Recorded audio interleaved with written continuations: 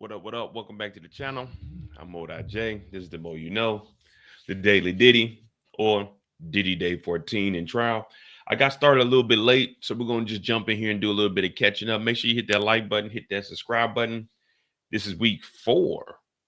And I know week 1, we have 5 days, then we have 4 days, then we have 4 days last week. And here we are starting week 4. So this trial is going by fast. It wouldn't even seem like we've been on here this long, but this is where we're at. Again, all I'm doing is reading what's coming from the courthouse. Don't get mad at me. Contact the Southern District of New York. If you feel a certain type of way with what I'm reading, we do reenactments over here. We do make jokes when it's appropriate. So, hey, proceed with caution. But we're going to go ahead and jump into it because, like I said, I'm a little bit behind. We are already about 2 hours back, but we'll catch up. So what we're going to do is we're going to speed through everything that happened this morning. Mia is back on the stand, I think. And then from there, we'll just continue on. Once we get caught up, then we'll be jumping between x.com and seeing what's going on in the actual courtroom with Inner City Press. And we're getting our live updates with CNN. And I'm Modi J. Hit that like button, hit that subscribe button. Let me get us caught up. I had a very, very busy Monday. Normally isn't like this at work, but hey, it is what it is. We got to put food on the table.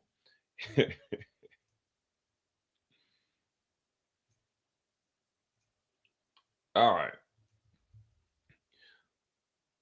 What up, Kurt? The judge is back on the bench. Mia, the former assistant, will continue her testimony. Brian Steele, he said he would likely question Mia throughout the lunch break. Mia's back on the stand. So it looks like we're going to have Mia at least till lunch, and then we'll do the redirect after lunch. And from there, we'll pick up with another witness.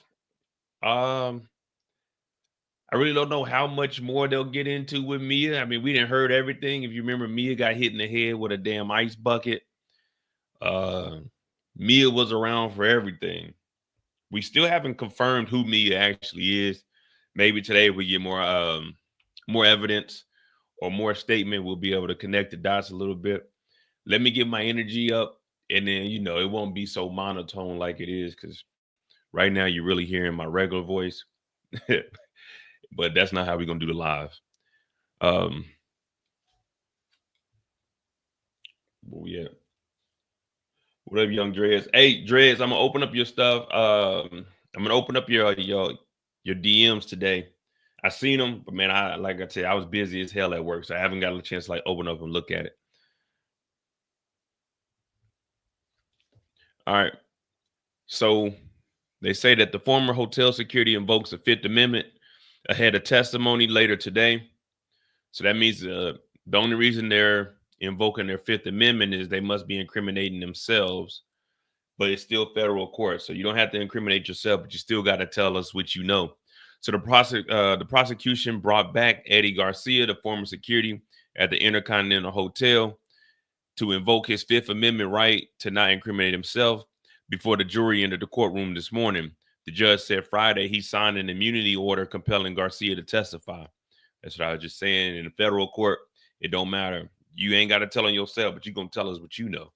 The former Intercontinental employee is expected to testify later today, but maybe he took the bribe money, you know what I mean, and didn't say nothing. Dirty game, but hey, man, it's the feds. Defense attorney asked Mia about her resume. The defense attorney, Brian Steele, is going through a resume of a former assistant for Diddy, created before she began working for the music mogul. The resume she provided round-the-clock support to Michael Myers when she was an assistant from 2008 to 2009. Brian Steele pointed out that the resume said that she has thick skin. Well, I thought I did, Mia responded. What up, Winter?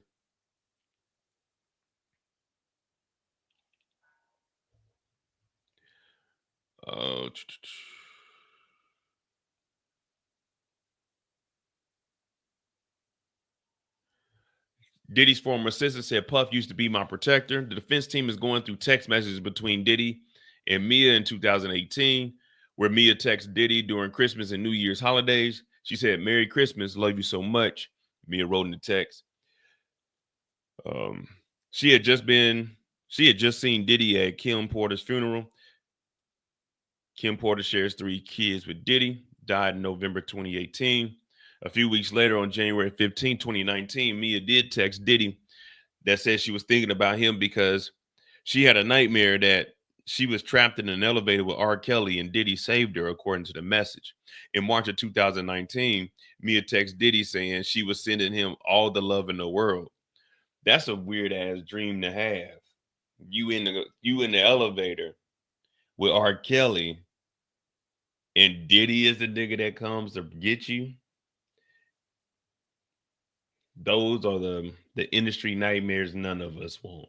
You in there trying to get out of there, R. Kelly in there acting weird, and then you got another weirdo coming and get you up out of there. Yeah, that's a weird ass dream. Hey, Diddy. Yeah, I had a dream. R. Kelly was on the elevator with me. We was going to the 16th floor. You know, they said R. Kelly liked him young. But yeah, that's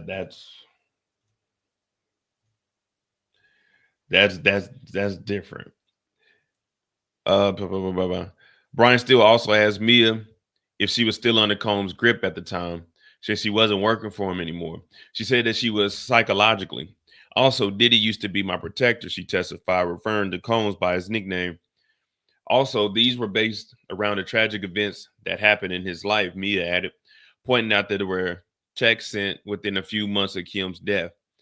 Mia also texted Diddy in 2019 in December, writing that she was sending love to him and his family. She testified she sent the message on Kim's birthday.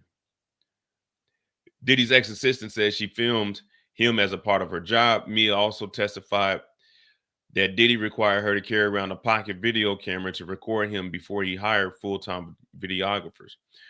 Brian Steele also asked Mia if she had any of the videos of Combs berating her or any of him in a moment of rage. Absolutely not, Mia testified. No, I would have not been allowed to film that. I was filming whatever he wanted me to film. Filming Diddy in a moment of rage would have been a huge break of trust, loyalty, and confidentiality. Uh, she said she didn't tell anyone about the abuse from Diddy at the time. She said if she told anyone about the abuse, she said she would endure it from Diddy while it was happening. Do you have anything where you wrote a friend or family member, police officer, anything and said, this is what's going on, I'm being assaulted, berated, anything? No, only time I reached out for help was very subtle to people in the office, but not disclosing things that other people hadn't witnessed. Brian Steele went on and asked Mia in a text message shown today, including instances where she sent them holiday greetings, said, love you, demonstrate almost a loving relationship. I'm sending him support, love, yes. So Brian Steele basically saying, well, you ain't say nothing and you got all these stories today, but ain't no one else heard none of these stories. We don't believe you. You need more people. Let me see. Nobody around batted an eye when Diddy misbehaved. Mia said that nobody around batted an eye when Diddy was misbehaving. He was still praised by everyone in his circle and in public. I always constantly seek for his approval. He was my authority figure and my only authority figure. Jeez Louise. Okay, we're almost up. We only got 2 more updates and then we're back to where we need to be. Mia also says his threats made her internalize blame and shame. Oh my goodness, it's the same thing over and over. What happened between himself and Mia, which made Mia internalize blame and shame. Mia has been testifying about the violence and abuse, verbal, physical, and X. She also shared her experience while being employed by Diddy. Nobody acted like what he was doing was wrong, and his threats about me was going to tell Cassie what happened about me made me internalize blame and shame. Defense attorney Brian Steele asked Mia why she didn't want Diddy to tell Cassie that he actually assaulted her. She didn't use those words. He threatened to tell Cassie, quote unquote, everything, which made me feel like I had to do something. And it felt like I was doing something wrong. I don't know how to explain that, but a person, she testified. All right. Court takes a short break. All right. Jury sees a video from Mia and Diddy on the 44th birthday. The jury sees a video of Diddy's 44th birthday party in 2013. Mia is sitting at a desk in a video and tells Diddy she was blessed to call him a friend and thanked him for being the biggest inspiration in her life. I love you. Happy birthday. Blowing a kiss. Mwah. The judge allowed the video clip to be shown over objections from the prosecutor. So they over there. Objection, Your Honor. Defense attorney Shapiro said Monday morning that the video supports the defense argument that Mia is presenting a false persona to the jury. And they're on a break. So, all right. What up, Moochie? I got us caught up. Oh, my goodness.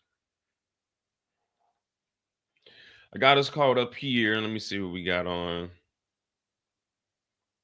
Yeah, if y'all ain't see, Ukraine was going crazy this weekend.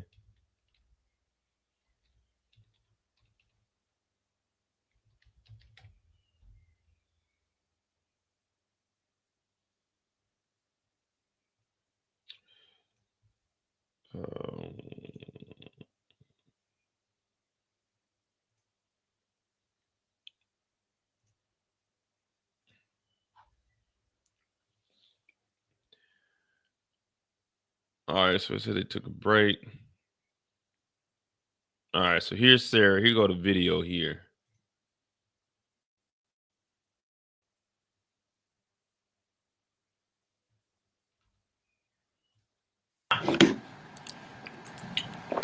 Shameless plug.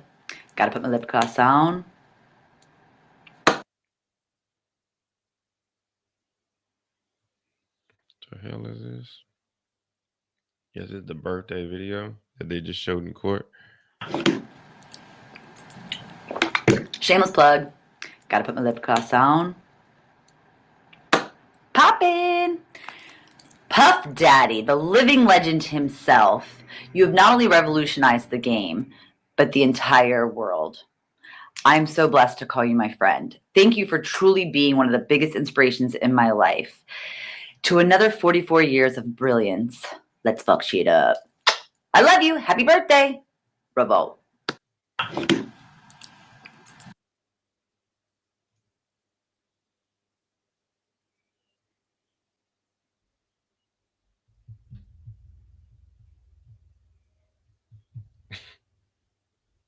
They showed this in court, man. Like,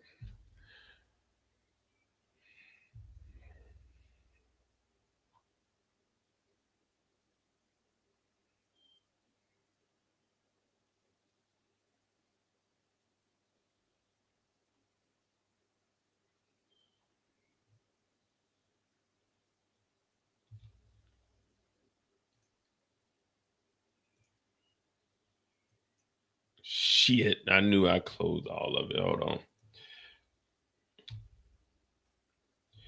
Even though I'm real shy.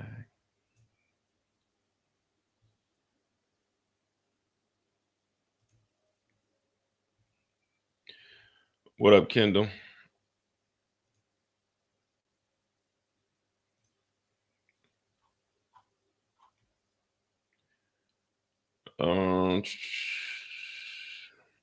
All right, so we're all caught up. He said he's gonna have her on the stand to at least lunch. So we got at least an hour with her back up on the stand. Let me find out where exactly we are on Inner City Press, and then we'll continue on.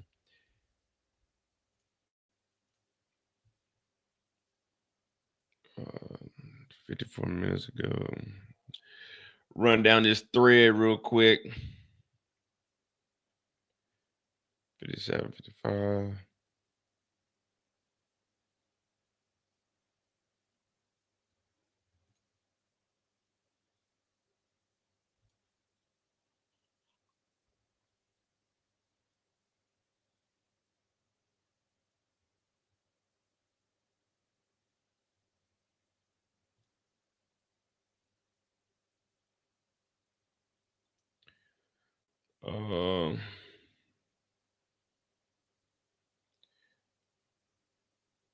So that's okay. Went to the break. All right, here we go.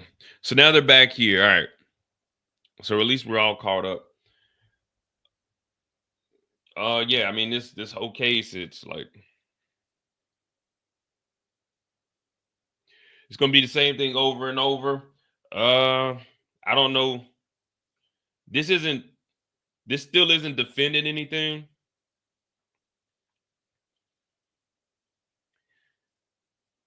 Still isn't defending anything. Yes, she made a happy birthday video, but you didn't defend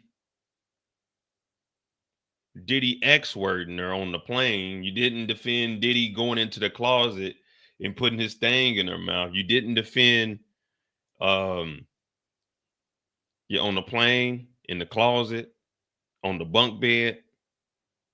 It's like, okay, you're just showing that she was cool with Diddy, but you're not defending hiring the prostitutes, the assaults, the not paying her. You're not.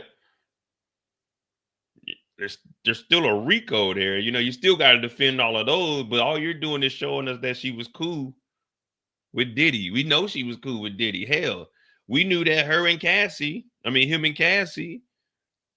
they were out and about movie premieres, but we also seen the video. So you gotta defend the actions.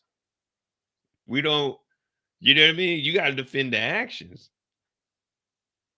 So yeah, I mean, I guess you can keep showing, oh no, you like Diddy, you said that you loved him, but hell, we know Cassie was saying that she loved Diddy, but she was also getting the hell beat out of her. She was also getting kidnapped.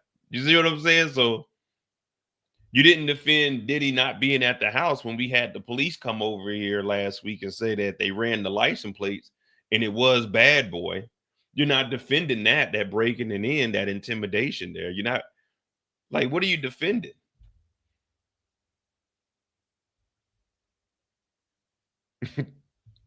I mean, yeah, I mean, he's doing a good job at making the witness look bad, but it's not defending anything. At the end, when they read off, you guys heard a lot of testimony from everybody, but it's the juror's job to determine if one of these crimes were committed by Diddy. You're not here saying were they in a good relationship or a bad relationship. You're here to determine did they commit two counts of transportation to engage in prostitution. Was there two counts of X trafficking, which under the law are this, and this? And up under the RICO, was there drug distribution? Was there guns? Was there intimidation? Was there extortion? That's what the jury is judging off of. They're not going to be going when they're deliberating and saying that, hey, they had a good relationship with each other. That's not what he's on trial for. We're not on trial for someone to say that they love Diddy. We're not on trial for someone to say that Diddy's a bad guy. We're on trial because Diddy has these 5 charges, and we got to prove 2 of them up under the 8 in the RICO. So just because someone made a video, oh, thanks.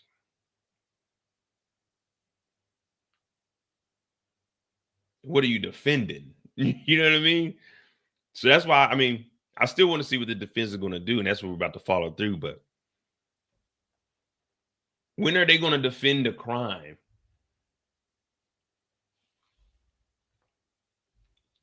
Exactly, Maurice. Diddy did what he did, and they stuck around. But how can you defend what your client has done? They stuck around. That is what it is. You know, every single day, people get mistreated at work, but they stick around because they need to pay their bills. Every single day, someone is getting treated bad by somebody, but they stick around for whatever reason. But we're not on trial for why did they stick around? Why did they do what they did? We're here because of what this guy did, not what anybody else did. You see what I'm saying? That's like when I was in the military and they would tell me that I had to cancel my leave on the weekend. Why didn't I just get out the military? Because I would go to jail. That would be my consequence. So when we're saying, why didn't they leave when Diddy slapped them or actually assaulted them? Because the consequence would be security will come and get you and whoop your ass, but you still need to pay your bills. So everybody, no matter who you are not treated fairly every single day, but you stick around for whatever reason. But we're not here for why they stuck around. We're here because of what he did. Do you see what I'm saying? So I mean, she could say I love you all you want, but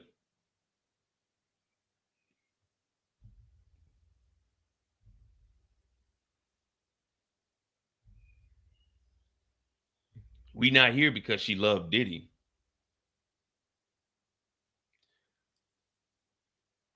All right, they're back.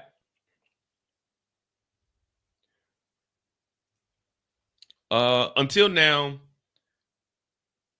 this is state's attorney. Until now, they have been ejecting the exhibits and turning over private correspondence of this witness.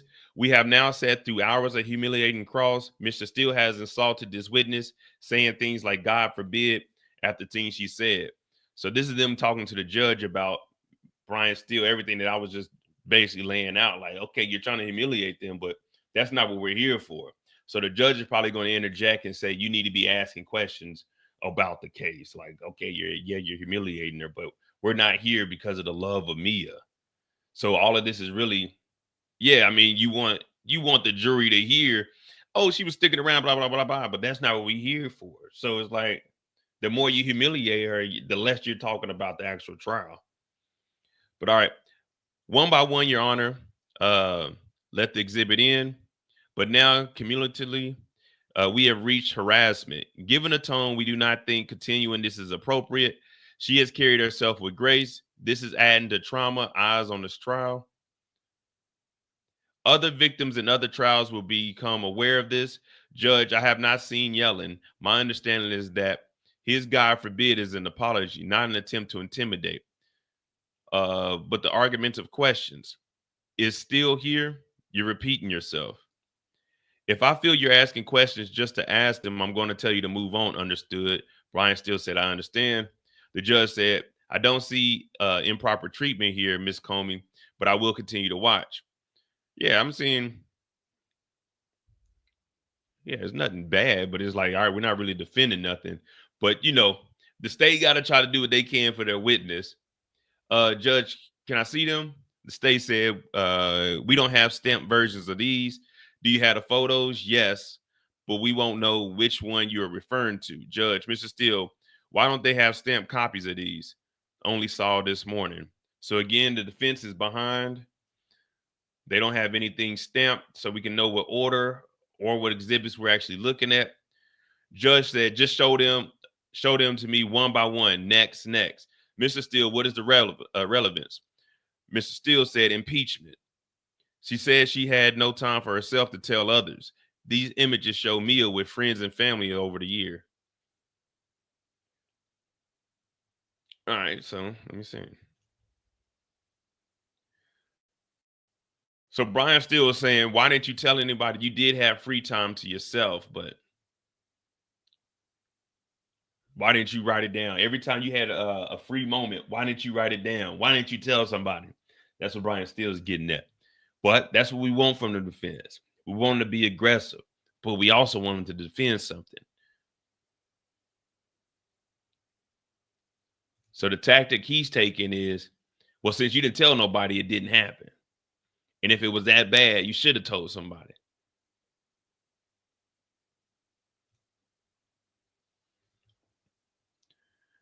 Steele is Brian Steele, the defense attorney. The one that was in Young Thug's case.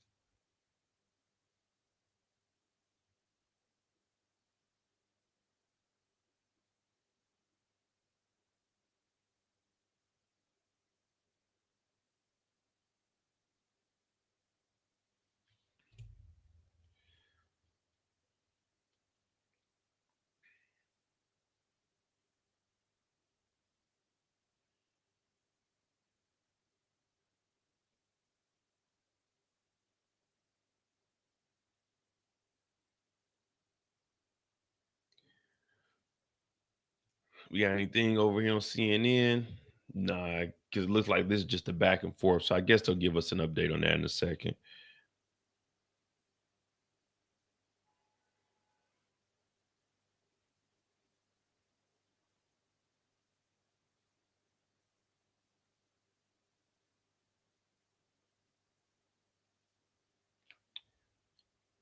All right, just show me these one by one.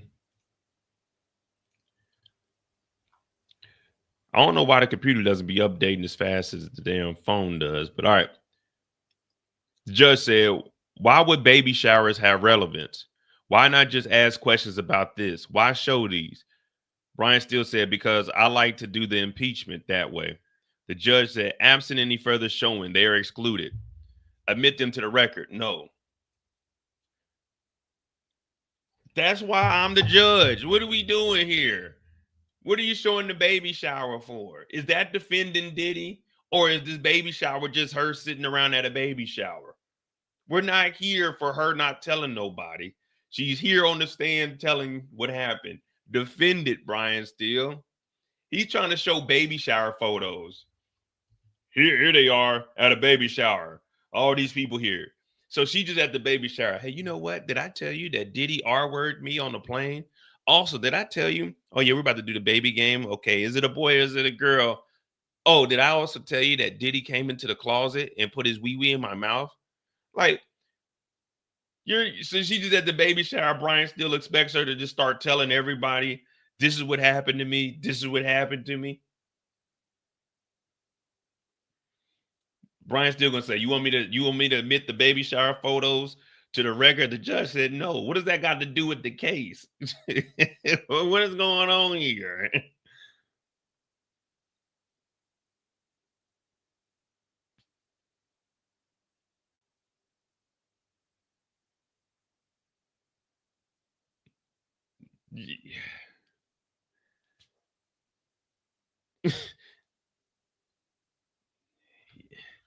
Yeah, see, here you are at the baby shower holding this baby. Why don't you tell this baby? Whose baby is this? Like, this is what we're doing. What is this? We up here for Diddy. I can see, all right, maybe like she did something at the baby shower, but you had all this free time. Why you didn't tell nobody? Oh yeah, the other day we was on a trip. I forgot to tell y'all. We was on a trip and I was laying on a hammock and Diddy hit me upside the head with an ice bucket. You see the man? What are we talking about?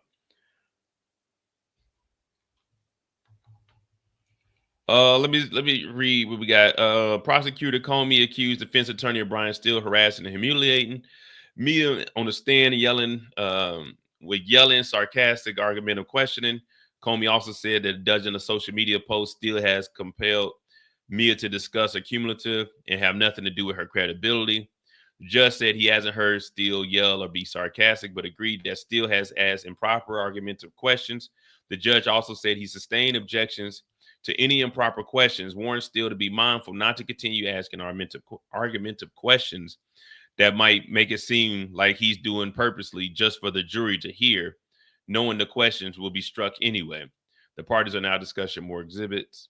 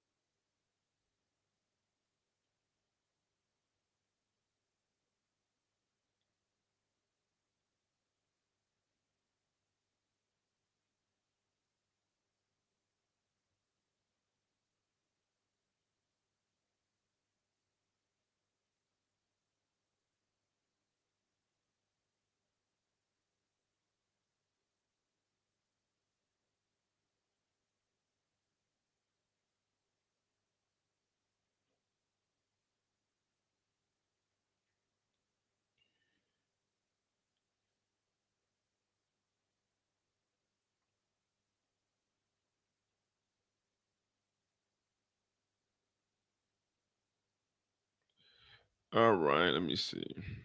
Inner City Press. And Brian Steele, they didn't have them stamped. So I guess these photos, the baby shower photos, are the photos that they just got this morning because they weren't stamped. So the defense isn't prepared again on this Monday. He said he just seen these photos, and I don't know where he thought he was going to go with bring the baby shower.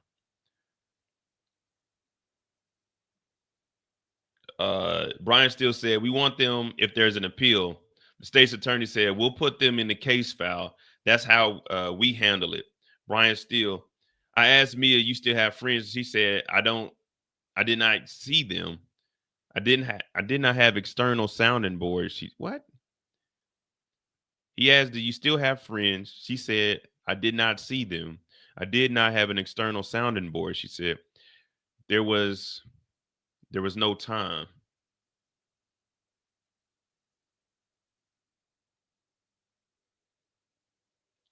Yeah, I don't even know what the hell we're even talking about right now. So she didn't have any friends. She didn't have time to talk to anybody outside of work.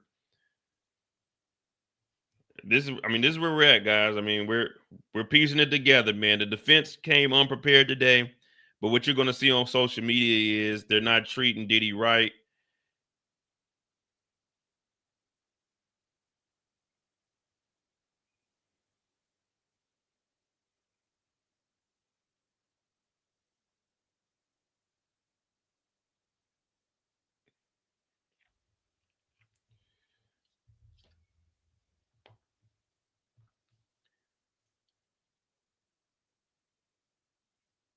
Judge, the problem is putting in the post. There are the problem is putting in the posts. They are not relevant and they are cumulative. You already spent a lot of time to the scrapbook. Please bring Mia back in. All right, Brian Steele. You and Cassie were best friends, fair. So this is Brian Steele's doing. We're doing all of this. Even the judge said you've been wasting time just asking these argumentative questions. So he's not defending anything. He's just asking questions. So why wouldn't you tell somebody? You know. Now the judge said he wasn't yelling. I mean, he was being sarcastic, but he said he didn't see him yelling and actually harassing. But all the questions are just, when I move, you move. You know what I mean? Why'd you do this? Why didn't you do this? Why didn't you do this? You need to start defending Mr. Steele. This isn't the state case that you was in down there where they're incompetent. You need to start talking about the case. We got baby shower photos. Baby shower. What kind of cupcake did you get that day? A pink one or a blue one? Why? Why'd you get a blue one? The hell?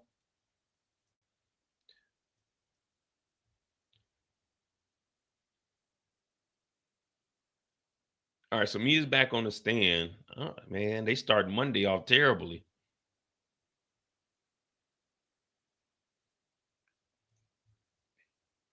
Oh man, I'm over here with the wig on. I ain't official yet. My bad. Y'all ain't even let me know. I'm out of uniform. I don't feel comfortable.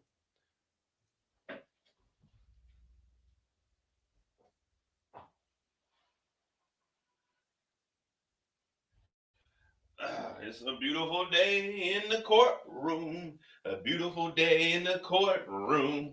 Won't you be my juror? It's a beautiful day in the courtroom. A beautiful day in the courtroom. A beautiful day in the courtroom. Won't you be my juror?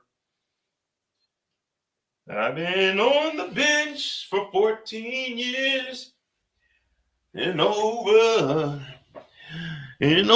the years I've seen people come and go.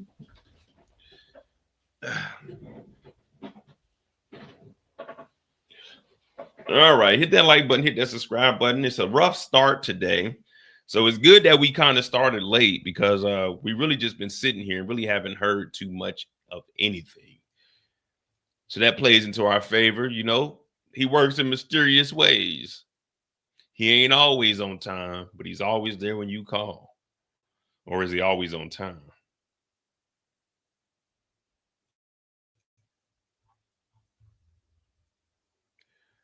All right. You and Cassie were best friends, fair? Mia said yes. You said she was your sister. Yes. You loved her. Absolutely. And you feel the same way today. Yes. Would you would never lie to her. Puff didn't allow me to tell her things like where he was, anything he said.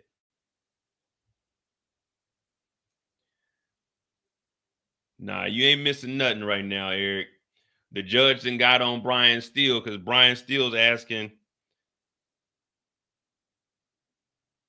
pointless questions.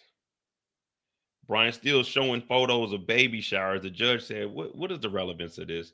Get that out of here. Still like, we want to put that in the file so we do an appeal. They said, look, we'll just stuck it in the case file, man, because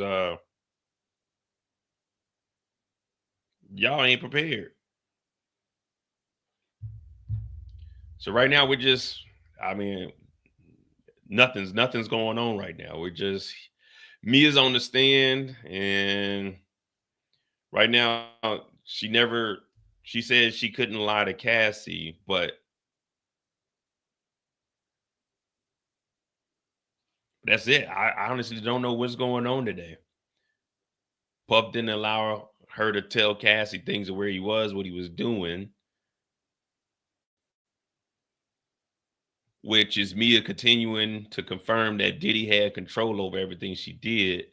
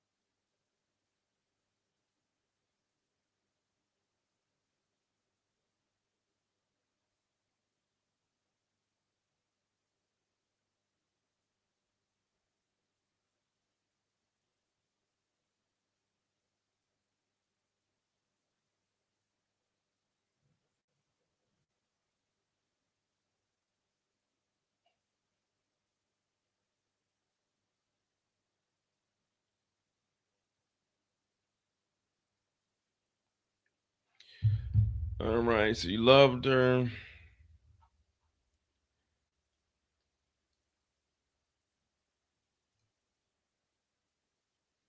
Yeah, today's a little slow, guys.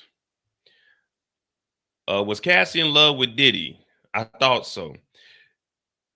Did you ever tell her the person she loved R words you? No. Do you remember telling Mr. Combs' brain needed to be rewired? May we have a sidebar? You may. What are we getting at, Mr. Steele? What are we getting at, Mr. Steele?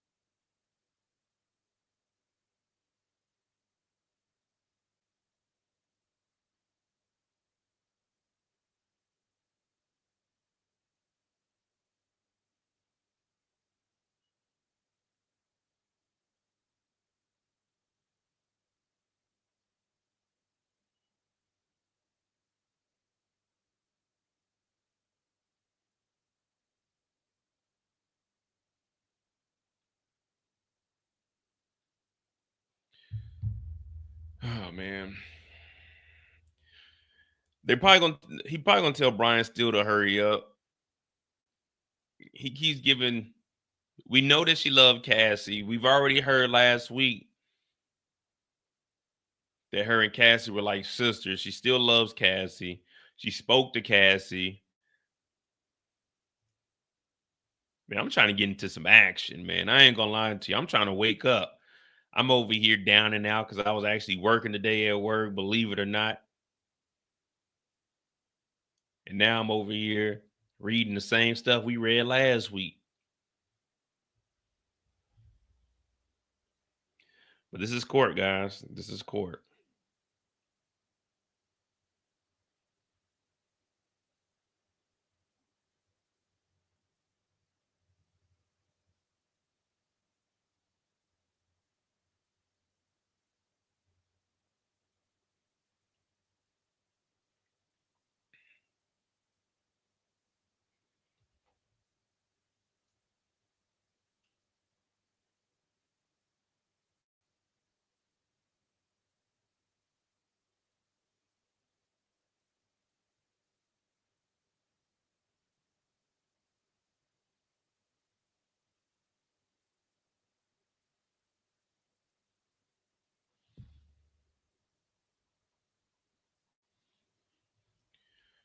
What up, Trill? What up, Alma? We're just sitting around. We got another sidebar. We haven't got enough good information this morning for me to even go off on anything. Well, we're just sitting around, and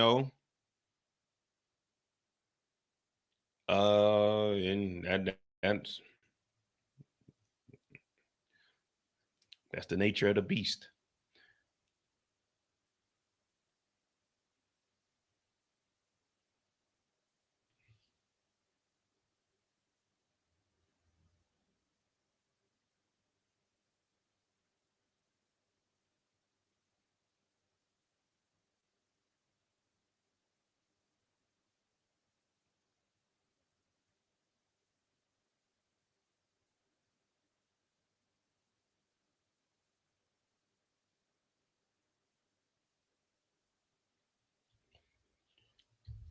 Is Mia for real? For real? What you mean by is Mia for real? For real? Like, what you mean is she for real? For real? I mean, I don't know. I ain't seen no photos of anything that happened to Mia, but this is her testimony.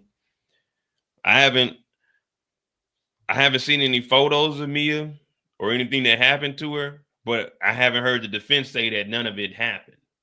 You know what I mean? You would think by now the defense would be saying when you was in that closet, you grabbed on Diddy and did that, but they haven't defended anything that she said that Diddy's done. When they were at the house, she did say, when they were at the house, Capricorn Clark said they was there, and Mia was at the house once they came back. Once Capricorn came back with Cassie, but we never heard them once say, "Did you see? You didn't see Diddy kicking Cassie after she came back." So, like, I haven't seen the defense do any defending of any crimes. What they have done is showed that Mia stayed around. And again, I'm not on either side. I don't care if he's innocent or guilty. I'm just here. I'm trying to take the defensive side and look at it from their lens, but I'm not seeing any defense. Discredit the witness, but it's not really discrediting the witness. It's, you and Cassie were friends. You would never lie to Cassie. Why didn't you tell people at the baby shower you were assaulted? Why didn't you tell family or friends that these things have happened? Instead of Diddy didn't do this, and this is why he didn't do it. You know what I mean?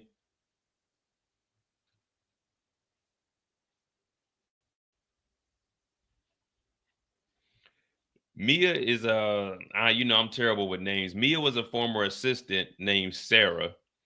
So you had Sarah the assistant, you had Capricorn Clark as the assistant. Mia, she got hit inside. Was it Mia? Yeah, Mia. She got spaghetti thrown at her. She got hit in the head with an ice bucket. Diddy got on her ass when Swiss Beat was around. What else happened to her? She got R word on the plane on the bunk bed. She got her mouth penetrated in the closet. She got a couple other things. Diddy was just on her ass. But I mean, that's with everybody. We see a reoccurring theme here.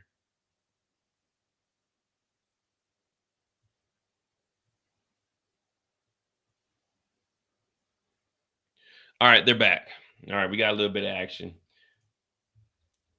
Why would you cover up for Mr. Combs to Cassie? Why writing that Mr. Combs is just misunderstood? Objection, Your Honor. Rephrase it. Did you tell Cassie she needs to stay with Mr. Combs? I don't remember that. Okay, we must have a text message. Here we go. This is what we need. This is what we need. Do we got text messages?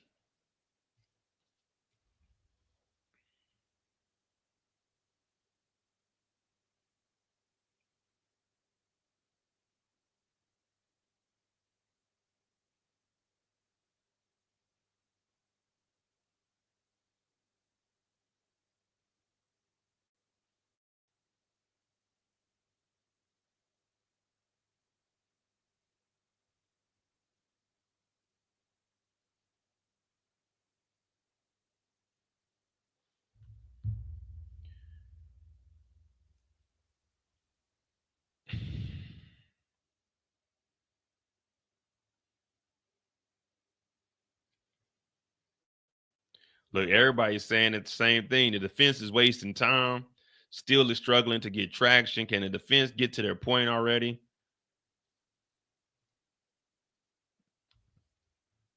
Them down here, we got some tea here. Like, I want to see the text message. Oh, she wasn't talking ish. She was defending him. No R victim defends their R word to their now girlfriend. All right, King. So this is why we don't get into these comments. Plus, Twitter is a wild place. Girl, you need to. It's not looking good for you right now. She's not on the stand. So one thing people gotta understand, these witnesses aren't the ones on trial here. So it's not looking good or it's looking good for them. Regardless of what they say, the evidence is against Diddy. So there's no looking good or no looking bad for them. They're just up here telling their story. So it's not like, no matter how quote unquote bad they look, nothing's happening to them. When they get off this stand, I won't forget what they said, but for the most part, we'll forget everything that they were talking about until, saying the closing arguments where they refresh everyone's memory. So for the witnesses, there's no looking good or looking bad. The only people that can look good or look bad are the prosecution or the defense, not the witnesses, because nothing's happening to them. The prosecution is trying to prosecute the defendant. The defense is trying to defend them. So those are the only people that can look bad. But there hasn't been any defense to show that Diddy is a good person. Let's see.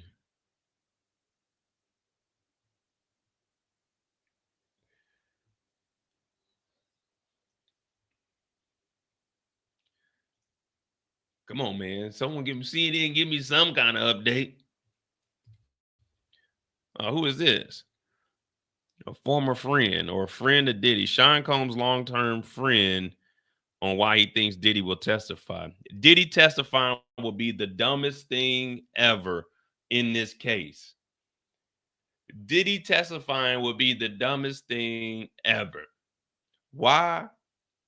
Because one, they have the evidence, and two, the defense is opening arguments where that Diddy is on drugs, which is one of the charges, distribution of drugs, and two, he was assaulting Cassie. They already admitted that. So that's going to fall up under intimidation, which they only got to prove two. And then with the extortion, because he was intimidating them, you know what I'm saying? And trying to get money not to put out a video. Like, Diddy testifying would be the dumbest thing, because they're just going to go over every single instance. Why did you do this? Why did you do that? Why did you beat Cassie that day? Why was there a freak call? Why did you pay for this prostitute? So it's not gonna, that would be the dumbest thing for him to get up here. I hope that this dummy does, so we can get us some entertainment. But that would be stupid for him to take the stand. There's no way you can defend this shit. Plus, once we've seen it on camera, it's gonna be like, all right, well, now we got to talk to you. Why did you hit her over the head with the ice bucket? You see what I'm saying? So you're gonna have to explain everything, because the prosecution, if Diddy takes a stand, they're gonna take 2 days on this nigga, and they're gonna go over every single incident. Oh, why did you have the drugs here? Why did you have the? You see what I'm saying? That would be stupid. Like, you're gonna have to admit to everything. Let's see what this friend got to say.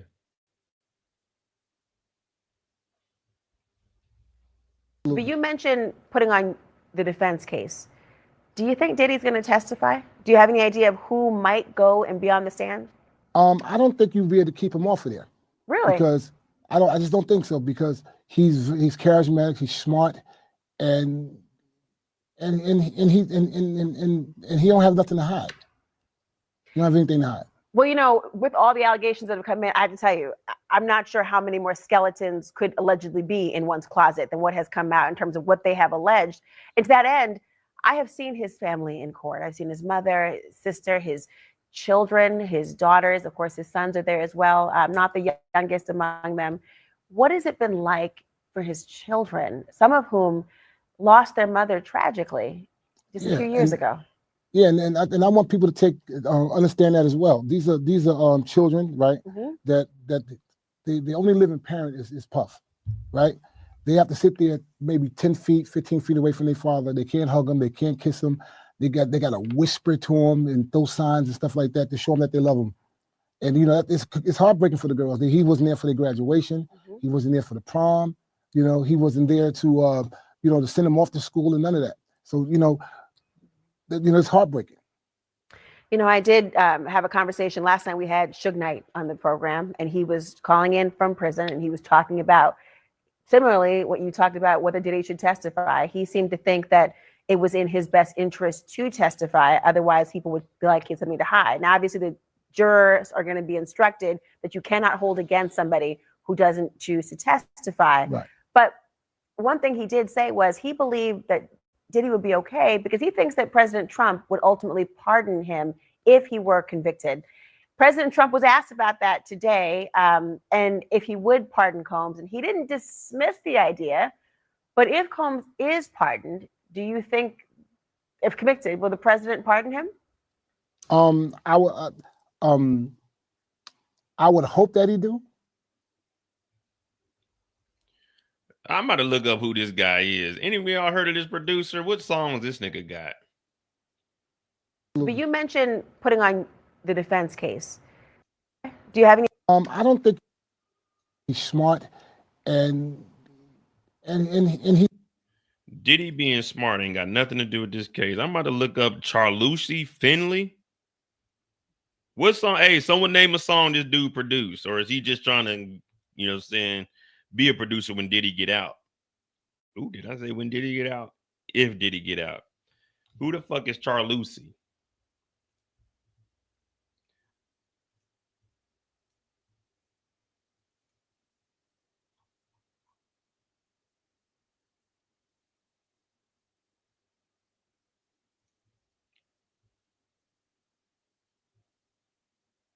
All right, here we go. She said she don't remember telling Cassie to stay with Diddy. Mia said he could find out what I was telling her. How? Diddy has stolen my phone and Cassie's phone many times. He put tracking devices on her car. Her alone with Cassie. Yes. You sued Diddy for $10 million.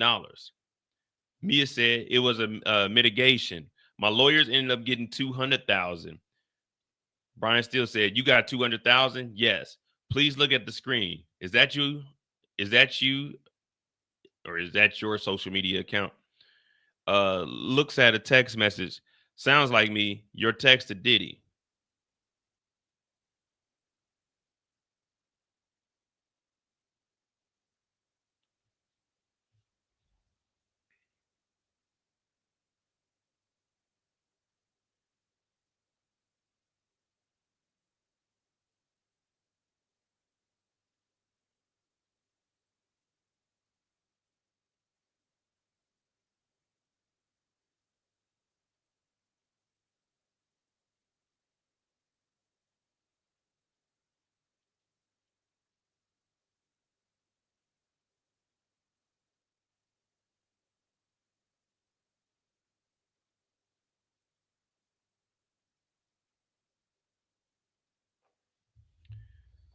So we know that she sued. Remember, it's supposed to be 400,000, but she ended up getting 200,000 on the 400,000 they agreed upon.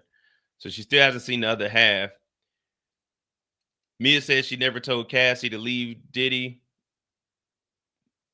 in the way I wish I could have. She said she was very close with Cassie throughout her employment, but she was not allowed to tell the truth about things. Whatever story Diddy told me to tell, I had to uphold that. One of the worst parts was being put in the middle and having to cover for Diddy, which he forced me to do constantly. Defense attorney Brian Steele asked me if she ever told Cassie that she should leave Diddy. Not in that way. I wish I could have, Mia responded. Mia testified she never told Cassie she had to stay with Diddy, but said, I remember covering for him when he forced me to, and feeling terrible about it. However, if I didn't, I wouldn't have, he would have taken it away from her. Mia testified she never mentioned any sex assault allegations against Diddy in the 2017 mitigation over her severance with Diddy. Defense attorney Brian Steele asked if she was aware of the Me Too movement at the time of the mediation. She testified she was not.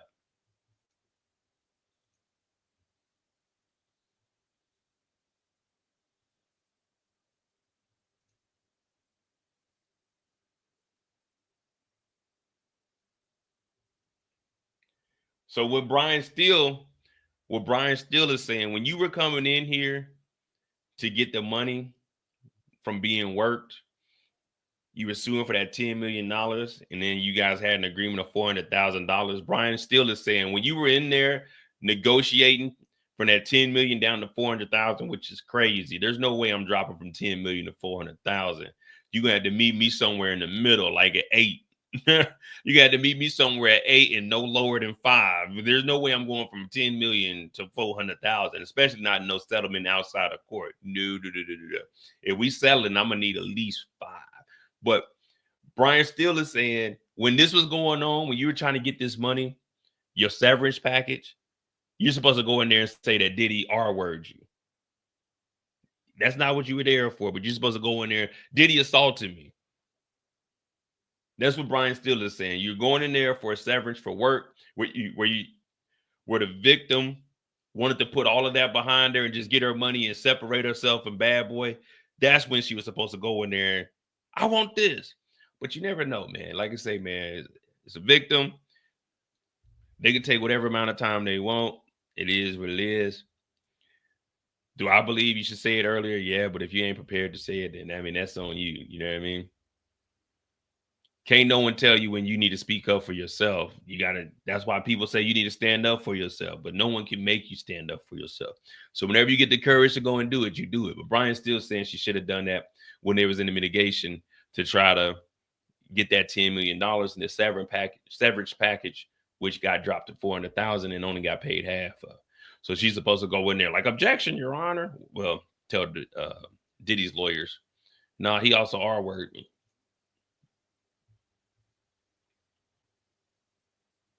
Uh, 15 minutes ago.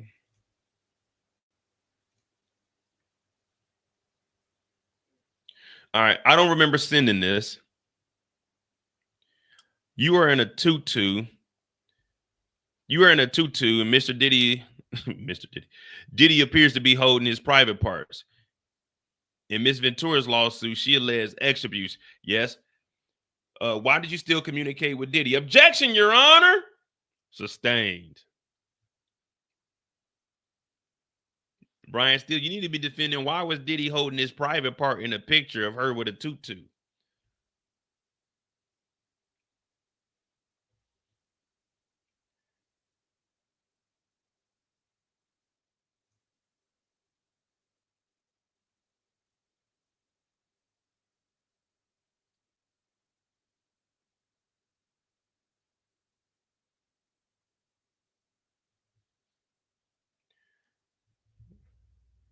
They about to make Brian Steele work for this check, ain't he? But we're gonna see where this goes.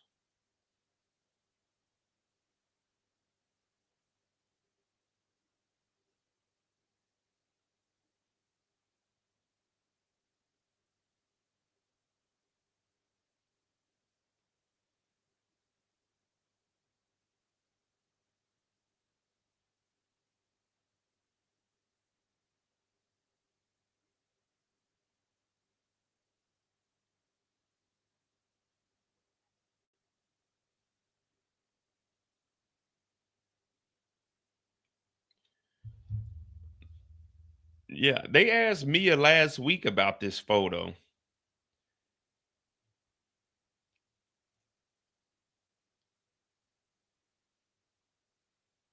But it wasn't Brian. Was it Brian Steele last week?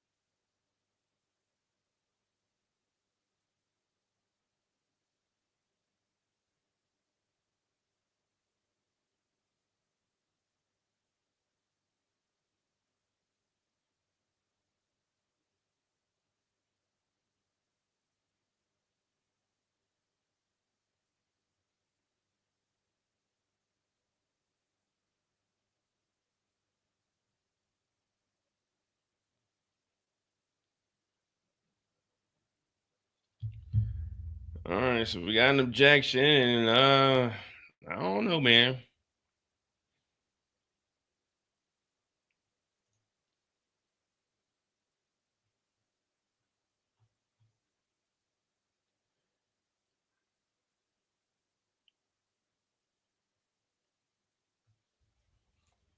Yeah, I don't know, man. What?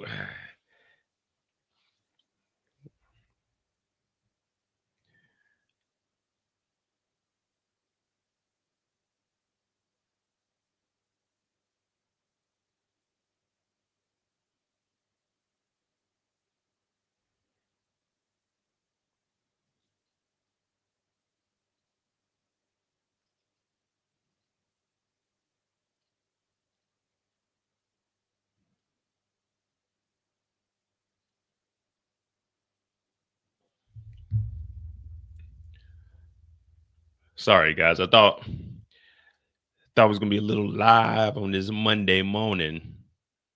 We got an objection, so I guess still is gonna have to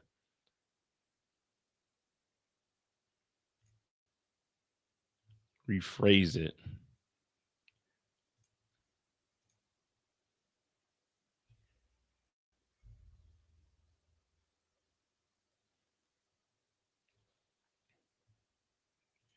Well, until then, we are here, huh? What is it? 5:48. So this is probably gonna take till 6 o'clock, which is noon, and then we'll probably go to lunch. So it doesn't look like Brian still really has much more because he said he was gonna have Mia up here till about lunch.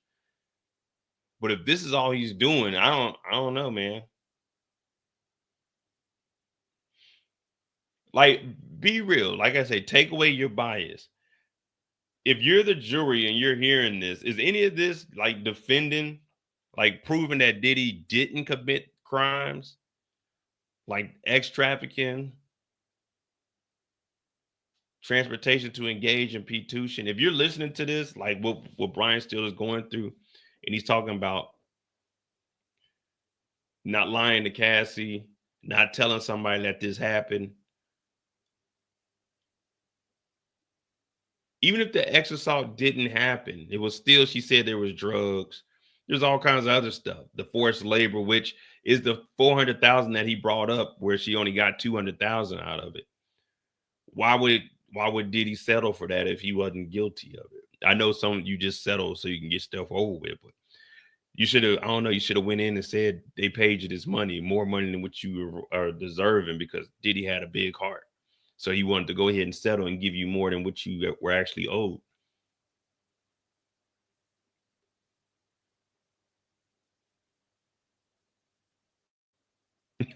He said, if I'm the jury, I don't know shit about the law. All I know is this man does some wild shit. Yeah, that's what I'm saying. When they get to the end, they're gonna tell this is what he's guilty of. This is what he's charged with, and then they're gonna give examples of what he did. And the only thing the jury is supposed to do is judge it off if he committed those crimes. So her not telling Cassie that something happened, what's that got to do with the crime? Did they prove that the crime didn't happen? Or did they prove that she didn't tell Cassie everything? Did they prove that she wasn't being assaulted in front of people? Because she's naming off people. If they really wanted to, they could bring Swiss Beast in and ask Swiss Beast, did you see her get attacked when the Wi-Fi went out and he told her to call Bill Gates? You see what I'm saying? There's like, that's all they're going to tell the jury is the prosecution is going to tell her, hey, don't worry about all that, the emotions and them staying in contact with him. Think about the crimes. And then the defense is going to say Diddy was a good guy. These people all stuck around because he wasn't doing the things that they said he did. There is that one video, and we did say that Diddy, when he gets on those drugs, he do be wilding out. And this is nothing more than a toxic relationship where Diddy beats the hell out of people. But the defense said it was nothing more than a toxic relationship. But Capricorn Clark and Mia both were telling us that it was more than just the relationship getting assaulted. So if Mia's getting assaulted, what's that got to do with your defense that Diddy just gets on drugs and it was a toxic relationship? Because he wasn't in a relationship with Mia.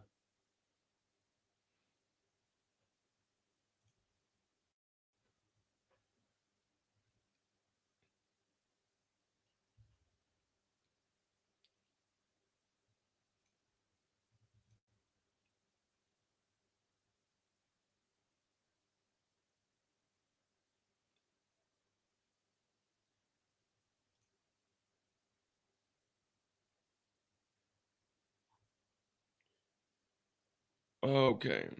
What up, Jay Brooks? It's a RICO. They have to prove the RICO. Oh, proving the RICO is easy. Proving the RICO is easy. We already got 2 people, well, 3 people. This is how you prove the RICO real quick and real easy. You start off with the extortion. You bring in Cassie's mother. You got the evidence of the wire transfer. And we also know that Mia said it and Cassie both said it, plus the mama said it. Regina, they all 3 had the same story. Diddy was threatening to release photos and videos of Cassie. Then she got the email that said wire transfer this to Bad Boy Records. That's $20,000. There goes the extortion. Then up under the RICO charges also, even though there's 2 counts of transportation to engage in prostitution falls up under the RICO also. We also have multiple escorts that got up here and said they were flown to different states and were paid by Diddy. So that would be easy to prove the RICO, in my opinion. But I'm not a lawyer. I'm a doctor. All right, here we go. We got some action. Did you meet with these prosecutors in January 24? I may have. I don't remember the timing. Did you tell Diddy actually assaulted you? I don't remember when I told them. Did you get a lawyer? Yes. The lawyer who had 45 days earlier obtained an enormous judgment. Objection, Your Honor. Sustained. Look at Brian Steele. Look at Brian Steele. What does her lawyer getting a large judgment got to do with Diddy on trial? What does her lawyer getting an enormous judgment got to do with Diddy being on trial? See, Brian Steele's trying to bring in all this other stuff. That ain't got nothing to do with Diddy. What her lawyer did, whatever that judgment was, is what that lawyer did. That ain't got nothing to do with this case.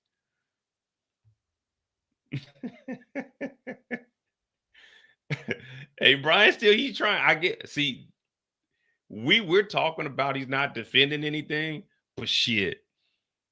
If you can just throw some confusions and some come on, phone, I ain't say nothing. If you could throw some confusion in there and distract people, fuck it. Brian Steele, like, I'm bringing up everything I know, and we're just gonna throw it out there. So there was an objection to that because it didn't have anything to do with it. Sustained.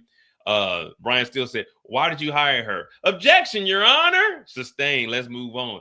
Nigga, because I needed a lawyer, Brian. Why did Diddy hire you? Because he needed a lawyer, Brian. Why did Diddy hire 9 lawyers for this case, Brian? Because he needed lawyers. Why else would I hire a fucking lawyer? Hey, I'm about to go to court. Should I hire a lawyer or try to do that shit on my own? Come on, Brian. What do you mean? Why did you hire her? Because I needed a lawyer for court, Brian. Why did Young Thug hire you, Brian? Because he needed a lawyer for court, Brian. What are lawyers for, Brian? Legal issues, Brian. Why did you hire her? Because I needed a fucking lawyer, Brian. I needed a lawyer, Brian. All right, you only first alleged the ex assault in June of 24. Let's see. I don't remember the timing of things. The rest I can't go into.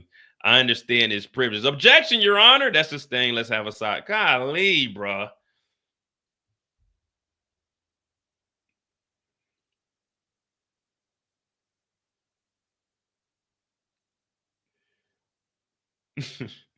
Brian, why did you take Diddy's case? Because he needed a lawyer, Brian.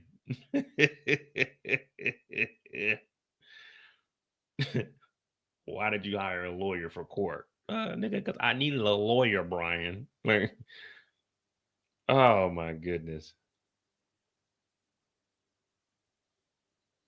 Well, I mean, hey, he's trying. I give him credit. Like, again, I'm just talking shit.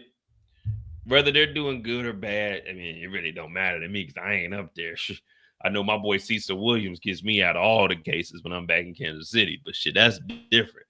Like, I put Cecil Williams up there above Brian Steele, but that's it. That's Mr. Cecil Williams. You know what I mean?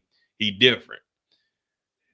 You know what I'm saying? No convictions over here, no felonies over here. You know what I mean? We get everything dropped and dismissed.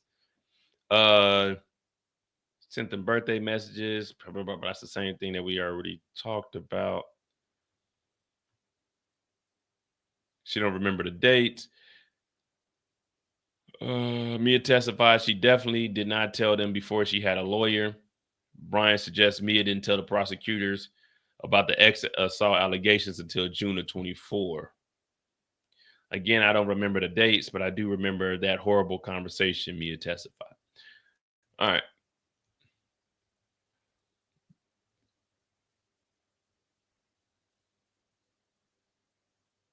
All right, we got the sidebar. That's where we're at. We got a lot of sidebars today. I think we got 4 sidebars already and about 8 objections. This is the most objections and sidebars we had, and this is even before lunch. So they're probably about to go to a break with right here, or they're going to ask Mr. Steele how much time you got left, and then he'll probably say blah blah blah. And they might work through lunch a little bit so the prosecution can have their redirect and then go to lunch. That's what it's been seeming like. The judge is trying to get the witness in before like a large break, like going into lunch or whatever. So that's where we're at right now. We just got a sidebar. He's probably asking Brian Steele, hey, ask some questions about the trial. You gonna ask questions about the trial, Brian?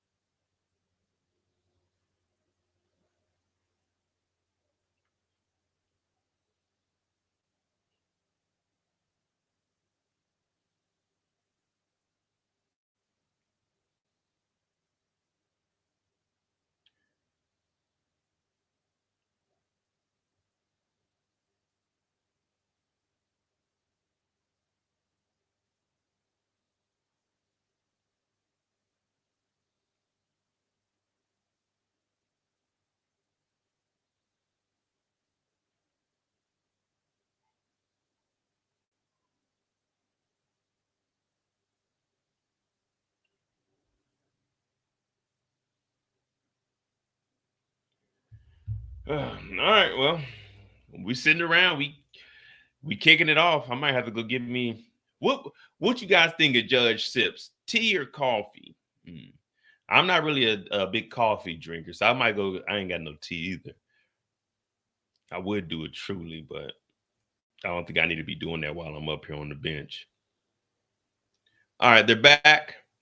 Still, let's talk about Prince's party. You said you had no permission to go there, but you knew many people who knew Diddy would be there.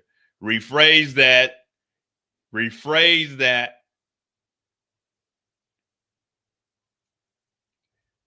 Oh, no, I ain't drinking no Remy during the week now. I don't drink during the week, only on Fridays. Rephrase that. Brian Steele said, did you wear a disguise? No. Brian Steele said, any photos of Cassie? No.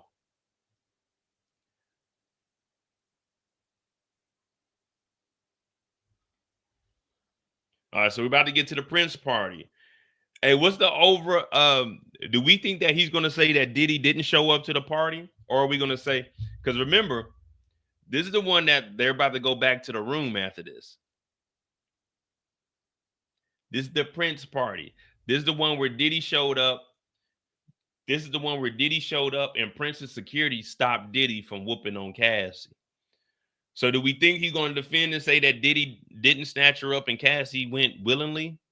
Because remember, the story is when they were at Prince's party, Diddy showed up and they seen Cassie and Diddy tried to snatch Cassie up, but Prince's security stopped it. So or do we think that Brian Steele's about to defend this, or he's just going to bring it up, her being there and we had to rephrase it because you knew many people that knew Diddy was going to be there. He had to rephrase that. So did you wear a disguise? Or is he just going to say that you were there and you weren't supposed to be there, but you had a good time and Diddy showed up and Cassie left? Because I don't know. We're going to see. But they said security stopped Diddy from wilding out. Nah, man, I ain't getting on that yet.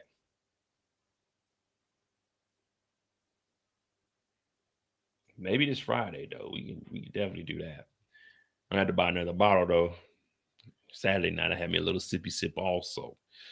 All right.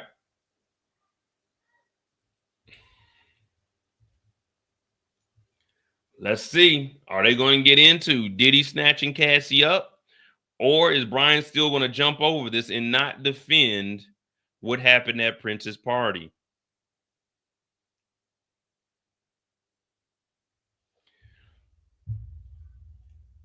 Knowing me, I'm thinking Brian still isn't going to elaborate on this Prince party. Why? Because we already heard what happened and how it ended up in the room. You remember they ended up leaving? Yeah. So let's see. Do we got any new updates? All right. So it says, let's talk about Prince's party. You said you had no permission to go there, but you knew many people who knew Diddy were going to be there. Rephrase that. Did you wear a disguise? No. Any photos of Cassie? No. You say you and Cassie got onto a powder board in the storm.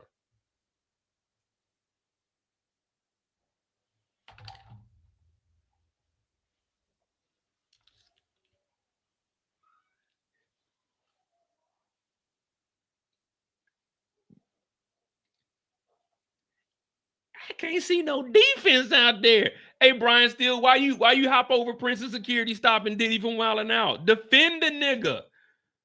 Brian, defend Diddy. Don't jump to the paddle board where they paddled out into the middle of the storm and had to turn around. Defend it.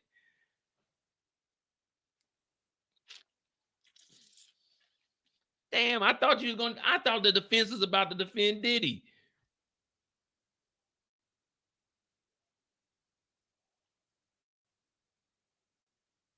You know, the jury's like, wait a minute, I thought something happened at Prince's party. Diddy came and snatched her up, and security stopped, and then that's when they went back to the room, and Mia jumped on his back.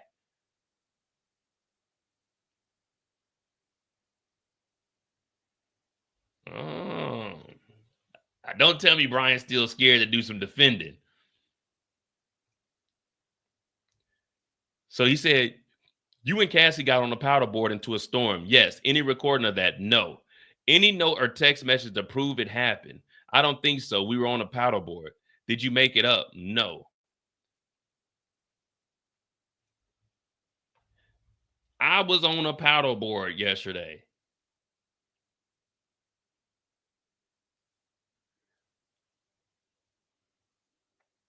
If I don't tell you guys what I'm about to tell you, no one would ever know. But I didn't write it down or document it.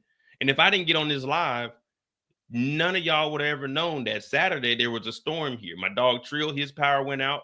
I was down at it's not a Home Depot, but I was down at a store that's kind of like a Home Depot. And I was trying to pick up these things, the little pigeon spikes, because the pigeons are flying down and they starting to ish all over my damn patio furniture. So I'm trying to put these spikes up on my wall. But it was a storm then, and I got stuck in the store, and I couldn't go outside for like 15 to 20 minutes. And when I came back home, the power shut off. Well, my internet did. And then I came back home. But y'all would have never known that. I didn't document it. But I got stuck in a storm on Saturday. Like, what are we doing? I don't remember the timing of that. Like,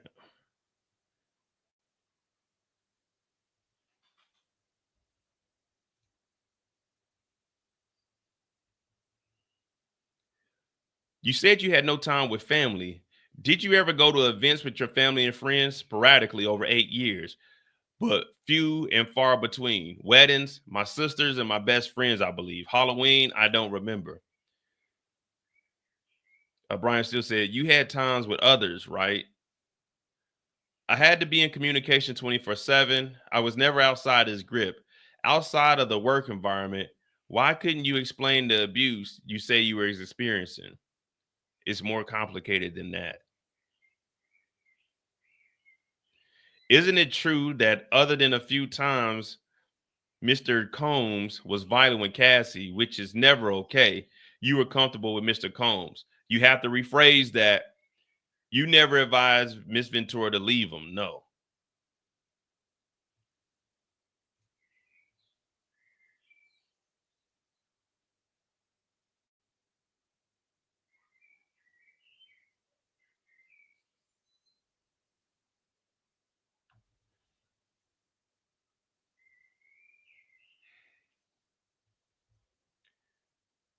So Brian Steele is a part of the defense who said it was a toxic relationship. And then says here, isn't it true that other than a few times, Diddy was violent with Cassie? So now we know that this happened. And he confirmed it for us, which is never okay. You were comfortable with Mr. Combs. So you're saying that Diddy was comfortable with Cassie. Diddy was violent with Cassie, but she stuck around. So that's the same reason Diddy was violent with Mia. She stuck around. Brian, you're proving that Diddy was whooping people's asses and they stuck around out of fear. Why would you put that in the same sentence? Isn't it true that other than a few times that Diddy was violent, you were comfortable and didn't tell Cassie to leave? So you're telling us that Cassie stuck around even though that Diddy was violent. So what makes it hard to believe that Mia didn't stick around even though Diddy was violent?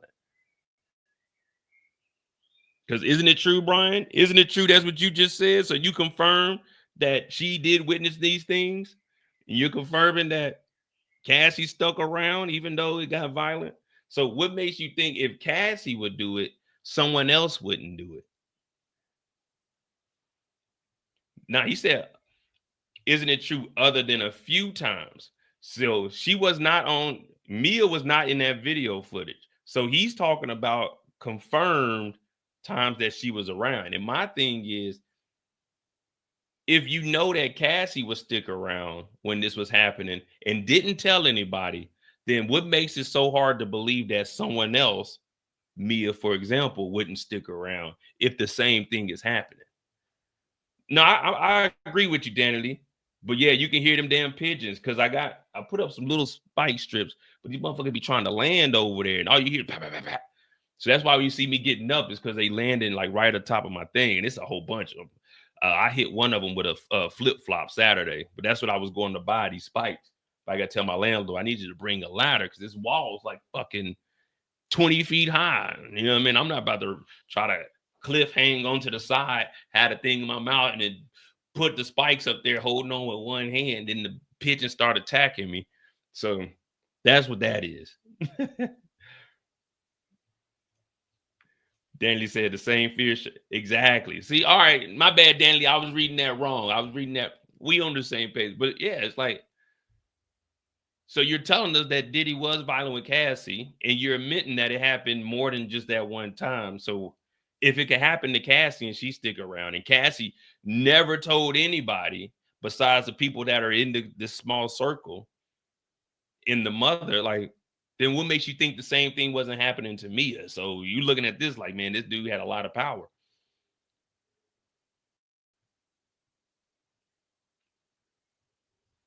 Let's continue on. Until 2024, you never told anyone you were ex-abused unless it was my privileged therapist. That's true. Could you waive that privilege? Objection, Your Honor.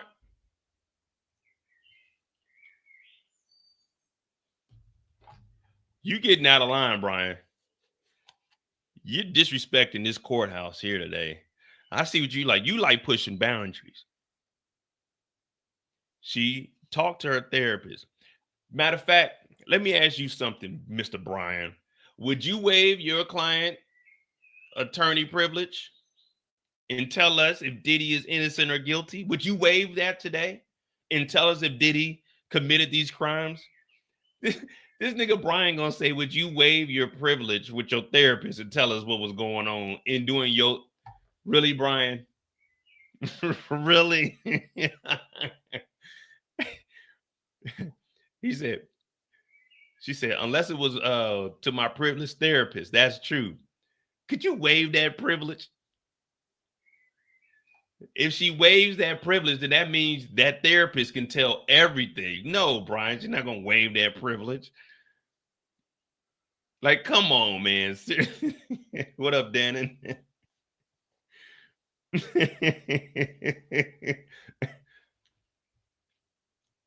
So you said you had a therapist. Would you waive those privileges to tell us what was going on. Like, no, Brian, no. All right, man. Brian's trying, but I don't know, man. I guess it's tough to do when you got somebody that's looking guilty. Let me see. Objection. Oh, wait. Objection, move on. You joined the Me Too money grab against Mr. Combs. Objection, Your Honor. We don't know what the judge said there. You knew Cassie received money from her lawsuit against Mr. Combs. Mia said it was public. But did you speak with Cassie? Never about anything I discussed with the government. How will we know that?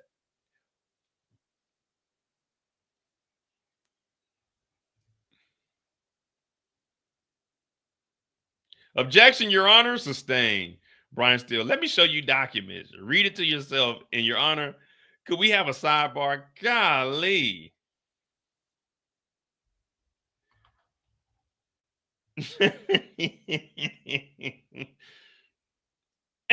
Hey, Brian Steele wilding out. So you know it was the Me Too was the money grab against Diddy, right? So you just wanted to get in. Did you talk to Cassie about the money? Nigga, the reason we all know about this is because of the Cassie lawsuit, nigga. What are you talking about? None of us, she's friends with Cassie. If all of us regular folk heard that Cassie was dropping a lawsuit on Diddy and he settled within 24 hours, everybody that's in their inner circle is going to know about this. He talking about, how will we know you didn't talk to her about that? Nigga. How will we know that Diddy ain't tell you he did this shit, Brian? Huh?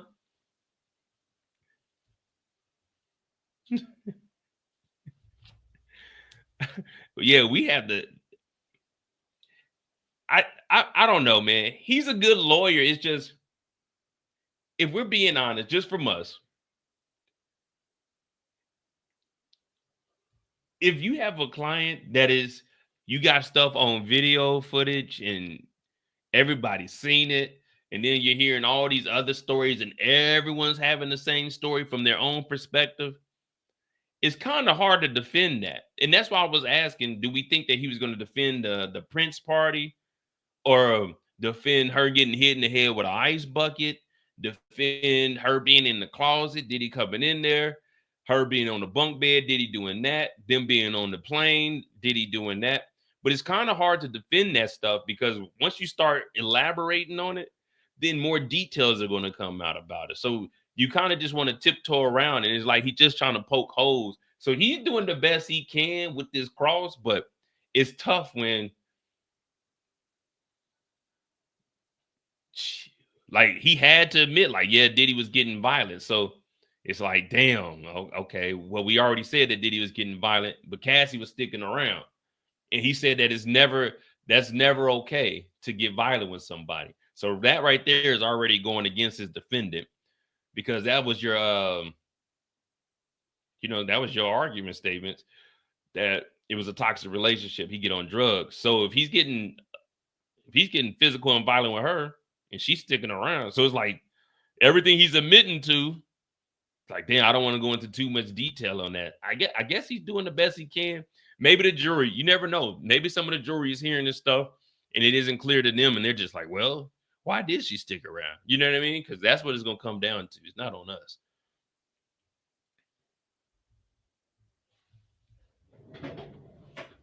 Hold on.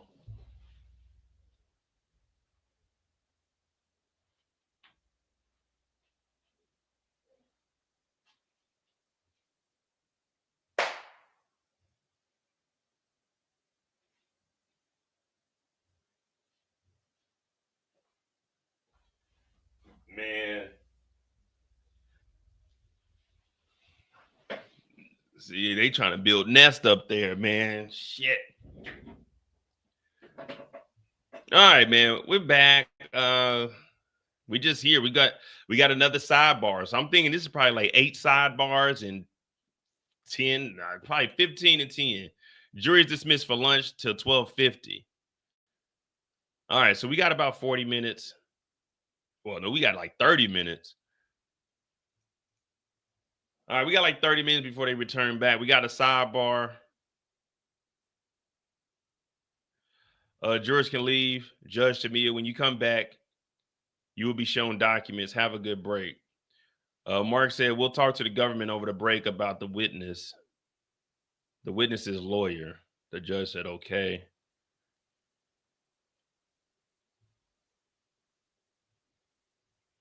All right. I mean, whew. All right. We're on a break, guys.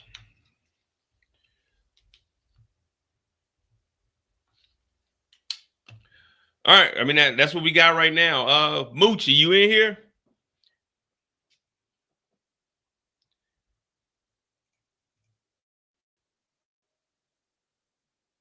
Yeah, that was a tough morning, wasn't it? We didn't really get anything. I mean, we got repetitive questions, the paddleboard. As far as the paddleboard goes, I am interested to know how far out did they paddleboard.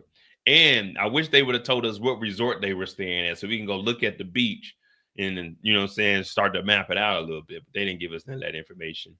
We haven't been getting any good information as far as like locations since maybe week 2.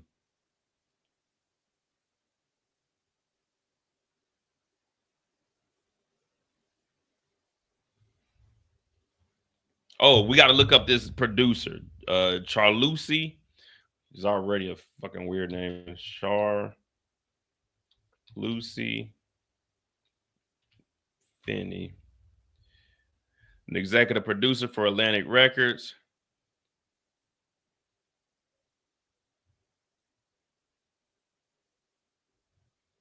Oh, so he's the dude that be wearing all that.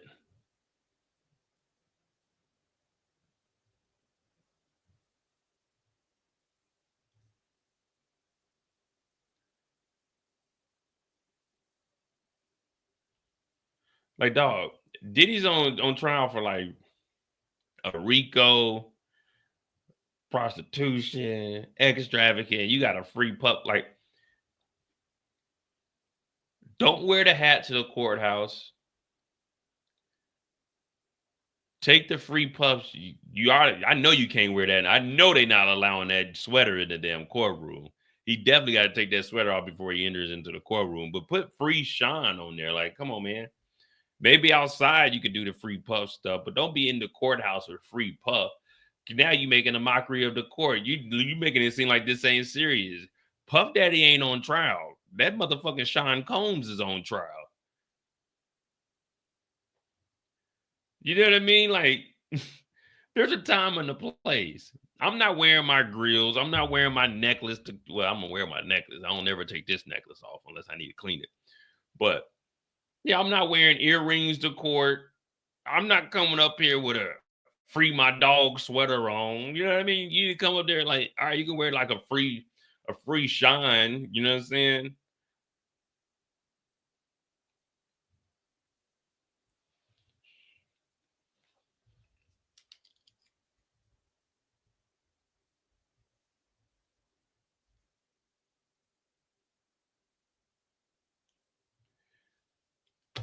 I'm about to make me a little bit of money, guys. I'm about to make me some free shine shirts and just put it up. Don't tell nobody it's me selling it. I'm just trying to make some money. I gotta my baby walking. I gotta get him some shoes, rent due. I got a lot of like, come on, guys. Don't you know what I mean? Stall me out a little bit. You know what I mean? His name is Charlucci Finley. Let's see what backstage says. Member of Teamsters, Team Masters, where the fuck this is.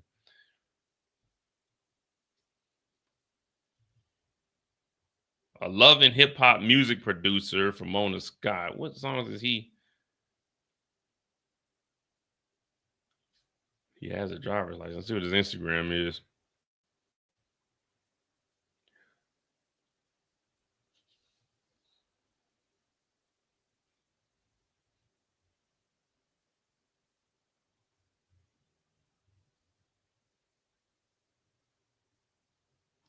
No, I don't think this is him, is it?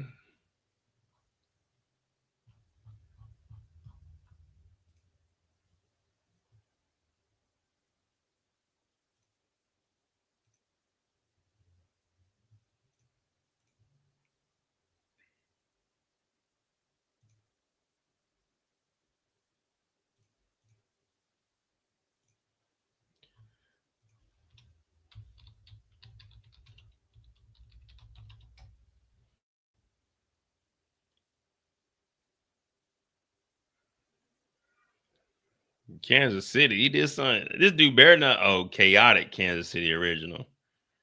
I'm about to say, I know this dude ain't from where I'm from.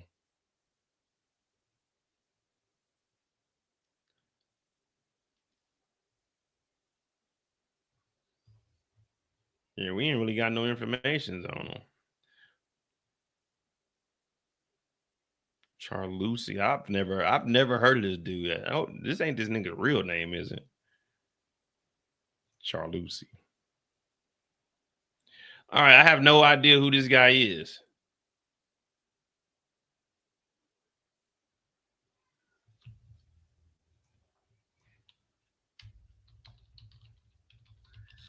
Man, don't be from Kansas City, man.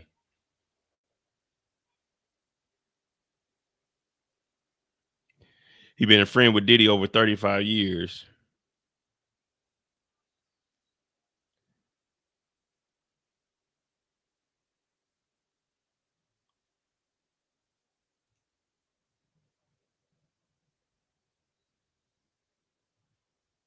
In their search of his homes, they found things like not only the baby oil and things like that, they found weapons, AR-15s, drugs. All right, so this is him. Oh, this nigga a diehard fan. Illegal drugs. What do you make of that? It's not in his indictment. He's not being charged with guns and drugs and whatever you just said.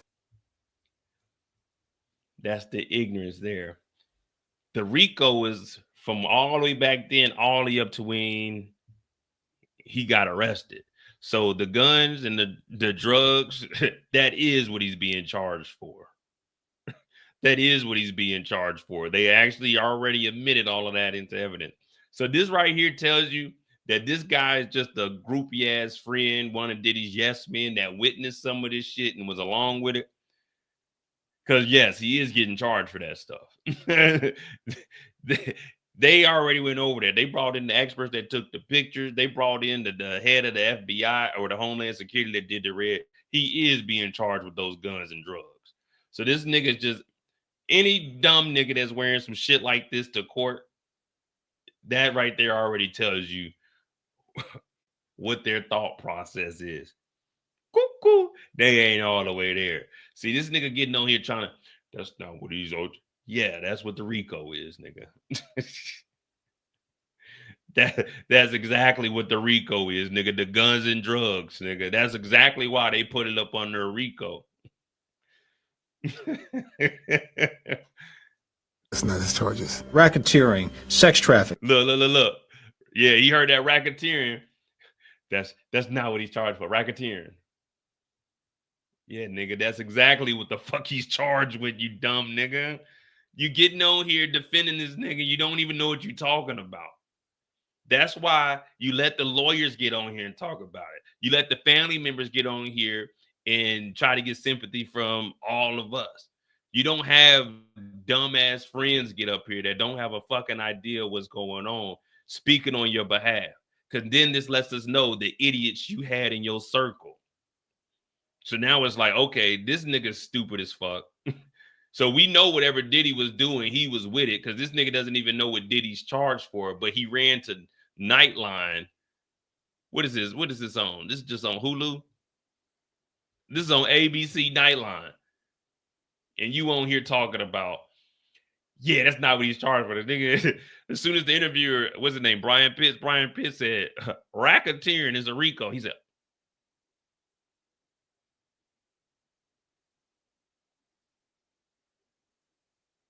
I didn't see. I ain't know all of that. I ain't even know all of that. Yeah.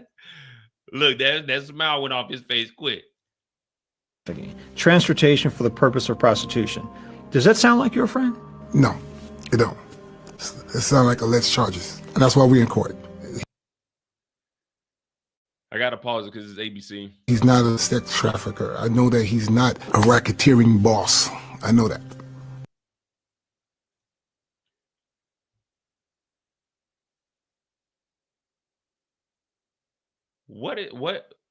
What is a racketeering boss? He's charged with a RICO. It's not charged with racketeering. He's charged with RICO. He's not a racketeering boss, though, guys. He's not a racketeering boss. Whatever the fuck that is, but he's not a racketeering boss. That's why you can't just let your homeboy, hey, you about to do what? Oh, I'm gonna get on ABC, man. I'm gonna defend you. No. I got 9 lawyers. I'm paying. Look, you my dog, stay away. I got 9 lawyers.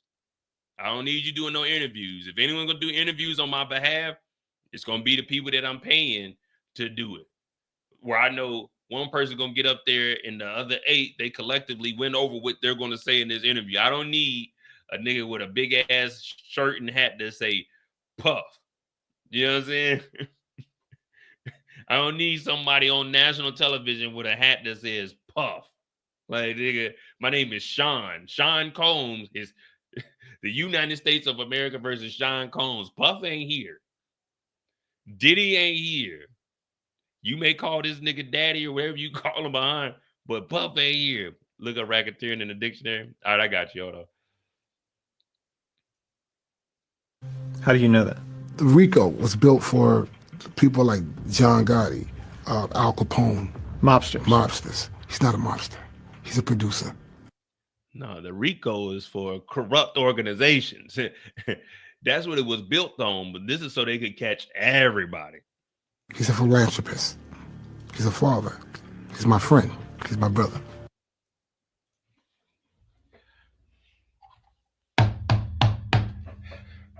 Diddy, you're innocent. You're Charlucci Finney's best friend. You're innocent. Get him out of here. Get him out.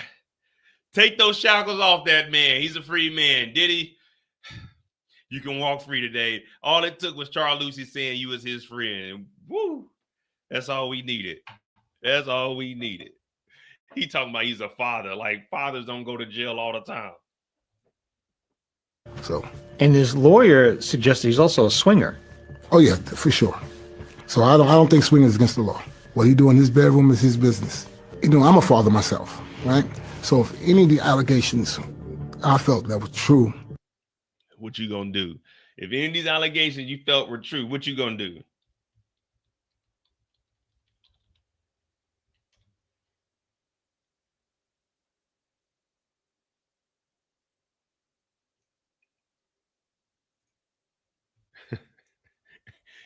If these allegations you felt were true, what was you gonna do? Let's find out. And then we're gonna bring up the definition of just what racketeering is, because he said Diddy is not a racketeering boss. We're gonna see if Diddy falls up under racketeering boss, because I guarantee he fits the description.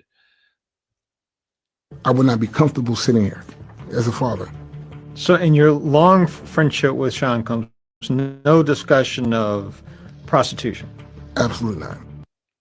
Okay. All right. So that's on Hulu. Hopefully we don't get slapped. The FBI alleges. Hopefully we don't get slapped with a copyright. So I was trying to pause that as much as can. But let's just look up we're not going to look up the definition of a RICO. We're just going to look up for Charlucci. We're just going to look up what a racketeering is, what the word racketeering is. We're just going to look up the definition for that. And we're going to see if Diddy falls up under his words, not mine, racketeering boss. All right. So the definition of racketeering is dishonest, fraudulent business dealings. Dishonest and fraudulent business dealings. So does that sound like his friend Puff, the non-racketeering boss? Dishonest? Well, you wasn't paying anybody. Fraudulent, you got $20,000 from Cassie's mama. And all of your contracts with these bad boy artists were fraudulent business dealings and dishonest because you kept a publishing. So according to racketeering boss, Charlucci, I never heard of racketeering boss, but according to the definition of racketeering boss, yeah, that does sound exactly like Diddy.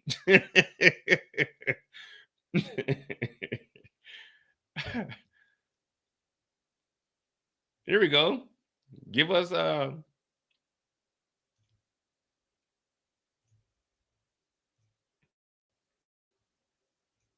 Let's look at this.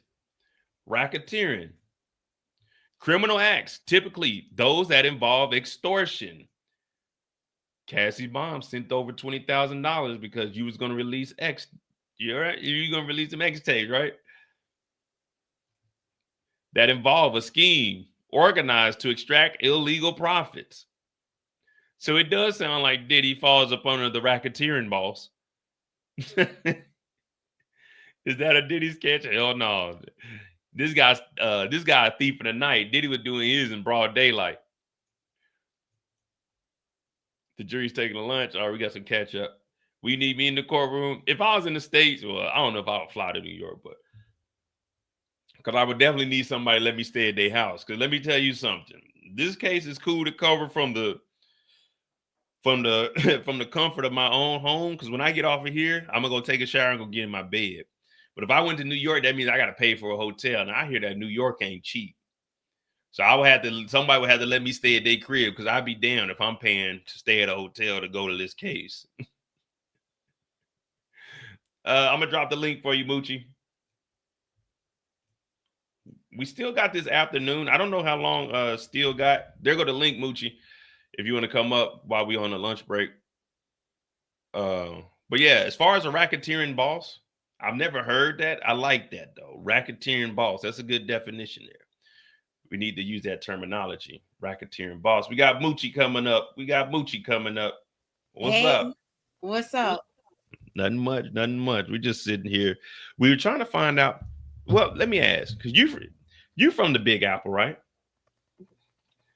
Yep, I sure am.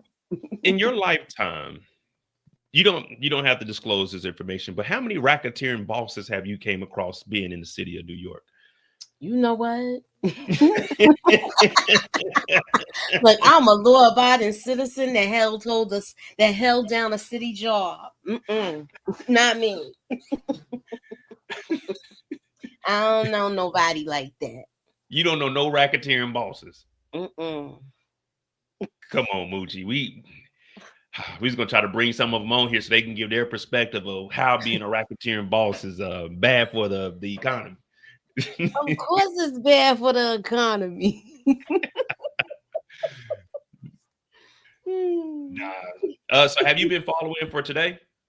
Yeah, they had I wrote in there earlier, they had a lot of objections going on, and it seemed like her story is they trying to basically chop up her story and make her not a credible witness. Yeah, I don't know.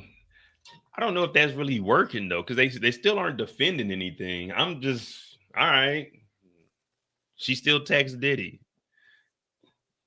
Like, come on, everybody was scared of him though. If one of his witnesses says he's a god among men, what is that saying right there? He's one level above where I am. I know that's right. You gotta think something about yourself, but you ain't nobody above God. That's how he had the people. That's crazy. Yeah, I don't know, man. Terrence said, I grew up in the hood of Brooklyn and I never met a racketeering boss. Yeah, I don't know what that. Like they just hanging out on the corner, or that's the person that own the local store. Come on. Oh man, yeah. Today's been slow, like you said. I think it's probably we had at least 5 to 6 sidebars, like at least 12 to 15 objections. Then what do you think about Brian still asking her to waive her privilege with her therapist? That was crazy. Like, who in their right mind would do something like that? He said, I'm surprised she didn't give an answer with sarcasm.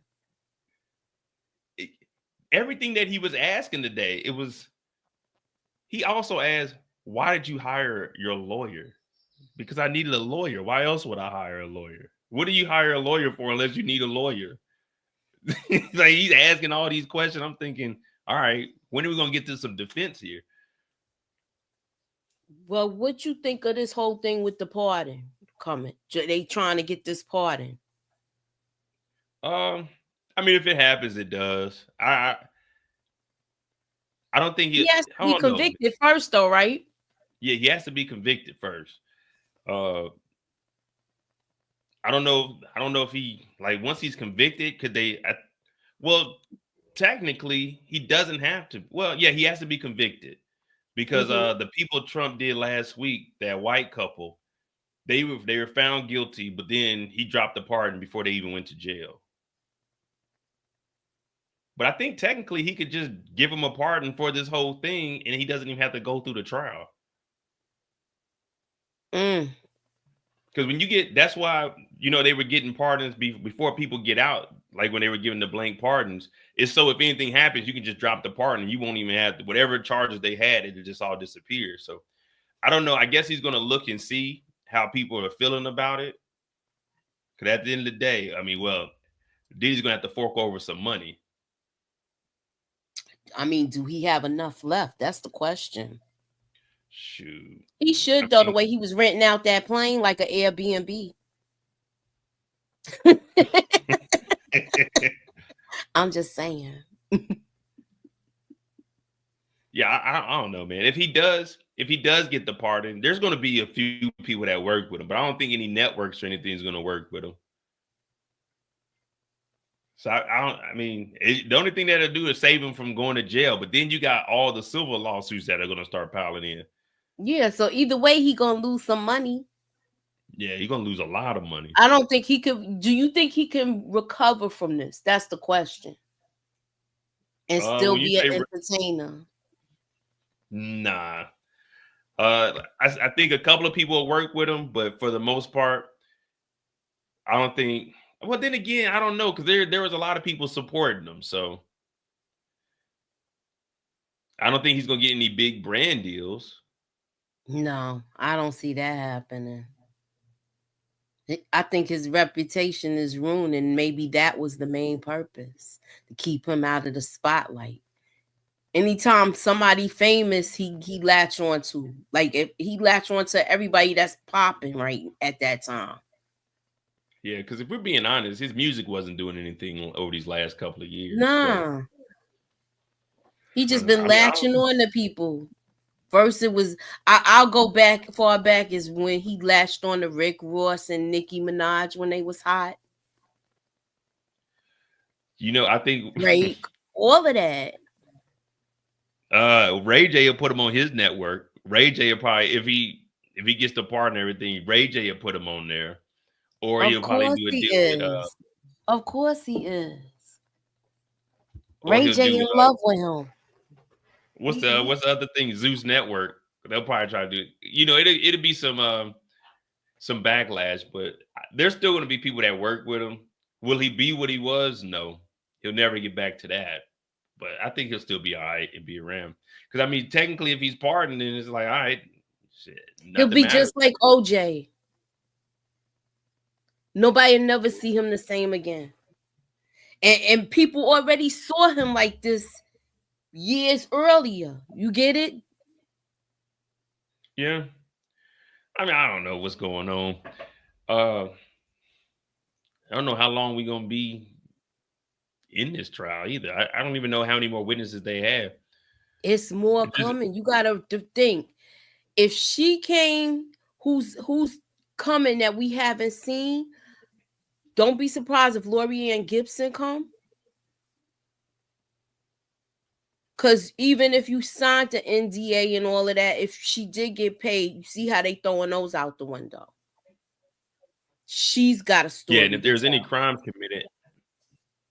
Yeah, and I think they got into an actual physical altercation too. Mm-hmm. That right before when that all happened, guess what? Paramount pulled Making of the Band off the app. So nobody could find it again. It's hard to find, but it might be on YouTube still though.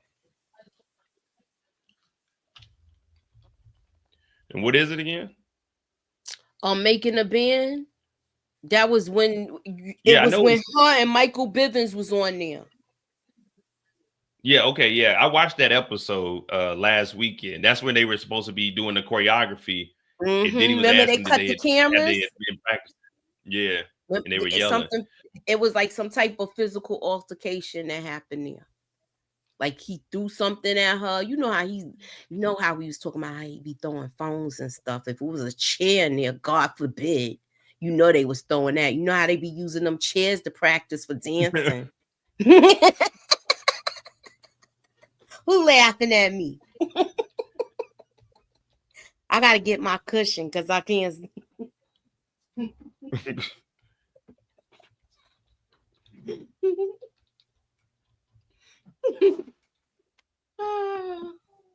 Yeah, guys, I'm sorry. It's a Monday, but it's a slow Monday, guys. Ain't nothing crazy going on in the court. Oh, I didn't even put it to my channel. I need to do It should be on there for you. Let me see. She's breaking trust, shame. Like, yeah, there's I'm telling you guys, there's nothing. I couldn't even make this interesting today. There hasn't been anything that we could even play off of or even spin to make funny. Today we just been in here. It's like a training day or something, you know what I mean? But we gotta all be focused and we ain't hearing anything. But we did see Brian still admit that Diddy was aggressive and violent with Cassie. And he confirmed that he basically told us that Mia was actually there because he said, "Isn't it true? Other than a few times that Diddy was violent with Cassie that you've seen, that you didn't tell her to leave." Mm-hmm. They just trying to get rid of her credibility right now.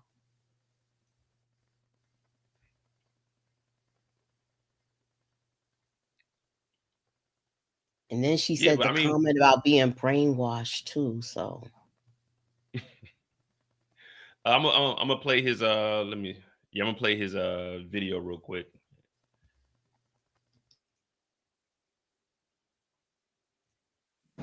Okay, here we are, Matthew Russell Lee, Inner City Press, here on the break in day 14 of U.S. versus Sean Combs. Well, witness Mia is still on the stand, being cross-examined by Brian Steele. Sean Combs' lawyer brought up from Atlanta after the young thug down there. And he just keeps using these social media posts, although he got into evidence, this birthday greeting. So now it's in evidence.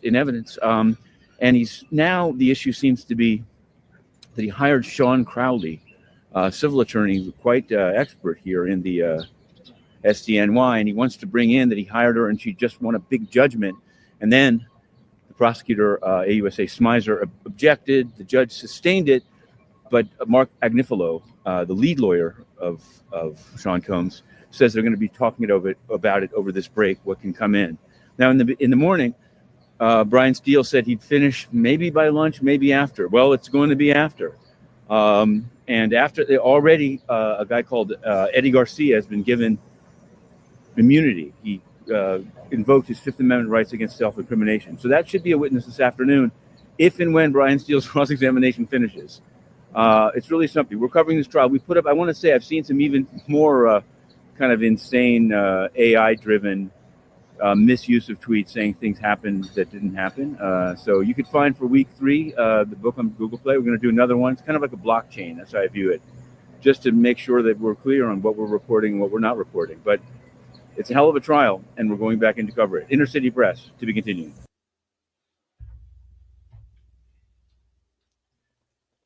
they falling like dominoes, yo.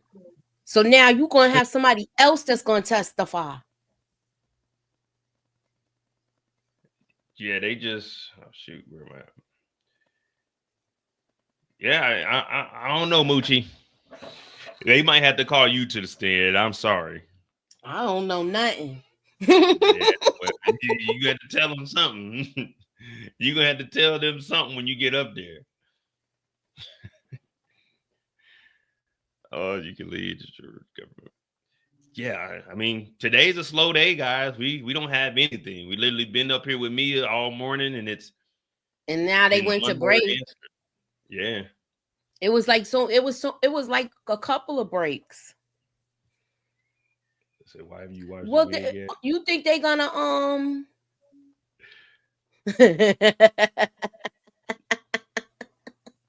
he can't watch that. This is real. Y'all don't know if y'all know, but when you have this kind of hair and this texture, you only watch this once a year. It ain't like our hair, you know what I mean? We gotta get some water on it. Yeah.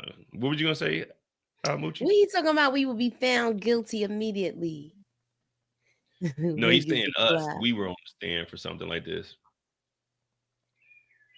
Yeah, Suburbia. Mia, that is one thing I did. She did say she had a dream that she was in the elevator with R. Kelly and Diddy saved her. My goodness. Which is wild to have R. Kelly in the elevator with you, but then that weirdo's in there with you, and then you got another weirdo to come and save you. Like, who you think will win that fight, Diddy or R. Kelly? I don't know. Kel's probably look like he got some hands. Remember them guys came and attacked him in his cell, and he had hands. I'm just saying. He was throwing them bows too. And Kel's he's illiterate, he can't read either. So yeah, you know he in there scrapping. Yeah, I mean, this is literally the first day we haven't had anything to talk about. It's just, can we take a break? So Brian Steele was also asking why at the baby shower, he tried to show baby shower photos that had nothing to do with it. He was asking why at the baby shower she didn't tell people that it happened. Like, he just wanted her to tell random people, oh yeah, hey, it's like me saying right now, hey Moochie, you know I was assaulted this day. Like, dog, you're not just randomly telling people stuff like that. No, you're not gonna tell nobody random like that. Yeah, at a setting like that. Yeah, at a baby shower, you're just gonna say, man, you know I was assaulted. Like, no one, you're not just talking like that. Not nothing of that nature. And then he was asking when she went in there to try to get the $400,000 that she was owed. Well, that's what she wanted, $10 million, but they negotiated the $400,000. He's like, why didn't you bring it up there? Man, she was there to get her money that she wasn't paid. She wasn't there for anything else. She wanted to get paid and put all this behind her. Yeah, that's why she never sued him like that. She sued him for wages that he didn't pay her, not for the essay. Yeah. And that's what falls up under RICO, the force. So that's another thing right there. That settlement off of that lawsuit goes up under the forced labor. Mm-hmm. That's what racketeering bosses do. Exactly. That's right there. I don't know, man. It's just, I guess we're gonna have to see. But again, it's the defense's it's their case to lose, because you know they can still drop the ball with another witness.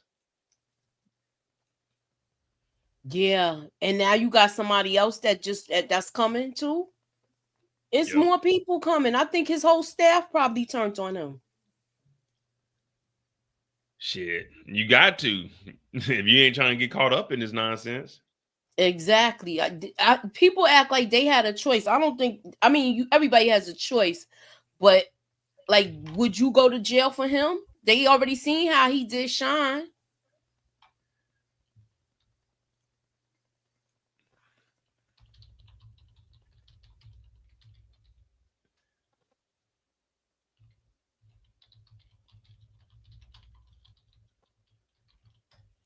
Let me see something. So for everybody that was like, oh man, they didn't have to testify. This isn't a state case. When it's a federal subpoena, it's issued to the individual. It typically compels them to appear and testify and or produce documents. Ignoring a federal subpoena can lead to serious consequences, including contempt of court charges, fines, and even imprisonment. So a state case, you can say, I don't want nothing to do with it. But the feds, they don't give a damn what you feel, how you think. If they send you a subpoena, you will bring yourself down here. You will go to jail.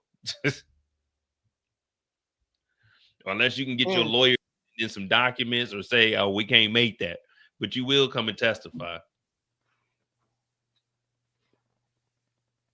Now the other one, the Jane Doe, she's out of this because her lawyer came in. They ended up speaking to the lawyer and stuff. But then again, we still don't know. Like you said, initially they said this is going to be 8 to 10 weeks when we first started. So things could change by then. We don't know. And the other girl, she's not coming. The one that was with 50. You talking about his baby mother? Yeah. They was like, she's Daphne. not coming. No, not her. The other girl is the one that was on Tasha K. Gina? Bad. Yeah. They was like, Gina's not coming. I think Gina was the Jane Doe. But she has, remember, one of them they can't find. Oh, well, yeah. Shit. See, there's a lot. We don't know. The feds got so much stuff, and they about to bring in so many people. You don't even know. Who is this? Oh, yeah, I was the guy that changed the tire one night before, with a flat tire when Diddy called it in.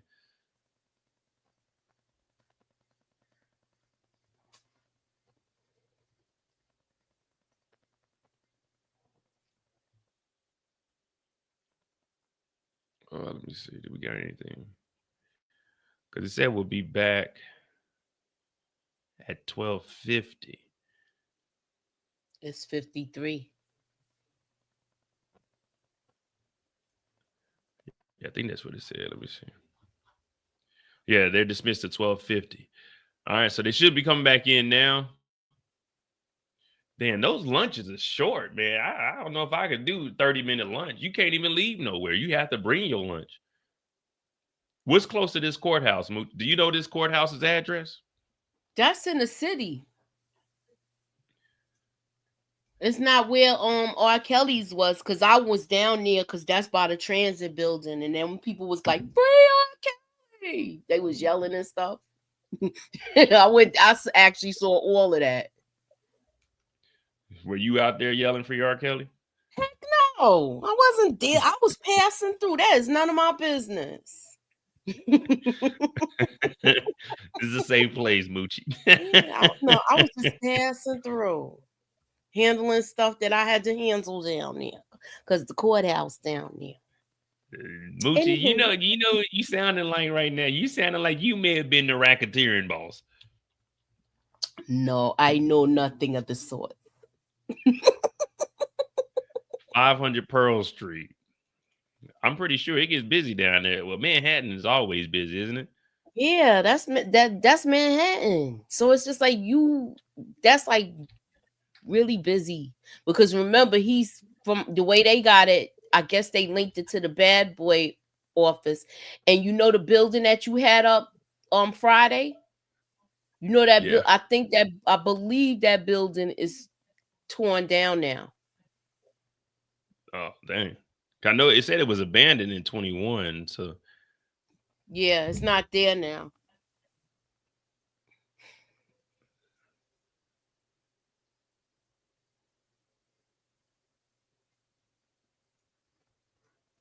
So this is the federal courthouse that they're in. Park Row, 152 Park Row. And that's the street view. And there's a barricade. All right, so that's it right there. Yeah, I ain't gonna lie to you. I would hate being on jury duty for this, man. You got to go in there every day, and some days you might only get a 25-minute lunch, a 30-minute lunch.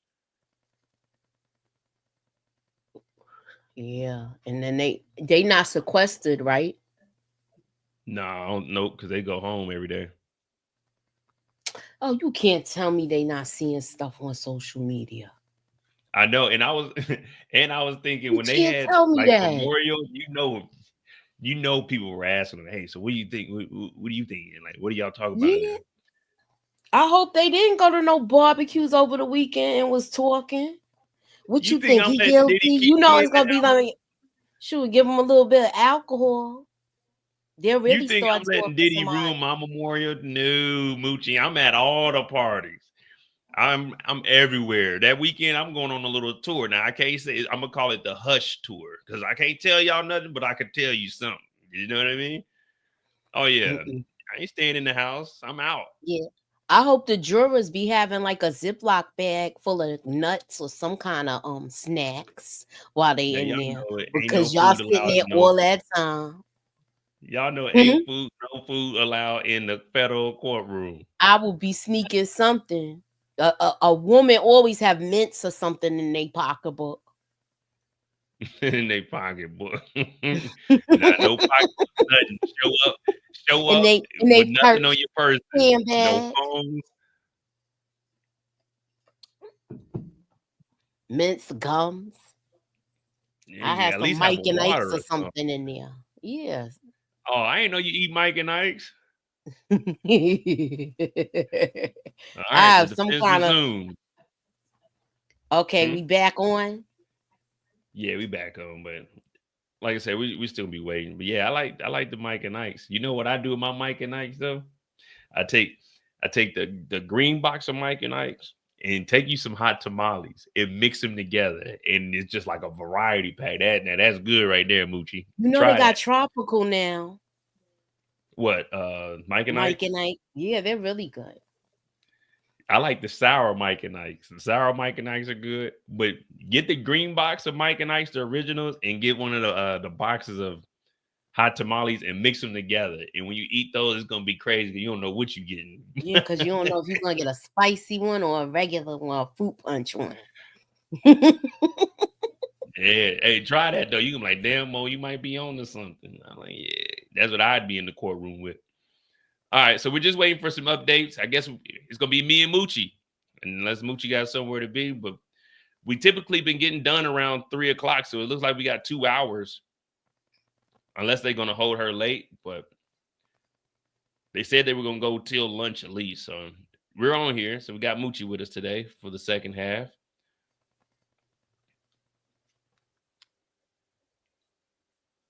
Let's see if we got any updates though.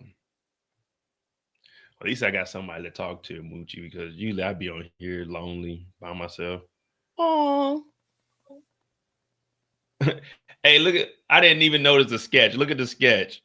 They put up the Merry Christmas, I love you so much. Like they actually wrote that in on the sketch. Man, they ain't taking this serious, man.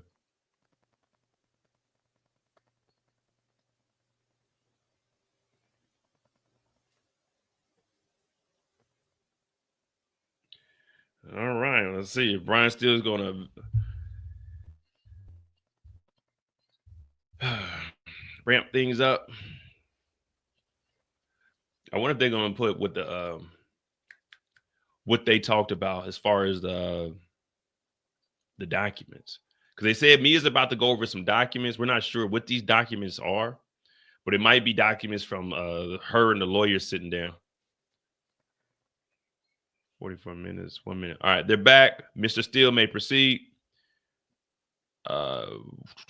Mia, were you able to review? I guess it's over the break. Were you able to review over the break some of your interviews with the prosecutors? Yes. And you didn't mention any ex abuse until June of 2024. I don't remember the date. Let me be honest with you. On my lunch break, I'm not review. I would have told Brian I didn't review shit on my lunch break, nigga. What the fuck? no. I went to have lunch. I'm not. I'll It's review it bad now. enough When we we had have 30 minutes. So I had time to go to the bathroom, refresh myself, and possibly eat something really quick. If the cafeteria line wasn't too long. I'm not a lawyer. My job isn't when I got lunch break. I'm not on the clock. I'm not reviewing no documents on the lunch break.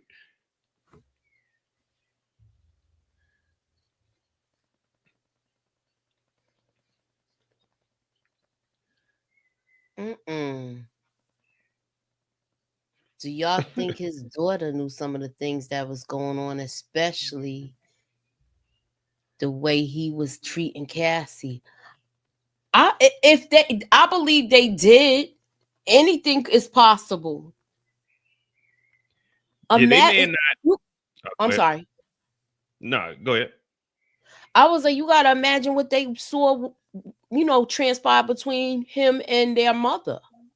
So we're not even talking about how much they've seen. That's what the question should be. How much have they really seen? Yeah, I mean, and that's the thing about the Miami house. When we seen during the raid, he had all of this stuff. They probably didn't know it was to this extent of freak offs. Probably just that their dad was wild. And I'm sure he probably was trying not to do it at the houses that they were at, but they had to have walked in a room because man, he has wild stuff all over the place. Like, why you got 20 boxes of heels in your bedroom? I know. And that other little spaghetti string thing going on. Yeah, so I mean, I don't think they knew that the freak offs were taking place. They just knew that their dad had a lot of women. At least the girls. The boys, I don't know. I think they knew. I think they knew what a freak off was. Because they 30 Yeah. years old, 28, 29 years old. They know. I don't think the girls knew.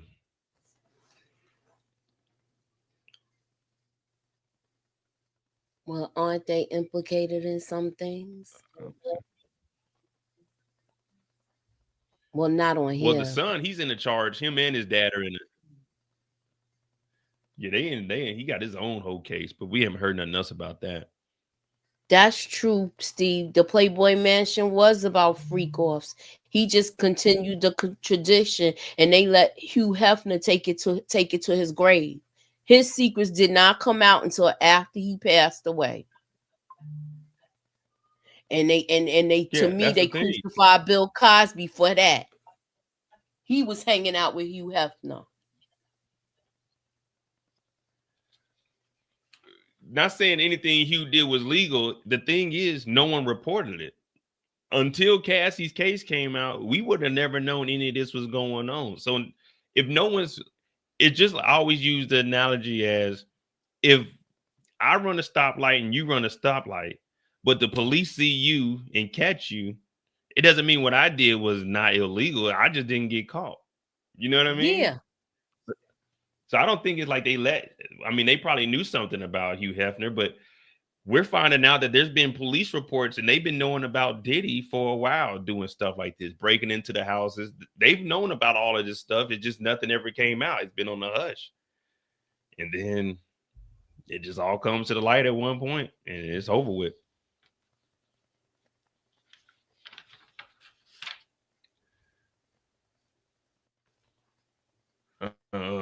But yeah, I mean, I know Hugh Hefner was doing some wild stuff, but no one came out and said anything. And if they did, it was probably settled. You see all of Diddy's cases, they were all settled. We knew.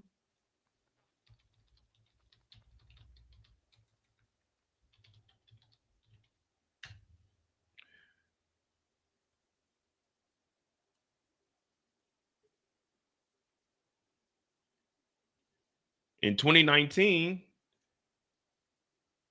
geez Louise. In 2019, Diddy's former personal chef settles work suit. She was talking about the freak off in 2019, but Diddy didn't get in trouble then. Why? Because he paid her off. But like I said, this information has been out there for years, but Diddy never got in trouble for it. So it's the same way. You got to look at Hugh Hefner. You got to scale that. When did Hugh Hefner even die? We're going to find that out right now. 2017. So 2 years before this Diddy freak off it wasn't called a freak off. It was just she went in the room and Diddy had people in there having sex and Diddy made her serve them. So in 2019, but this happened in what? Her lawsuit was filed in 2017. When did Hugh Hefner die? 2017. So there's probably you think it's any connection out there. But I'm asking you, do you think it's any connection? Because you gotta realize he got it from somewhere. I know they bringing up his mama too, and I get that, but you was in circles where this was happening, where they deemed this is all right. I mean, I believe that something that had happened over there, or he's probably been involved with something, but it just wasn't nothing coming out. You know what I mean? Do I believe he got it from Hugh Hefner? No. Did Hugh Hefner have some wild parties that may have been freak offish? Yeah. Because the Playboy Mansion, all of these women were paid to be there, to live there. So technically they weren't leaving either, but no one ever filed a complaint. And as far as Hugh Hefner goes, I'm pretty sure we can find cases that were settled just like Diddy's case in 2017. So it's just, as long as you're settling the cases, you're not getting in trouble for it. Yeah, because they're there's a not saying anything. documentary on it too. So they explain that those people tell their stories on there.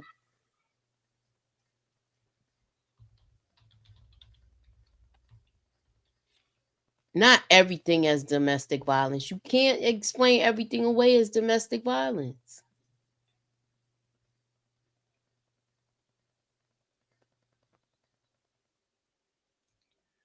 Here you go. Bill Cosby and Hugh Hefner, both.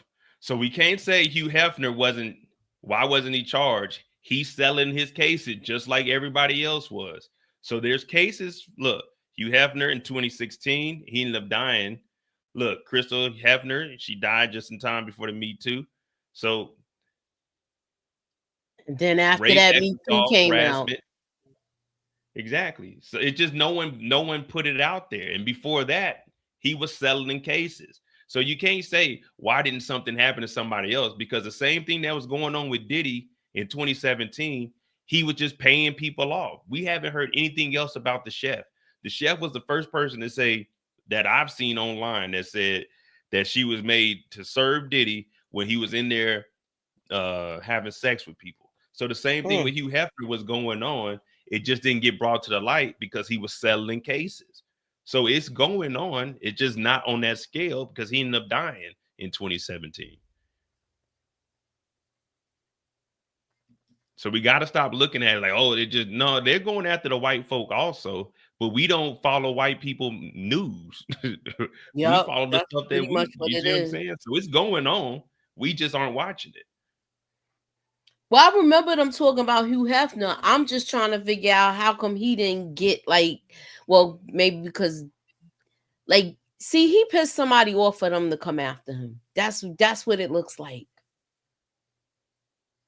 Like he was fined into the lawsuit. I kind of believe that's what basically brought him to all of this. And that's the thing though. If Diddy would have settled that lawsuit before Cassie brought it to the light, guess what? We would have never known about this. Yeah. Remember they said she was asking for 30 million. If Diddy would have just did that 30 million, we would have never heard about this and we wouldn't even be in court today.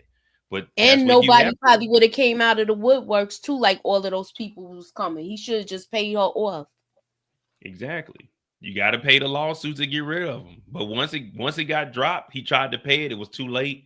And then everybody heard it. Now everybody telling their story. Because it's like, oh, well, shit, somebody actually went after the guy. Because think about it. Prior to him dropping this, everything that we're hearing, if he really had that much control and power, he still had that all the way up to when the Cassie lawsuit dropped. So he can still get you touched. If you're still living in the industry, he still played a role. So that's why nobody was saying anything until they felt like it was safe. Safe enough for them to be able to tell their story. Because think about it. If you're a regular person, you were working for Diddy and now you're not working on that same level. You're not about to come and say this because you're not trying to ruin what little stuff you got going on. But now it's like, okay, cool. Now there's a light on it. Now it's safety in numbers. That's what they tell us when we were kids. Safety in numbers. Yeah. So that's what this is. Just like with Hugh Hefner. You guys say, oh, why did it happen to Hugh Hefner? Well, we see over 60 people said something, more than 60 women in 2015. So it was there. He was just paying it off. And unfortunately for him, he died before the lawsuits could actually, form all the way. Because think about it. This Diddy lawsuit was in 2023 when it happened, November 2023. Hugh Hefner died in 17, and this suit came out in 15. That would have been 2 years. You see what I'm saying? So it's about the same timeline. It's just he died, and this was earlier. So, I mean, again, I'm not defending Hugh Hefner or Diddy. I'm just trying to be logical about it and just show like it's going on. But none of us was reading Playboy magazine. We really didn't give a fuck what Hugh Hefner was doing. But Diddy, we all knew Diddy from us being kids and hearing the music growing up. So it's like, all right, we're more interested in what Diddy got going on. We're more interested in what Bill Cosby got going on until until Jeffrey Epstein got arrested, 99% of black people didn't know who the hell Jeffrey Epstein was until he got arrested. That's true. You see what I'm saying? Like Harvey Weinstein. Like, okay, we may have seen his name at the end of movies, but we didn't know who he was. We knew of him. Yeah, we didn't know who he was, but all of this has been going on behind the scenes, and they were putting out charges. So we can't say, oh, it's only because he's black. All of this stuff is in the news. We just don't care because it's not our culture. We don't care about what the white folk got going on. So it sucks, but hey, I mean, it is what it is. I mean, if he's guilty, then all right, there's one less punk we got to deal with on the street, Moochie. But if he's innocent, man, let that man walk. Look at Steve. Look at Steve. Tell me, watch my bad, Steve. Some of us. All right, let's see if we got any updates.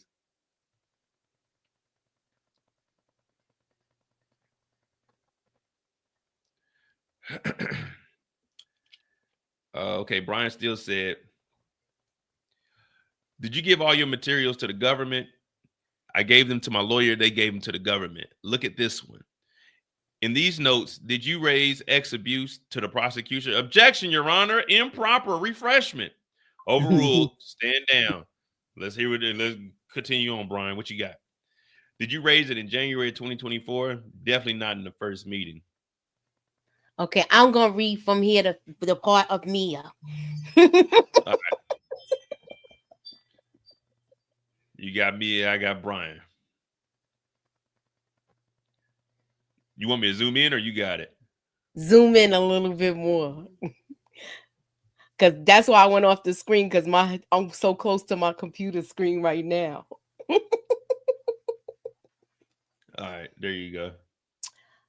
So I start with, I don't remember each specific meeting, but I definitely didn't raise it at the first meeting. And in the next document that you just reviewed, just ask her if a recollection is refreshed, Brian. No, not to the specifics. Yeah, all right, Brian. So what we got going on? I'm trying to scroll down like I'm controlling it. Yeah, that's it. And then we get down into the comments. But I try not to show the comments because they be seeing some wild stuff over there.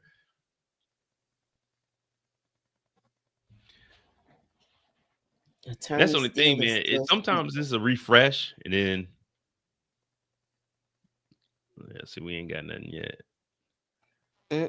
That, and I think you read that over earlier. Yeah, because sometimes when I'm doing it, it'll go down, it'll go in order, but then the next one down a jump. Because like probably somebody clicked in there and answered it. Yeah. So I wonder what these notes are saying though, because right now he's just asking her, did she read them? Well, did you raise any abuse to the prosecutors in January of 24? So that's last year.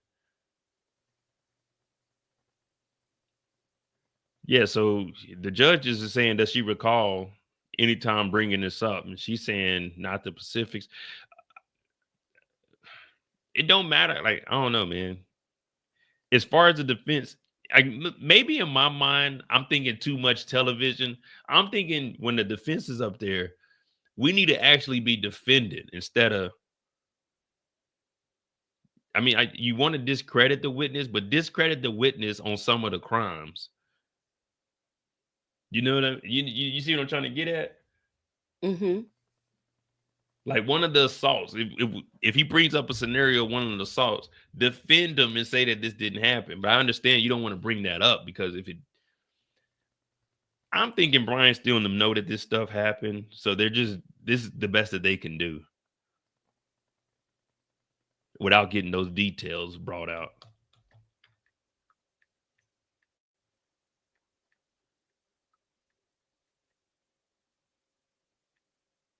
All right, here we go. You never mentioned ex abuse until you hired a lawyer, Sean Crowley. Mia, you understand? I have no idea when I first mentioned it, except that it was after I had representation. You intend to sue Mr. Combs for compensation? You want money? No. All right. So she doesn't have a lawsuit out against Diddy. Or does Bia have a Yeah, lawsuit? I think they just subpoena her and she had to come in and talk. Yeah, she just wanted her compensation and got up out of there. I think the Jane Doe, I think, is the one that was going to have a lawsuit. Just pay me what you owe me. Yeah. I will keep it moving.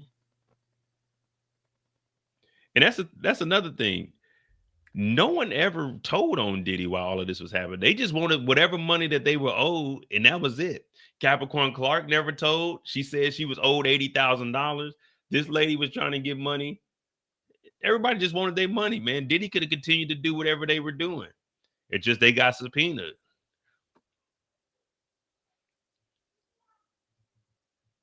Mm-hmm.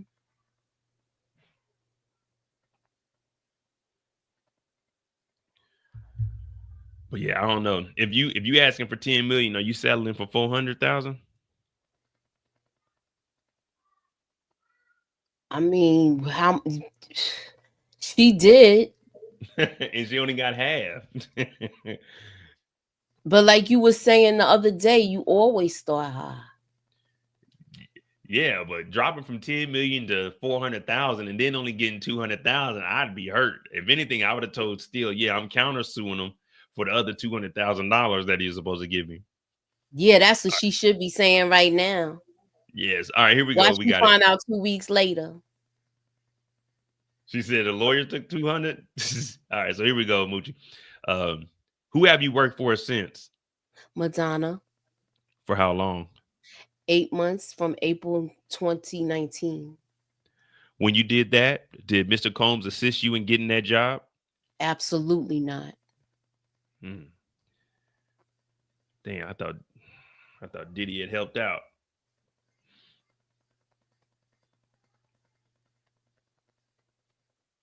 All right, so she worked for Madonna. All right, so she's still in the business.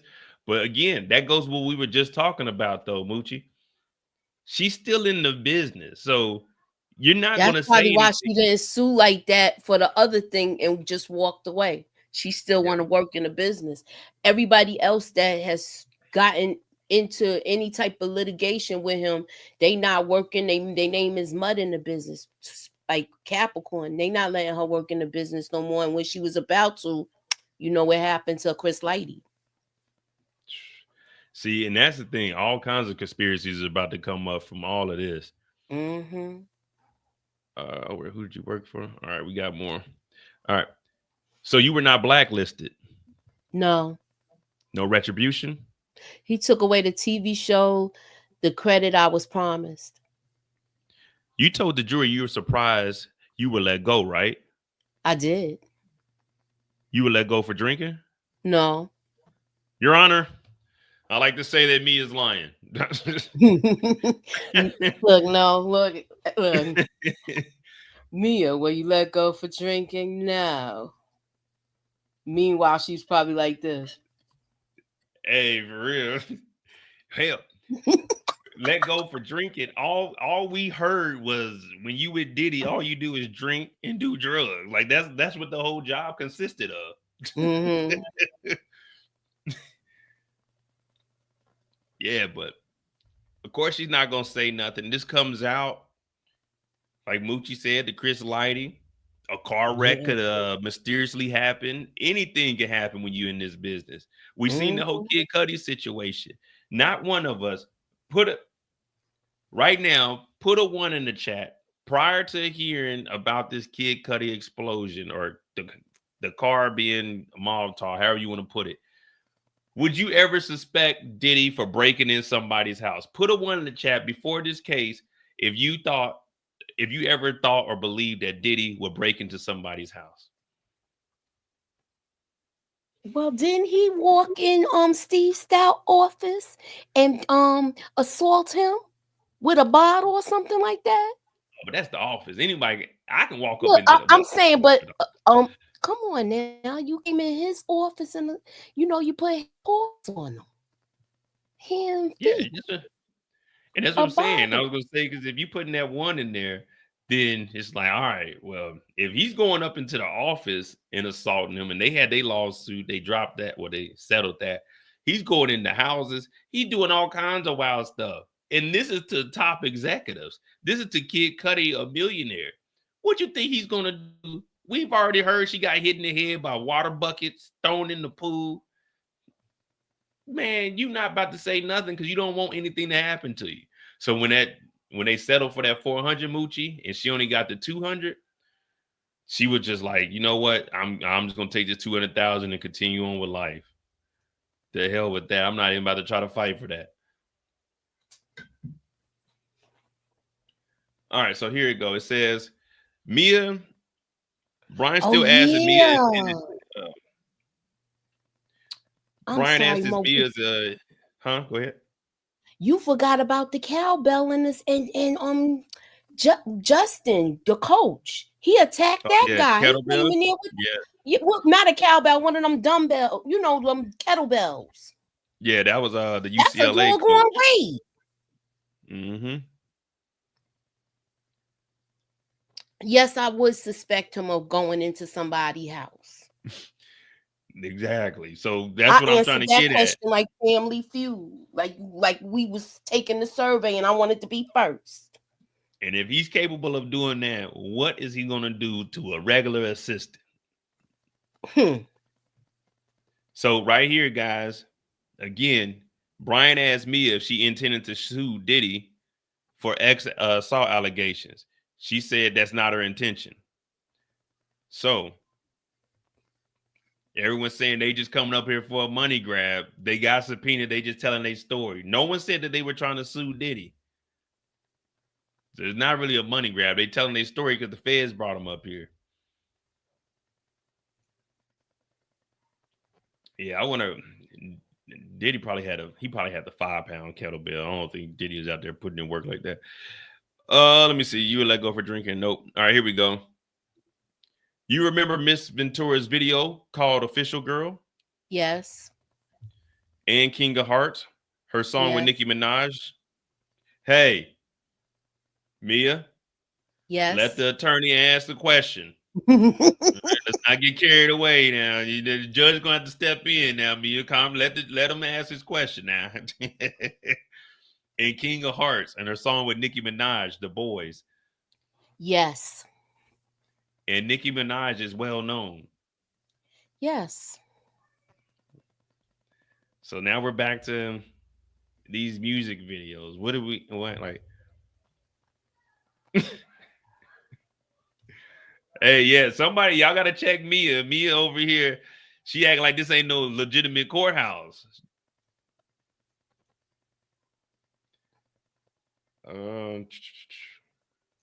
Yeah, so I mean, what is he getting at with these music? Like, videos? why is he asking these questions? Yeah, we know that she worked with him. We know that she did all of this. I guess he's gonna say you had the freedom to do these videos with her. I don't know. These sound like questions that Puffy giving them to ask on a piece of paper and passing it to the attorney. Allegedly. Oh no, Princess Doll. They bringing Nicki Minaj into this. Yeah, we bringing Nicki in here. That's the second time she was mentioned. Uh-huh. Was Nicki in a freak off? Her last name is Minaj. Her rapper name is Minaj. I'm just saying. Allegedly.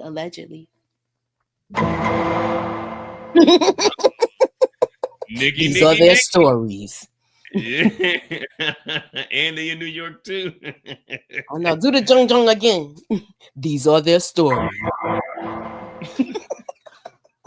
Oh shucks. Yeah, this is what we talk about. Expose it. That's what people wanted. They said they want the industry exposed. Was Miss Minaj there? Because they say Miss Minaj used to get a little drunky. Now, this is just what I used to be hearing. They say that Meg Thee Stallion was a party girl that could drink a lot, but they said Nicki back in the day used to get crazy. So I don't know, Nicki. Moochie, this is what Moochie said. Whoever is hot, Diddy jumps on their bandwagon, and she said Rick Ross, and then she said Nicki Minaj. So Nicki, I mentioned that earlier. See? Yeah, see? And this is the second time she's been mentioned. You guys, if you're new to the channel, I'm Mo.J. This is my lovely assistant Muchella, aka the racketeering boss. Where's my little hammer? It's up here somewhere. The racketeering boss is the one that first Mother. brought Nicki Minaj to our channel. I didn't know nothing about Nicki. The racketeering boss bought her. What, because I mentioned her a couple of minutes before she was mentioned, and this is the second time she's been mentioned? How did you know she was going to be in this form of questioning? Are you on Diddy's side? No, I just be minding my business. How'd you bring up Nicki Minaj 30 minutes prior to her being brought up in this case? Look, remember, I got my crystal ball back here, so maybe that helped. I bet. I bet. All right. Just remember, guys, on my channel, Muchella brought Nicki over here. I ain't had nothing to do with that, Nicki. Let me see. All right, here we go. Yeah, okay. After me, you and Cassie did a song "None" with Rick Ross. Yeah, she did. And I Love It with Fabulous. Yes. And do you remember Miss Ventura being in the studio with Kid Cudi? I don't remember any of the specifics still. Oh, any of the specifics? And Diddy himself? Yes. Yeah, what are we doing? We just going over her discography? Yeah, like, why is he doing all this? This is like a waste of time. So for everybody that complains about their tax dollars being wasted, please contact Brian Steele and P. Diddy's defense, because what are we doing here? We're just going over all the songs. I guess this is showing that Cassie had freedom to record music, but none of it. Yeah. I mean, I don't know. Okay, she had freedom to record music, but he still shelved her projects. Yeah, shelved the project, and this isn't. I don't know, man.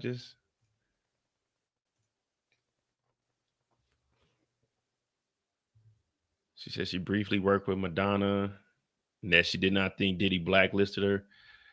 I don't know, guys. I mean, this is some sad work here. I have no idea what we're doing here. Like, what's the purpose of these questions? And this is Combs' lawyer questioning her, right? Yeah, this is Brian Steele. This is a waste Diddy's of lawyer. time. I want to see when the judge gonna stop this madness from continuing.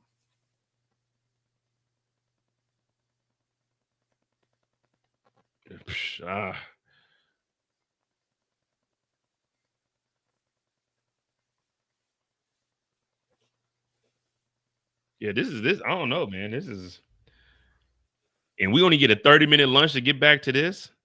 I know. I hope somebody got some pretzels or something in their doggone pocket and sneaking and eating.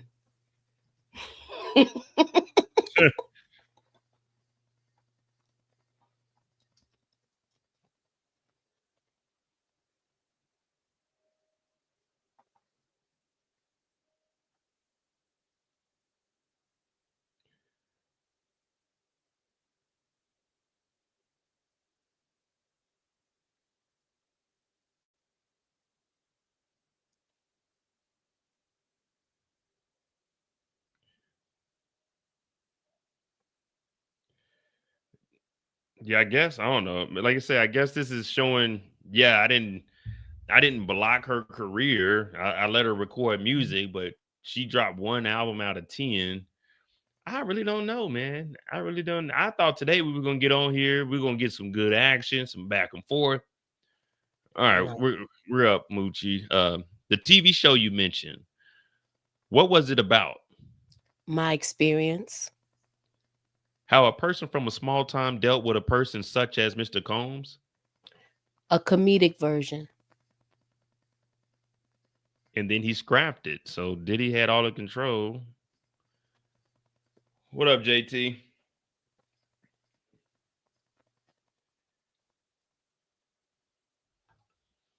I don't know, man.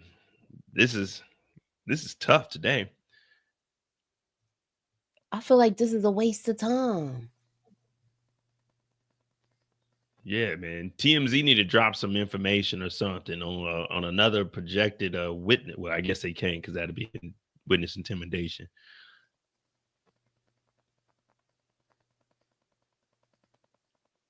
I don't know, man. Guys, I apologize today. I don't have any jokes or anything. There's nothing I can go off of. Everything he's asking is 1 or 2 word responses. There's nothing here. Mm-hmm. You were on a paddleboard. You went to a baby shower. Yes. Did you hang out with friends? Like, yeah. Not all of my friends were there. yeah. Yeah. Yeah. Did you hang out Meanwhile, with you friends got your jurors' stomachs going because they ain't really get to eat like they wanted to. Yeah, they rushing back so they won't be held in contempt of court. Well, I don't even know what it is when the jurors don't show up on time. Yeah. You getting back up here like, man, this is a bad idea. And this is a month of this. Well, I mean, earlier, I ain't gonna lie. The other 3 weeks were very entertaining. We get to hear a lot of stuff. It's just, I mean, this is court. All court isn't supposed to be, it's not supposed to be that entertaining. But for us, this is our pure entertainment. So we just here. What up, DeMarcus? We trying to figure out what the heck is going on, man. I think it does. I mean, I guess he's trying to prove that, like, I have not tried to stop her career whatsoever. Yeah, because he did ask did she feel like she was blacklisted? She said no.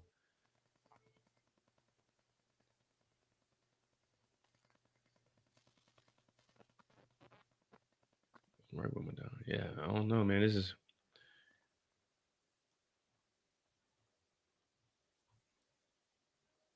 all right. What other films did you work on? Dope, Lawless, Undefeated. You enjoyed the projects? Yes. And you called the people a second family. We all called it that.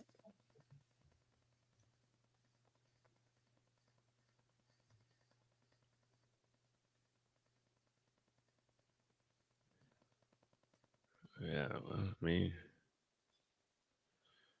Dope, Lawless, Undefeated. I mean, I don't know, Moochie. I don't know, man. I don't know what we're gonna do. Dope was the movie with Shamik Moore. Yeah. That was the first time I ever heard about Bitcoin, man. And it wasn't easily accessible back then. But yeah, I heard about Bitcoin back then. I should have put like $500 in there, but I ain't know nothing about it. Dope was actually a pretty good just movie. liked the movie because he said that the mother reminded him of me because she drove the bus.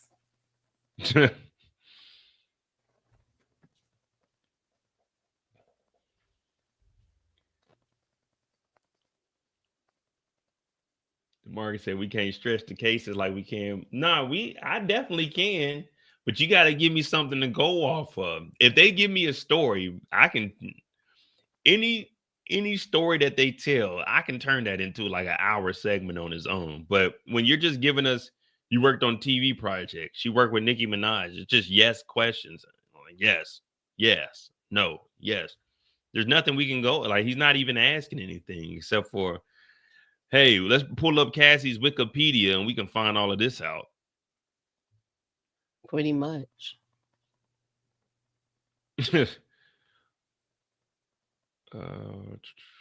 Yep. I think those is questions P. Diddy is asking.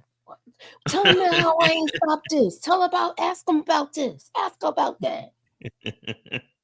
Hey, that might be like, nah. Ask See, I was letting she them was work. working for after. Come on now. He ad libs to everything. Yeah, I can definitely see that. He's like, ask her about this. Ask her about this project. Ask her about this project. Mm-hmm. See, she was working.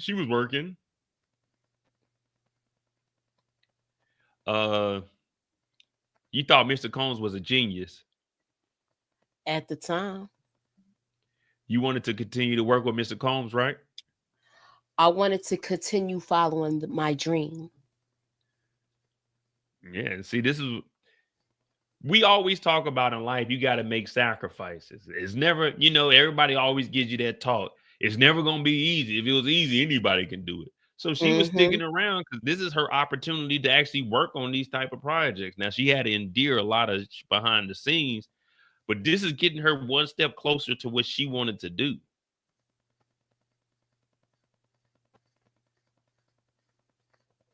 I mean,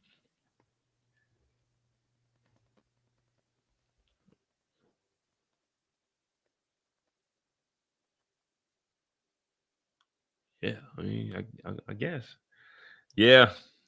Dredge, you ain't missed nothing, man. We just found out that Mia was working on a lot of stuff and Cassie was working on a lot of stuff, but nothing was theirs. Everything was always somebody else's stuff. Everything that Brian Steele went over, except for Official Girl, was somebody else's song she was featured on.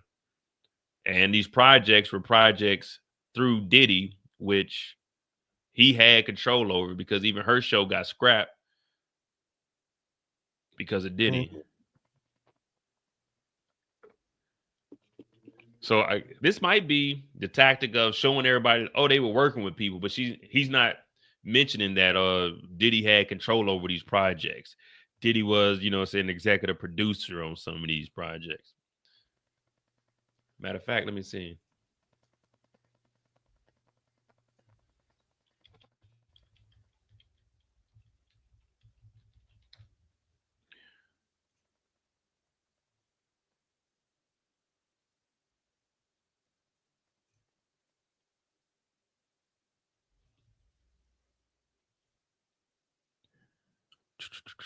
I don't even remember this song.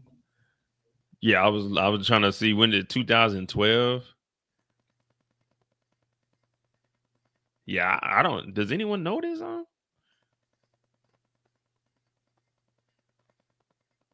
Yeah, I don't know nothing about this. Yep, that's the time. That was the time when Nikki was basically doing songs with them. Remember, she did the other song with Diddy, and I think it was Hello. It was a Dirty Money song. Yeah. Good morning. That one. Yeah, that was around this time. Did that song refresh y'all memory? Where y'all could put yourself in what time they talking about? Yeah, it went gold in Brazil. Yeah, it wasn't even. We got to 15 in America. Oh no, that's in the UK. United States is a world young man. Shit, I don't know.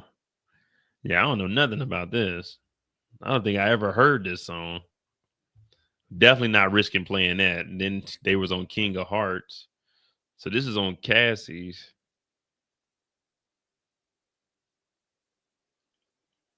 Yeah, I ain't never. Yeah. Nah, man, we ain't playing. We not risking it off of that song, man. What is that song called? The Boys? All right, let me see. Let me see what I can. Don't play that. Play it in your ear first before you play it out loud. Please. Don't get no strike. Nah, y'all gonna suffer just like I'm gonna suffer. I know. That's why I said don't get no strike for that.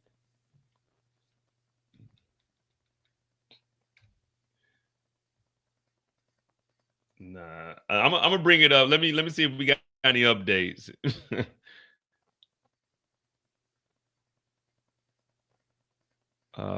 You thought Diddy was a genius? Was there anything after that? No, that's it right now. Moochie, we I don't know what we got going on, man. Do you want to talk about some other angles that was mentioned? Say again? I said, do you want to talk about some other angles that's been missing, like how they bringing up Laura London and all of that? Do you think she's going to testify, and is she going to be a witness for him or for the defense? I mean, the prosecution. That's it. I mean, with Lauren London, I don't know how involved she was. I mean, that there is that video of him and Nipsey with Cassie and Lauren sitting on the couch, and he told Nipsey, "Don't be clapping," and Nipsey like, "I'm gonna clap all night," and then he was like, "Hey, Lauren, I make you laugh. I'm funny." I'm gonna try to bring that up. Here we go. The boys. Let me see if we can get some high quality in here. We probably need to make it low quality. We're gonna speed it up a little bit. Let's see what we got here.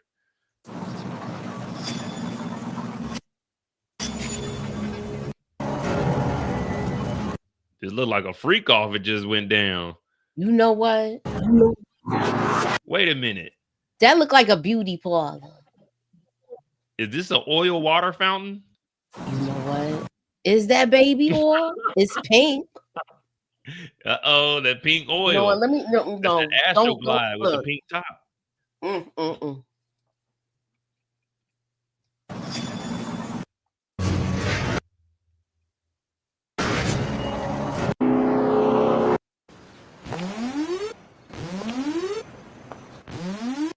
Tell a hater, yo, don't you got cocks to blow? I came through with my fist on popsicle. I don't remember this song at all. Look, you had to take me off the screen.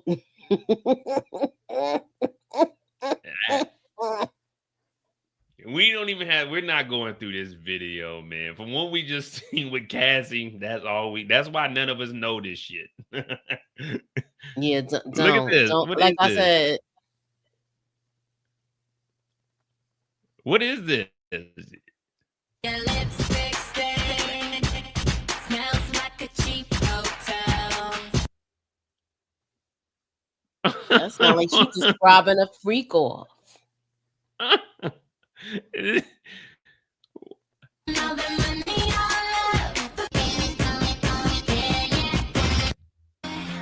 a bunch of girls. Have the time of your life. Oh, bye. I should do it, man. I'm stingy. My credit got Diddy. Did you ever really let me stay? I swear on a nigga if he acting up. I done push more sixes than a play date. I'm throwing like a newborn babe. Masquerade. This song was supposed to be for Miley Cyrus. It doesn't sound like Miley Cyrus or some white girl. Yeah. Money on love. They wanna touch it, taste it, see it. Yeah. You get high. I hope you have the one to them good lace fronts. Cause it's my son's new girl. That's that. All right, guys, we're done. We're done with this. Let's get back to the case. That was The Boys, Nicki Minaj and Cassie, one of the dopest songs of this last century. We'll just leave it at that. Yeah, I'm gonna do BMF Friday. I'll cover BMF. I'll probably just have a recap first, and then I'll probably do a live later on that night, because we've been getting done with the trial around 9 o'clock ish. So I could probably do a live with that, but we shall see. We shall see.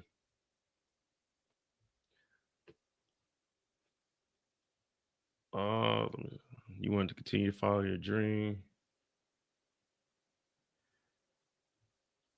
All right, here we go. Do you know if Mr. Combs' company put money into promoting Cassie more than other artists?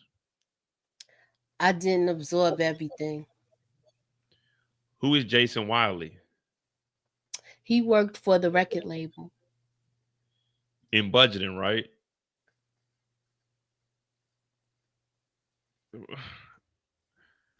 What? Where's the answer?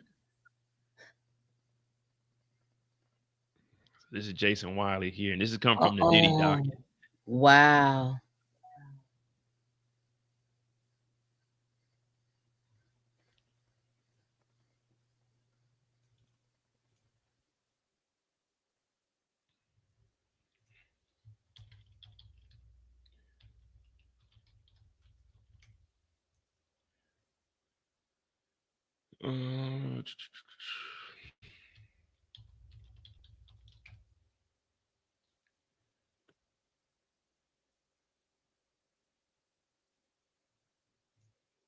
VP of marketing at Bad Boy, Jason Wiley.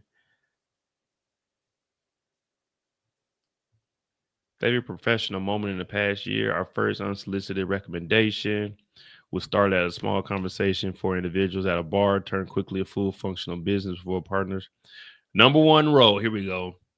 Sean Combs is one of the greatest marketers of our generation. It was one of the most amazing the most amazing business, geez Louise, business developing experiences to learn from him and to be able to speak with him daily about entrepreneurship, marketing, and success metrics. So who are all these other people? I guess, just the 40 under 40. So he was the vice president of marketing for Bad Boy. Mm. He was with Making the Band.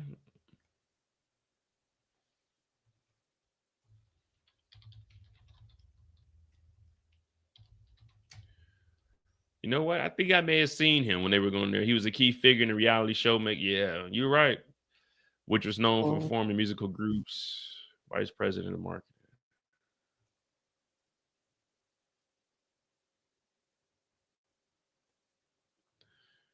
I mean, I guess what they're going to say, he was fair on the budget. Is he going to be called next? I mean, they're bringing him up for something. He's either going to get called up or they're going to have some records, I guess, to show that. I mean, who cares if everybody was getting paid evenly? That's not what we're here for. Look, only thing I would like to hear if they're going to ask some questions like this. Mr. Wiley, were you ever hit with a stapler or any sort of office objects in Mr. Combs' office? You know how they be saying he throwing cell phones and Yeah, did you ever witness any of it? Yeah, I saw him throw a paperweight. It was a statue of a naked woman. That's the only type of stuff I want to hear if something like that happen. But I don't know. I don't think anything's gonna. Yeah, I think right now this is just a waste of time. It's dragging the trial out. Yeah, the question is, did he get the grant? Did he get it granted where he could stay with his staff? I mean, with his attorneys till 10 o'clock at night? Did they let him? Are they letting him do that? Oh, they talked about it. I don't know if I don't know if they set a time or anything. Maybe at the beginning of his tweets, I can go back and check. But I don't think they said anything. I just know that the judge said that he would work with him to jail so they can. Okay, here we go. Do you recall being given the opportunity to have your therapist notes be seen by the parties? Objection, Your Honor. Why does he keep trying to? See, as soon as you get started. Why do you want to see her notes from her therapist? Again, he asking that question. He trying to find something. He's trying to find anything he can. You want to give the notes from your therapist? Why would she want y'all to be able to read all the details of what she's going through?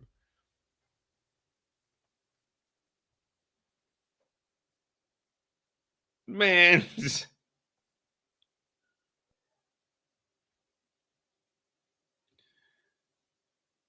I know the judge is probably going to tell Brian, man, you can't keep asking for her notes from her therapist. This is getting ridiculous. Yeah, I want to know who's next. Who's next to testify?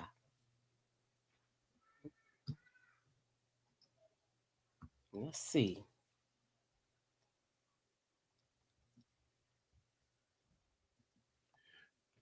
Hey guys, this is court right here. This is what it's like. This is why I say don't do crime. Stay out the way.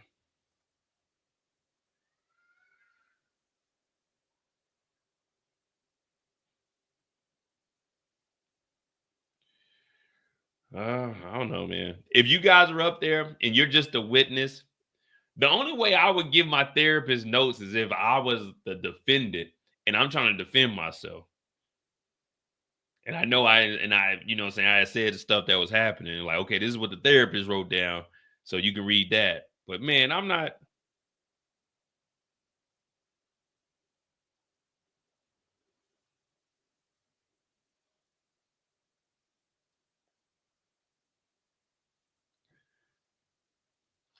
Yeah, you're a witness. Do you want to give up your therapist notes? We just want to see what your therapist had to say.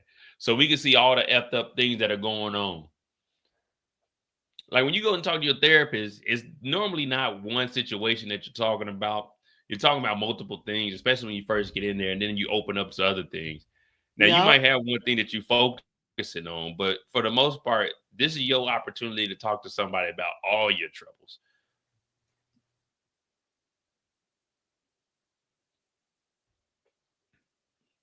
And he's jumping around quick too.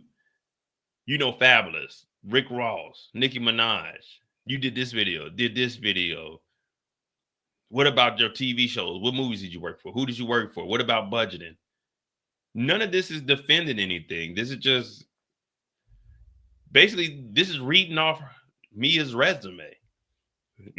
That's all this is, just reading off the resume. Who did you work for? Why is there a gap in your work period, your work history? Yeah, I don't know.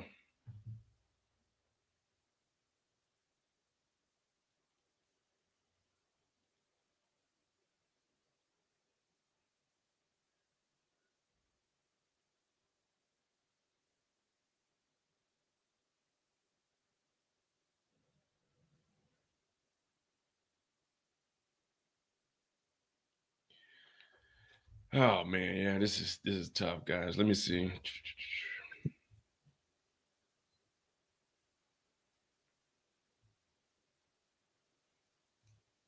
Mia said, ask my therapist, so Brian still is asking her permission to do so.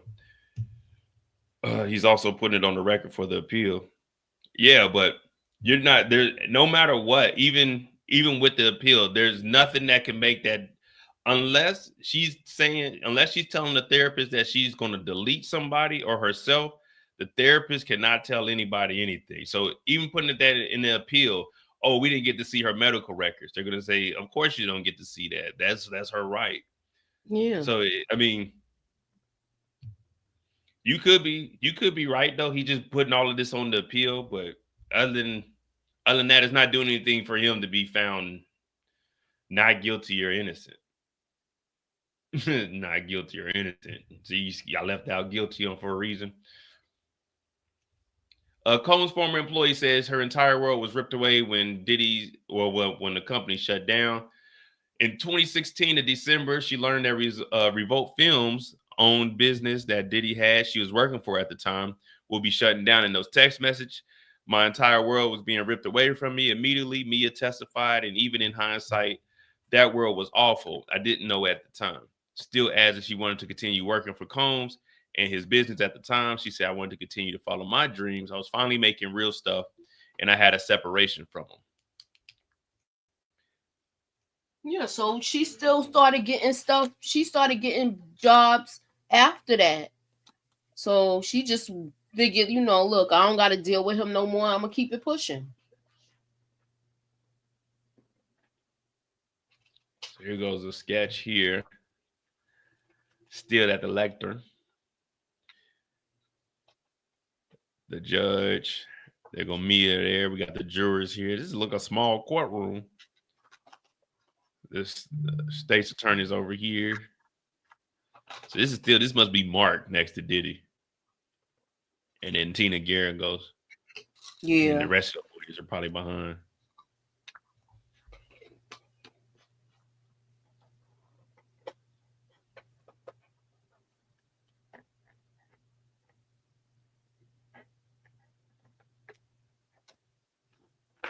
This is day 12, right? 14. Oh, 14, I mean. I don't know why I got confused. Because the first week we did 5 days, and then last week we had 4, and then we had 4. Because of the holiday. Yeah. because they got that Friday and then they got Monday off. So the second and third week was just 4 days apiece, and then the first week was 5.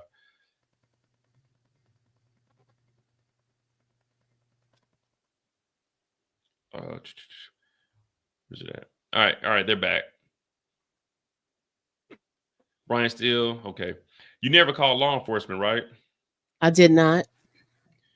You said when you were stopped while speeding in LA, Mr. Combs got you out of it. You remember? I do. Did you ever think of calling anonymously? No. So there's got to be something in between here with the call. Oh, he's talking about calling the police anonymously. Mm-hmm.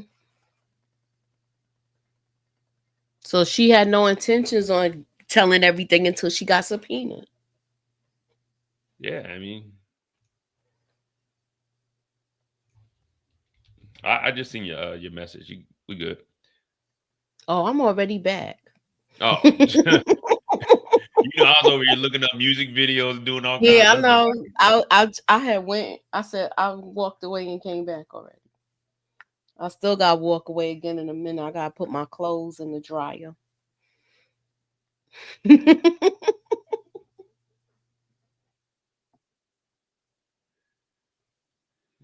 Yeah, see? So this shows that she was never going to turn on Diddy, so it's not about the money. Nope. But she just said she was following her dream. She felt, I got to deal with this shit for now. I can get my stuff together, and then when I get an opportunity, I can get up out of here. Yep. So she was And just I won't have to look back.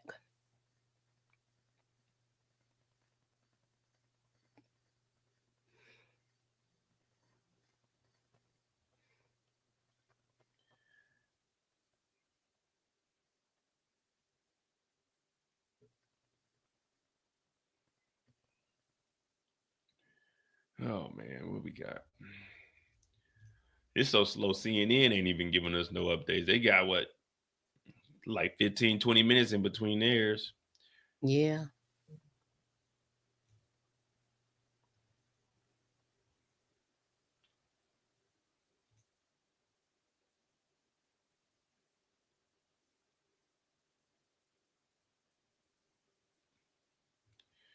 But even if she called the cops anonymously, they're not going to do no investigation if it's an anonymous phone call. They're just going to look at it. They're going to go over there talking, hey, Mr. Combs, we got a call. We didn't think nothing about it. We just checking up. Is everything all right? And you know him. He good. Oh, yeah, everything good. Yeah, we just over here. Matter of fact, if you guys want to come in. Oh, no, Mr. Combs, we're on the clock. Oh, well, don't hesitate to stop by. Mm-hmm.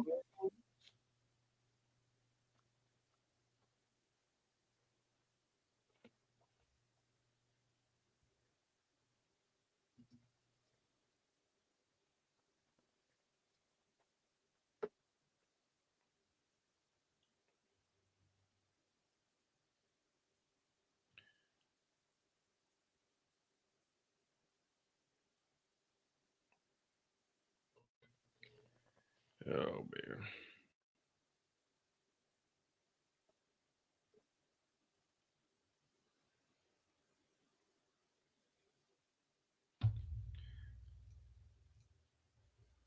Former assistant says Cassie wasn't thrilled when she learned Diddy was dating other women. So we're back on this.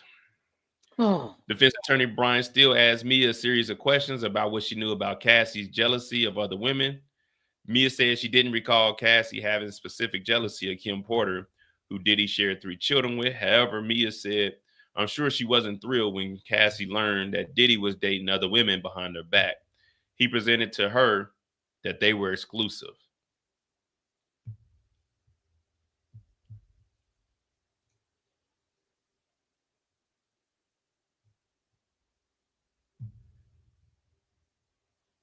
Yeah, man. We probably should have been done with this before lunch, man, because we're not asking any questions that are. It seemed like it's gonna be a short day because it's already 2 now. She been on the stand all day and it's stopping and they keep having these sidebars and stuff. Yeah, and they normally been going till 3, so I doubt they're going to bring up another witness after this because he'll probably take this to 2:30, and then we'll get the redirect, and that'll be the end of the day. Mm-hmm. And then Let me see. he gonna meet with his attorneys and have dinner. Yeah, 'Cause that's he why. probably That's really tired of what they eating should prison do. food. Yep, that's what they're gonna do, man. If we can get it extended to 10 o'clock, so I can have a dinner at least, you know, eat me some regular food. Let me see. All right. When you say Mr. Combs hurt your arm, did you seek medical help? No, I would not have been allowed. Did you take photos? No. Did you scream? No, I was shook. I was in shock.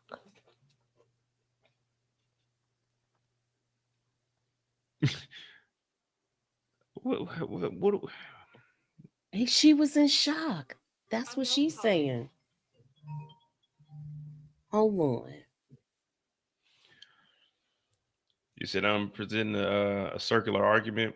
Mia didn't call the police because she didn't think no one would believe her. But if you don't call the police, how would you know? Well, Mia's already testified multiple times that when the police were called and when she got pulled over, that she said she mentioned Diddy's name and they gave her a warning. Also, just because something happens and you don't, I mean, I agree with you. I always say you got to get things documented, but if she felt like she called the cops, she could also think she could get beef for that. You just seen right here, did you get medical help? She said, no, I would not have been allowed. So if Diddy would have found out that the cops were called and if they didn't believe, like, you just got to put, I'm not disagreeing with you because, again, all I'm doing is just giving my opinion. I don't care if he's innocent or guilty. All I'm saying is Cassie didn't call the cops. You said that's a speeding ticket. And guess what? Cassie didn't call the cops. But did it happen?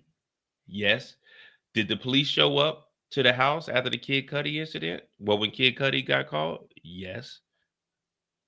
So the cops weren't called when Diddy assaulted Cassie, but we found out that that actually happened. So if you didn't have that footage, you wouldn't have believed it. But the footage showed, and Cassie never called the police. So just because you don't call the police doesn't mean it didn't happen. Because when that video got released, when you saw, matter of fact, Suburbia, shout out to Suburbia Jones. He be on the channel too. This isn't like nothing at him. Suburbia Jones. When you seen the Diddy and Cassie, this is just a yes or a no.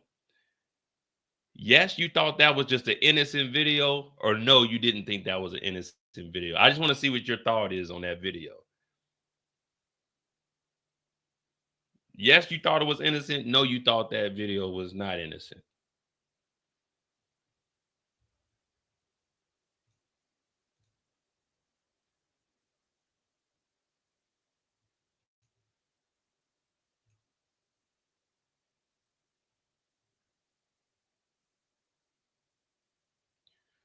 And we'll wait for that answer from Suburbia Jones while we pull up Inner City Press, see if they got any updates. I'm reading the question because I just came back, but she's been working around him so she would know if he got the police in his pocket. You think? If she's his assistant like that?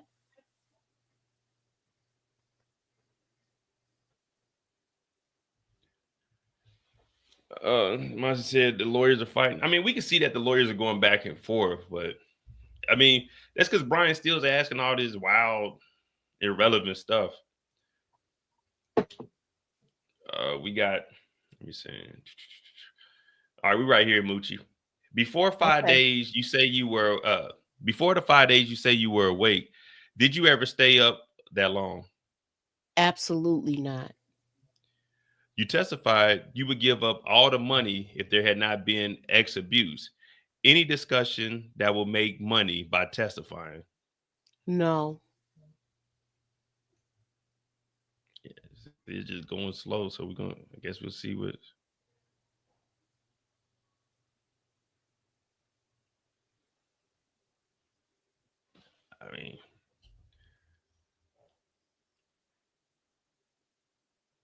Yeah, we're not. I mean, well, that Tisha, she's in the like all I can do is go off of this. You know, I don't want to stream her stuff over here. Like if when she do the shorter videos, I can bring those up. But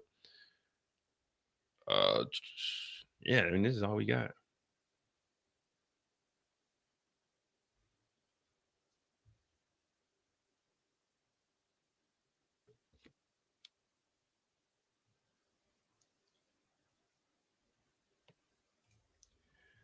Wrong. The security guard asked Cassie if she wanted them to call the police, and she did, and she said no. Exactly. So what you just said, yours, I'm going. No, we're not doing that. See, I'm reading what you wrote. You said you're using a circular argument. Mia didn't call the police because she didn't think no one would believe her. But if you don't call the police, how would you know? I asked you, were the police called when the Cassie video happened? You just said no, not security. I'm using yours, the police. Were the police called when those incidents happened? Yes or no? Because if the police weren't called and it was just a witness, then when all of this happened to her, she gets hit in the head with a bucket. There's only witnesses there. When she got a computer thrown at her, when Swiss Beast was there, the police weren't called, but there was a witness. Security is not police. So I'm asking you, was that an innocent video that you seen of Diddy and Cassie? Because your preference is the police being called. If the police ain't called, it didn't happen. But you seen the video of Diddy and Cassie. The police were not called. It was only security who was a witness. When she got hit in the head with a computer thrown at her, there was only a witness there, not police. So you don't need police there to say that something happened. All I'm going off of it, if you would have left police out, then okay, we could have went with what you said. But don't tell me what I'm doing, because I'm using your logic and applying it back to you. So in this instant, you don't need the police to verify if something happened, because guess what? The police were there, but they didn't see Diddy. All they know is that the truck was registered to Bad Boy. But we know because we have witnesses that said Diddy was there. So you don't need the police to confirm that something happened. That's what I'm getting at. Don't try to change what I'm saying, because I know exactly what I'm saying. You don't need the police to confirm that something happened. All you need is witnesses there to confirm that. Just like you said, security, not police, in the Cassie video. So Cassie didn't call the police, but it happened. Mia didn't call the police, but she's up here saying that it happened. So you don't need the police there, is what I was saying. Don't change what I'm saying and try to make it fit your narrative, because you're talking police, and police were not there in that damn video. That's what I'm saying, just to make that clear. Just to make that clear.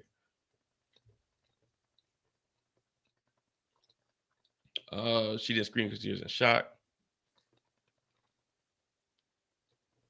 Mia said she was never concerned reporting Combs' abuse, even anonymously. Well, she never considered. I said concerned, but that's what we already. She said no when asked if Brian Steele said she considered calling or asking a third-party reporter.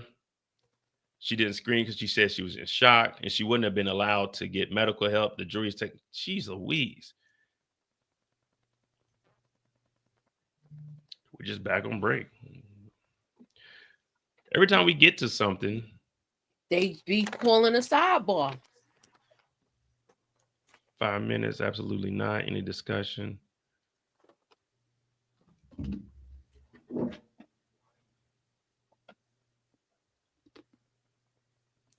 It's not a thing. Not that long. No, that's not. Hold on. Let me see. So, make it bond by testifying. She said, no, that's not a thing. Your Honor, can I set up those other matters? Judge said we'll break for that. So, we'll see what he's trying to set up. Okay, so she's off the stand now, right? Well, I think it just said the jury was on a break. Yeah, jury is taking a short break, but I'm pretty sure she's off because they said they're setting it up. Can I set up those other matters? And then they said we'll reconvene.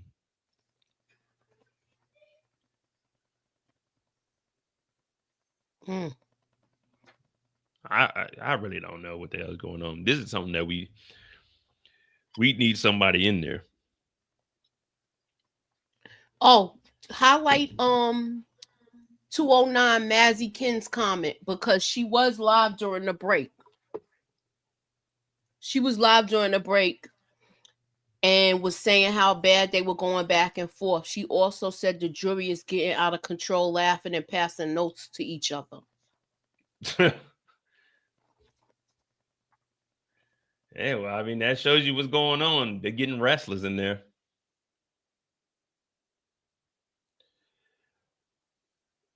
They're getting restless in there.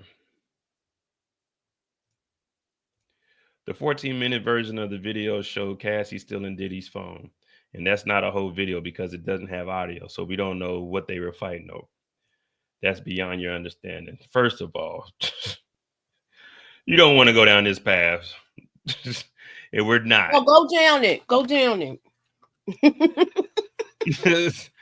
See, like again, Why this we is no still disrespect to talking about Sophia this? Jones. Huh? Why are we still talking about this stuff? She done testified, and what they're gonna use, they're gonna use. What they not. Why are we still talking about it? No, no. He just talking about like because Mia didn't call the police. And my whole argument is Cassie didn't call the police, but it happened. Right. So that's all that matters. And then he's talking about Cassie still on the phone, but after still on the phone, she then gets beat and drugged from the elevator lobby into the hallway, which then goes into kidnapping. So whether she stole the phone or not, then you get kidnapping after that. Just because someone steals your phone doesn't mean you can kidnap them. So all that we're talking about is irrelevant to the fact that there was a freak off going on with drugs in the room and Cassie ended up getting beat. And she left, and it wasn't Diddy's phone. That was her phone that she took when she was leaving because she didn't have shoes on. So when Diddy got down there, he chased her while he was in the towel, assaulted her, drug her into the hallway, and then that's when security came up to get her. So it doesn't matter what happened. We seen the video, and that's where we're at. That's what he's on trial for. She's not on trial for taking the phone. He's on trial for all of this. So I mean, regardless if the police were called or not, we got footage of Diddy whooping on her and dragging her, impeding her from leaving. So and apologizing about it too. And then making a full apology. So everything that we're saying, it doesn't matter because he apologized about it. The defense came up here and in their opening arguments, well, their opening statements were, it's a toxic relationship. Diddy gets drunk and sometimes he hits on her. We already know that. But the police weren't called, but we know that it happened. So that's all I was saying was Mia didn't have to call the police. If she's saying that this happened and there's witnesses of her getting hit in the head with an ice bucket, a computer thrown at her, trying to change clothes, but she gets spaghetti thrown at her. We're here for Diddy. About the ice bucket Friday. Yeah, I'm saying we're here for Diddy. We're not here for Cassie calling the police or Mia calling the police. Yeah, that's what she was subpoenaed. She was forced to come in. The lawsuit set everything off. But that lawsuit has nothing to do with this case, except for the video of the assault. Yeah, and then this woman never did anything with Diddy except for try to get the money that was owed to her. She didn't call the police. She didn't tell on anything that he was doing. So what does she have to lie for now? She says she's not suing Diddy. She's not trying to get any money from Diddy except the money that was owed to her. So what would be the point of getting up here and lying about something where we have actual witnesses? If this wouldn't have happened, she wouldn't have thrown Swiss Beats' name in there because you can easily get Swiss Beats up here and confirm if that happened or not. There's other people that seen this happen. So, I mean, that's what I'm trying to figure out because it's beyond my understanding why she would get on the stand and lie when she doesn't have any financial gain from any of this. Again, I don't care if Diddy is innocent or guilty. CNN says this is entertainment. That's what I'm here for. So don't come on here and try to tell me something that is beyond my understanding when I can fully comprehend, and I have over 60 hours of covering this. So unless you can give me details of everything else that happened, then you're just in here nitpicking little things that you heard. But I read everything from the day that this trial started when they were doing jury selection all the way until right now.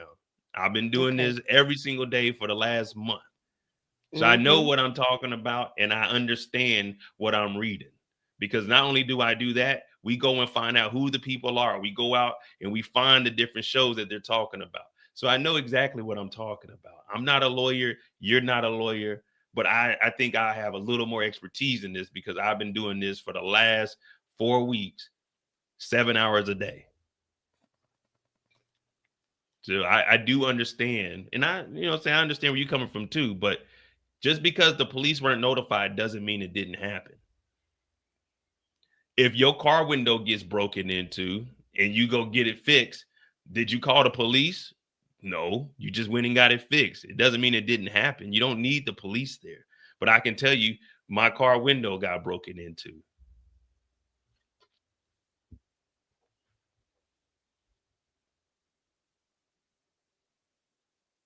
Now it's been a circus.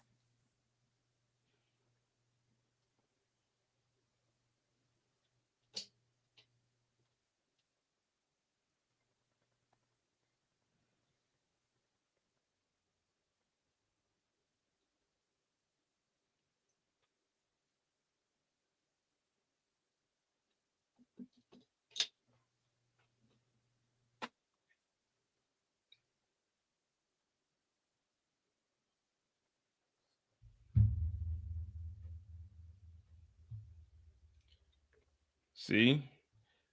Suburbia Jones said, this case is supposed to be a RICO case. All I'm hearing is domestic violence. You keep saying that, but that's not what it is. He's not paying attention to the other things that's happening and connecting the dots. You connected the dots last week, proving that it was a RICO case. Mo, you don't gotta say nothing. I got this. Suburbia it was Jones. proven last week.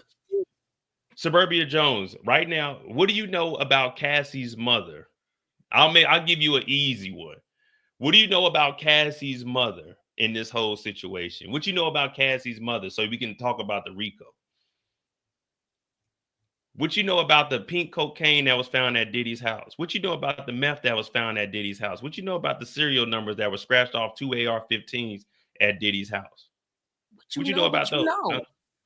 What you know about the escorts that have already testified that they went to multiple states and were paid by Diddy? What you know about them getting paid to have sex with Cassie, which is sex trafficking because you can't pay someone to sleep with somebody else? What you know about those 5? Oh, that's right. These crimes, they all fall up under the RICO. So they are proven the RICO, and they're also proven the 2 charges of sex trafficking and the 2 charges of transportation to engage in prostitution. Now, upon the RICO charge, I asked you about Cassie's mother. Well, Miss Regina got an email from the bad boy accountant after Diddy called and said, hey, you need to send me $20,000 or I'm releasing sex tapes of Cassie. Then we have an actual wire transfer from Regina to Bad Boy Records of $20,000, which falls up under extortion. So when they're proving the RICO, if you haven't been in here listening, all you're looking at is that 14-minute video with the security guard. But there's more charges that they've been going over every single day. There's been multiple people up here saying that Diddy, we will buy drugs for Diddy with our money in Bad Boy Records. The enterprise would reimburse them. Then Diddy would hand the drugs out during the free call. That's distribution. So all of the charges are being proven, but all you're listening to is the fight night part. But all that's showing is that there's intimidation and there's force. Also, with Mia on the stand, she sued Diddy for $10 million. Why? Because she was not getting the money she was owed. She ended up selling them for $400,000 and only got paid $200,000. Last week, Capricorn Clark got on the stand and Bad Boy Records said that she was owed $80,000 in overtime wages that she was never paid. That falls up under forced labor, up under the RICO, that the enterprise is Bad Boy Records that is owned by Diddy. So when you say you haven't heard nothing but DV, that's because you aren't here listening to the actual case. You're just in here looking at the fight night video thinking that's all there is. but that's not it. Also, Capricorn Clark said she was in the vehicle when Diddy went to Kid Cudi's house. She had to call Cassie. The only way Diddy would let her out the truck is if Cassie came. If you keep somebody in a vehicle against their will, that's kidnapping. Kidnapping falls up under the RICO. So when you say you haven't heard nothing but DV, that's because you got your ears closed and your mouth open, breathing through your mouth and not through your nose. Listen, and we will tell you what is going on in the courtroom today. Maybe that's beyond your understanding, but we went over this. Matter of fact, let me have a real lawyer that's dealing with a RICO right now tell you exactly what's going on, because you came and tried to test me on my channel and wanted to keep that going. So let's keep it going. You know, he had these freak offs, and he admits to having these freak offs. You know, I mean, you can have them. You can have freak offs.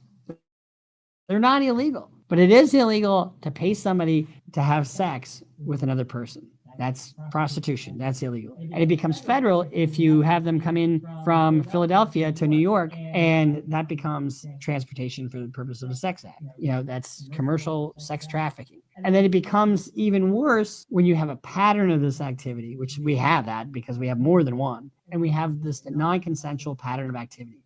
So that's the whole RICO. That's the whole sex trafficking. That's the transportation across state lines. Those are the three charges that he's dealing with. This case will probably be wrapped up next week, I'm guessing. You know, federal court goes a lot quicker than state court. Remember the OJ case that lasted like 6 or more months. It was insane how long that lasted. Never would happen in federal court, ever.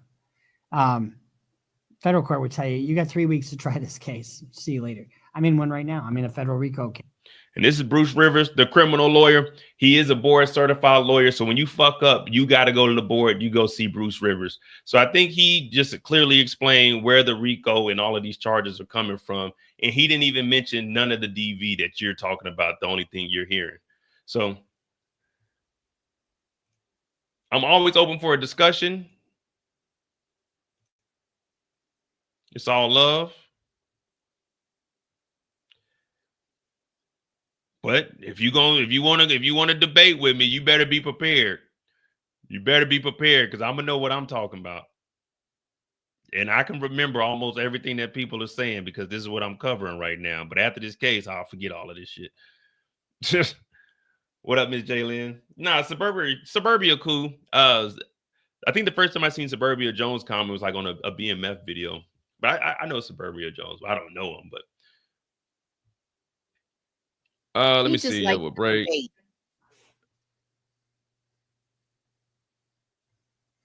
Yeah, you know, I don't care. I mean, shoot, as long as you ain't here commenting, you know, they on Moochie channel, but shout out to Suburbia Jones. You know, I don't care, but we trying to find something entertaining. I mean, we don't have anything today. This has really been It's been kind of slow today. We'll reconvene. I wonder if Farnsworth Bentley is coming next, or is he going to be one of the other ones to testify too? Because they have him with a lawsuit also. Who? Farnsworth Bentley? Mm-hmm. Yeah, Suburbia is Diddy lawyer. He wants to defend Diddy. I sent the video, Moochie. Okay, I'm looking.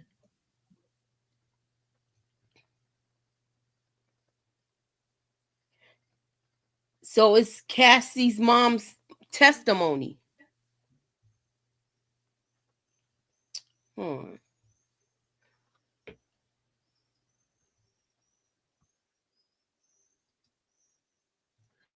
Jason Wiley.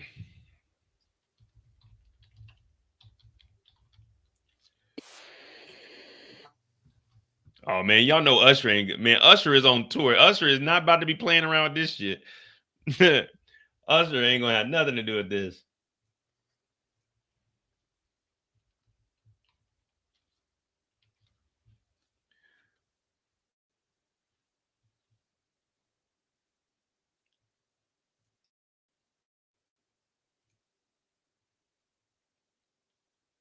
All right, now to this story. Jurors will hear more witnesses today in that racketeering and sex trafficking trial against Sean Diddy Combs.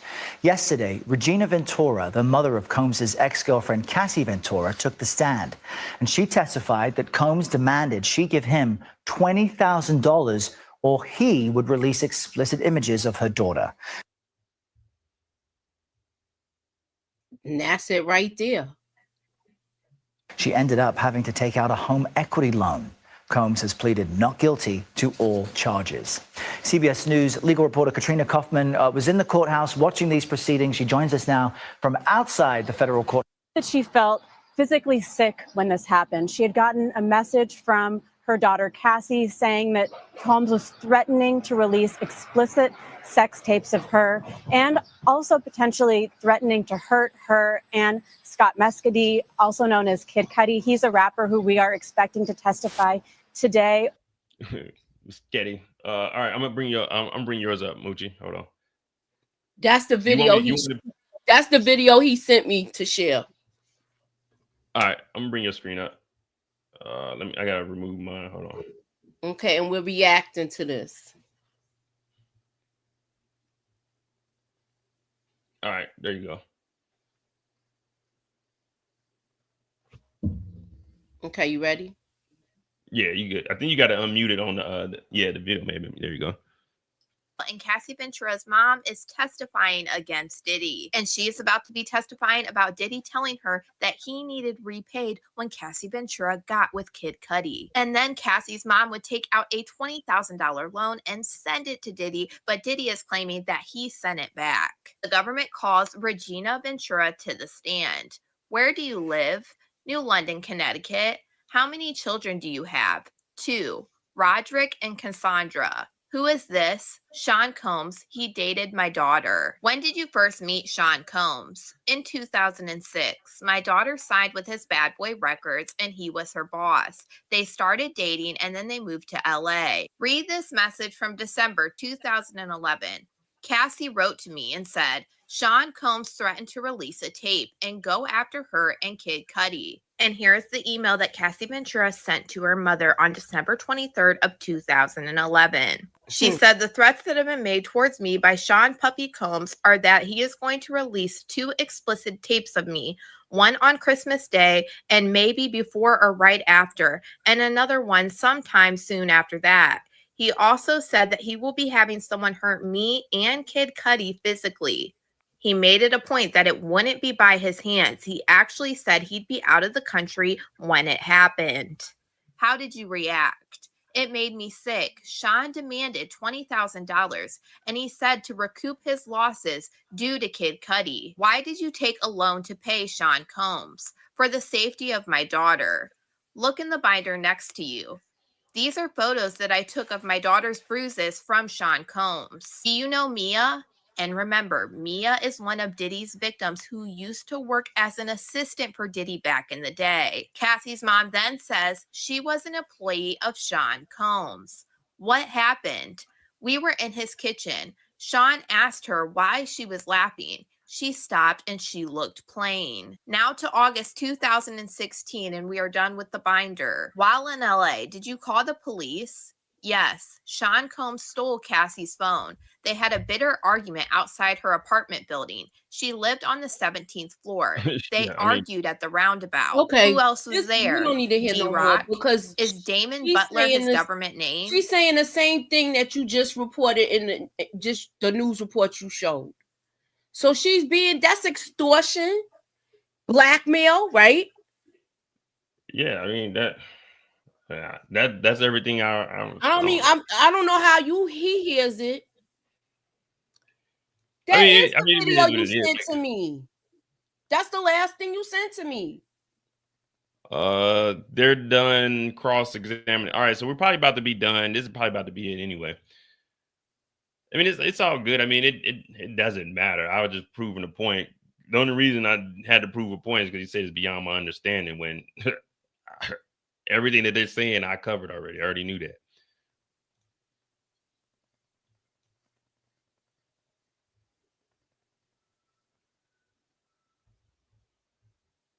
All right. So it looks like they're done cross, and then we're going to the redirect. Reconvene. They're back. Nothing further. Member of the jury, do not consider any of the testimony about this witness communication with a therapist. Mia was posting the social media part of your job. Okay, so they're on the redirect now. Oh shit, I gotta pull yours and put my. All right. So basically, everything that Brian still kept asking about the therapist, the judge said disregard all of that. Like, you're not getting any information from a therapist about her personal stuff. So that's canceled. Mia was posting on your social media part of your job. She said, yeah.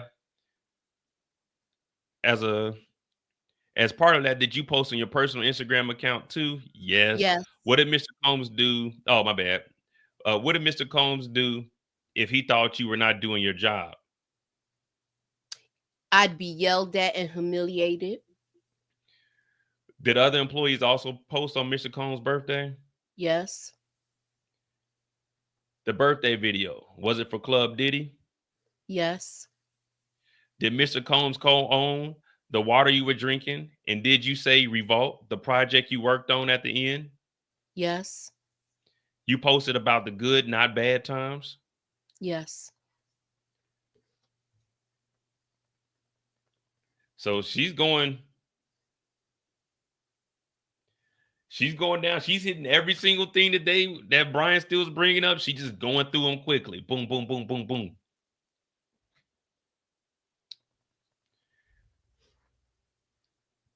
Yeah, See, Cassie Diddy be emailed getting- her mother, not Diddy. And what did the rest of the thing say? Bad Boy Records emailed the mom, not Cassie emailed the mom with the way how to wire Bad Boy Records. Bad Boy Records emailed with instructions, step by step, to the mother on how to wire the money to Bad Boy Records. Not Cassie sending the email, Bad Boy Records, the enterprise. So when you say this stuff, please give all the context behind it. Cassie emailed saying that Diddy was going to do this. And Bad Boy Records sent the follow-up email telling Cassie's mom how to wire the money. Cassie's mom then went and got a home equity loan for $20,000 because they didn't have $20,000 laying around and wired it to Bad Boy. And But there's then the the money got connection. back. That There's was the just Diddy connection. fucking with them. That was Diddy putting stress and pressure on them. But they sent it back. But that doesn't negate the fact that Bad Boy Records contacted the mother with Cassie don't own Bad Boy. Cassie don't make calls that Bad Boy needs to get wiring from other people. Diddy does that. So that's where that comes from. And it's a racketeering, corrupt enterprise. So that's where that RICO comes from. But hey, it is what it is, Suburbia. Hey, you can keep defending them, but like I say, I don't take them personal or anything. That's how you feel, then that's how you feel. You can always go up to the Southern District of New York. They are paying niggas $20 an hour to go put on free puff shirts. If you really feel that type of way, you can go make some money off of your stance. I have my stance. We're on the prosecution side now, so we'll be addressing it from that angle. When the defense is up here, people will tell you I'm not biased. When the defense is up, I'm on the defense's side. When the prosecution is up, I'm on the prosecution side. I don't care if he's innocent or guilty. This is entertainment purposes. But don't try to debate with me, because everything you're saying, I'm giving you the rest of the context clues to fill in the blanks, and I'm giving you the facts that came from the actual courthouse. I'm not sending videos from other people because I actually read what was going on in the court. Let me see.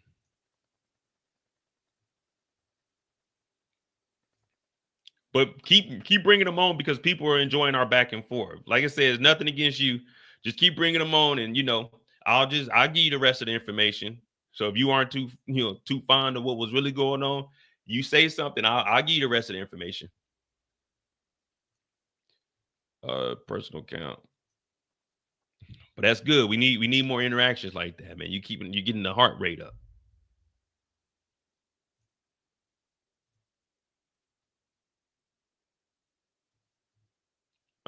Screen to come bleach one. All right, the ex-assistant says she would be screamed at if Diddy believed she wasn't doing a job.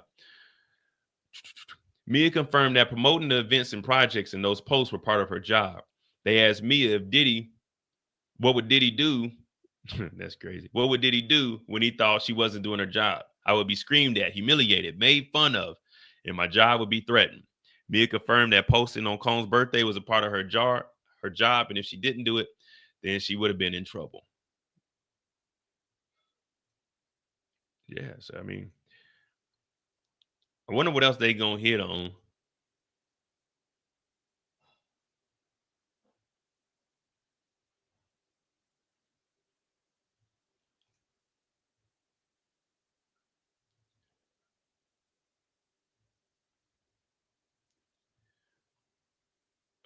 The birthday video woman. All right, here we go. Why did you want to make the person who abused you happy?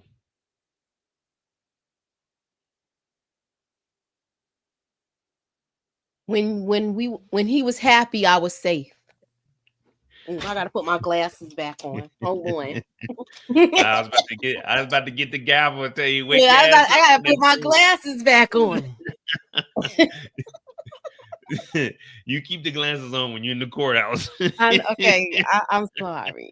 All right, my bad. I ain't tell you he was back. That's on the Yeah, judge. you ain't say we was back. I ain't get my cue. I take that one. I didn't tell you. The judge didn't say You we was just back. scroll. I didn't know you was gonna start. You usually make an announcement when you like, oh, here's a new one. You ain't do that. You caught me off guard. My bad, man. You know the judge. I got distracted. You know, I was over here playing. I was playing the golf trip, but you know how that go. All right. Let me put all my right, we'll start that glasses over. on. All right, we'll start that over. Why did you want to make the person who abused you happy? When he was happy, I was safe. You were worried about your physical safety? Yes, I've been abused by Puff before. I knew his wrath. Did you engage a pro bono lawyer? Yes. So when he was asking why'd you need a lawyer, she got a free lawyer. This isn't even a lawyer that was looking to get paid because she said, I'm not trying to sue Diddy. So everything that Brian Steele was going on, they going at it. They going at it directly too. So if she had a pro bono lawyer. All right, we good. Here we go. Why did you meet with the government so much? So my story could be understood. Let me get into character. Why were you terrified? Of Puff and the repercussions. Did the government tell you what to say? Only to tell the truth. The whole truth and nothing but the truth? Yes. So help me God? Yes. So is it true that you had a TV show that Diddy took from up under you? Yes. Objection, Your Honor. We don't know what Mia is doing on that stand, right? We don't know if she got her glasses on or not, but she's not reading the script. Objection, Your Honor. She's making stuff up on the stand right now, Your Honor. Mia? I was just being dramatic. I'm sorry. Nah, Mia, stick to the script. Damn, hey, so I like this is what we were talking about, though. Everything that Brian Steele went at, where he was long-winded, she's attacking him directly, though. All right, we back. How do you feel about public speaking? Terrified. Can you explain that, given that you've been in comedy? I had permission for that. Who'd you have permission from? There ain't no question there saying that. You stick to the script, Mia. What you script? didn't. Look, last time you said I went off script. You said, I said, can you explain that given you've been in comedy? You said I had permission for that. Hey, who'd you have permission from? You just said I had permission. You got to say Puff so the jury know that Puff gave you permission. I had Come permission. on. We don't. You helping Suburbia Jones out right now. Look, I did have permission from Puff. I ain't see that there. Hold on. Let me bring this thing closer. You lower that temper up there, Mia. You don't yell at the court. We're asking the questions around here. Okay. Mia over here doing her own thing. I need to open my Twitter back up because I can't see. All right, so you have permission. Any comparison to testifying about Mr. Combs actually assaulting you here? Where you see that Right here, Moochie. at? Okay, there we go. None. Okay, now. Okay, We'll now. never, hey, you and I don't need to be on nobody's stand. All right, I'm not gonna have an attitude. I'm not gonna be a hostile witness. She said, "Where? I ain't see that." Where? Okay. Boy, the judge, boy, I don't know. They might have to lock you up overnight, me to cool off. Oh my goodness! All right, let's see if we got anything else. Uh-oh. See, my eyes are starting to water up. All right, this is how we know it's a good Okay, here live. go one, right? Why you that one? Yeah, here we go. Why are you here today? If not, I couldn't look at my goddaughters in the eye. I advised them what to do in this situation. Judge, Mr. Steele, any recross? No, sir. Me or you may go unless you want to stay. What? No. I don't want to stay. Shit. Oh, man. She probably ran off the the state stand. they went through. I guess we're done for the. I don't know. They might try to squeeze another witness into this last 15 minutes. 243. You think somebody else is coming? The way they kept stopping and going this today? I'm sure this judge been having them lined up. I don't know. They didn't. I'm trying to think because they only listed last week the right? 4 people that were. Yeah, I still got it up. What, he gave another update or something? No, that's what because I don't have it. So let me see if anybody else is if they coming out the courthouse now.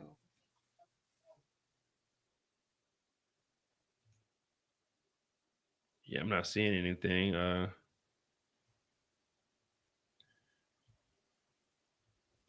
Let me see. We got an update over here.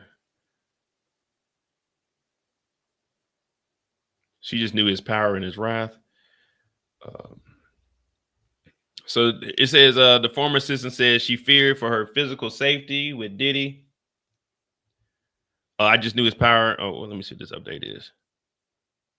What update? She said she'd have been fired immediately if she reported abuse. But also Capricorn Clark and Mia both said they talked to Christina Courtroom about Diddy assaulting Cassie. So it was getting reported, just nothing happened. And remember, she temporarily got suspended, or I think that was Capricorn Clark that temporarily got fired. That's KK. That's next. Christina Courtroom. They said someone said she's up next. If you listening, I'm not saying like directly next, but I'm saying those are one of the people that's going to be called next.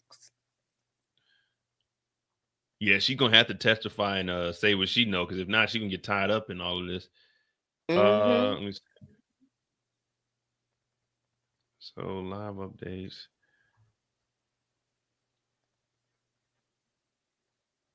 So here it goes. She didn't notify the police, but she did notify HR. When prosecutor Madison asked her about speaking to human resources, Mia referenced a former employee who she said was fired after reporting that Combs' former girlfriend that he abused Combs' former girlfriend Cassie. Human resources only punished me unjustly. Also fired Kayla for even discussing Cassie's abuse. They wouldn't have believed me, and I would have been fired immediately. She asked Mia was she worried what would happen if she disclosed that Combs actually assaulted her, that I wouldn't be believed and I would be wiped out. I would be abused, fired, and somehow made out to look like I was a crazy person. Now, if you remember last week when Capricorn Clark, they tried to get her to testify that Mia attacked her. Mia wraps up testimony. Yeah, so it's not saying that it's over. They might bring somebody up and just I don't think they should, but hey man, it's his courtroom. If they put people up and they briefed them already, then they probably are gonna start something off. All right, here we go. Next witness. The government calls Sylvia Oaken. Sylvia Oaken. Oh, so she works at the Beverly Hills Hotel. All right. All right. I'll do her voice. All right. Where do you work? The Beverly Hills Hotel for 17 years. I'm the director of sales and marketing. How do reservations work? A system called Opera.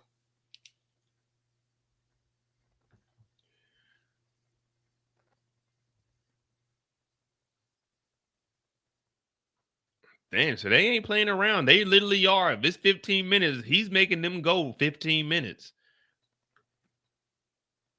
So she's probably gonna be real quick. What they're probably gonna do with this booking is probably, did Bad Boy ever pay for anything? Did Diddy ever come in under an alias? Because we had the other hotel manager testify that the rooms were funky. They had to spray extra shit and light candles in the hallways, excessive oil. And excretions.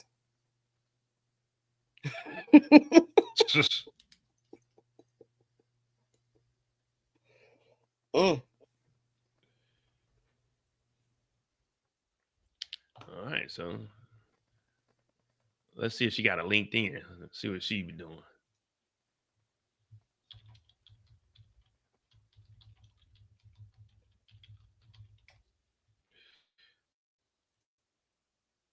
Dorchester Collection. Los Angeles Metropolitan. Oh, there she go. Let's see if she's still at the Beverly Hills. Happy 113th birthday to the Beverly Hills Hotel, to our loyal guests and neighbors. Also, yeah, I think she's still there. Hospitality accountant certificate from Cornell. I ain't gonna log in today. Don't need y'all to see my damn LinkedIn. I'm like, damn, this dude's kind of professional.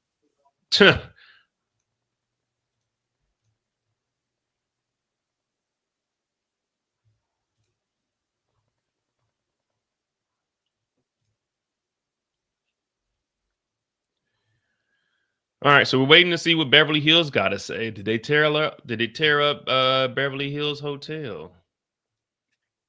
Probably Pretty all sure the they time. did. Yeah.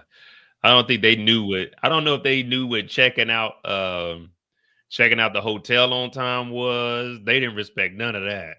17 years. So they probably do got like a file or something on him when he come. Yeah. Because the other hotel they did, I think that was the Intercontinental that they said that they had the I don't know. They didn't say which hotel I was gone. I went to Rome when the hotel manager was up there. All right, I made my screen small again. So if it comes up, I gotta switch it back to big so I won't have that problem.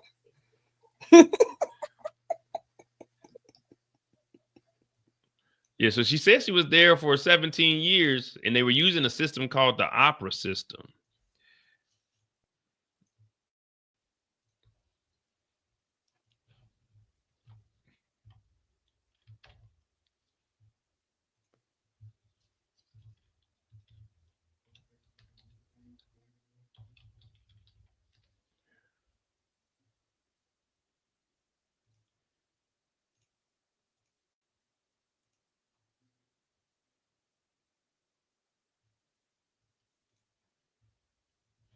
Management solution, hotelers orchestrated many facets of the business.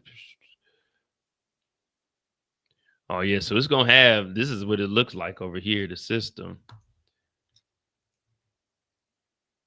Oh, yeah, they probably got a whole bunch of notes on him. Hey, for like real. You go to the file, it'd be like notes on him. Yeah, you got the name, the address. Heck yeah, they the probably name, be the like, room number. Yeah, they got housekeeping. Oh, they got a reports button right here. Search, advanced, clear, reports, housekeeping, quick keys. hold on, let me make it bigger because I can't see nothing. Yeah, it's smaller. I tried to zoom in on it, but it wouldn't. Yeah, this looks like it's just built into the screen, so I can't even. Yeah, nah, you can't make it bigger because it's just like the whole page. But I'm looking, I made my screen bigger.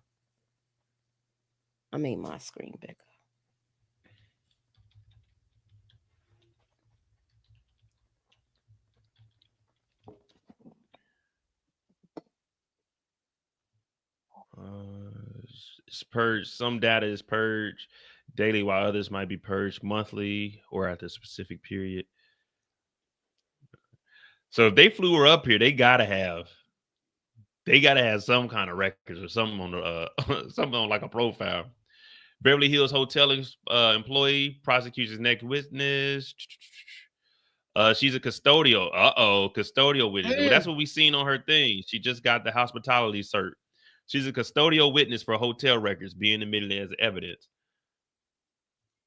All right. So anything that was found in hotels, she was there.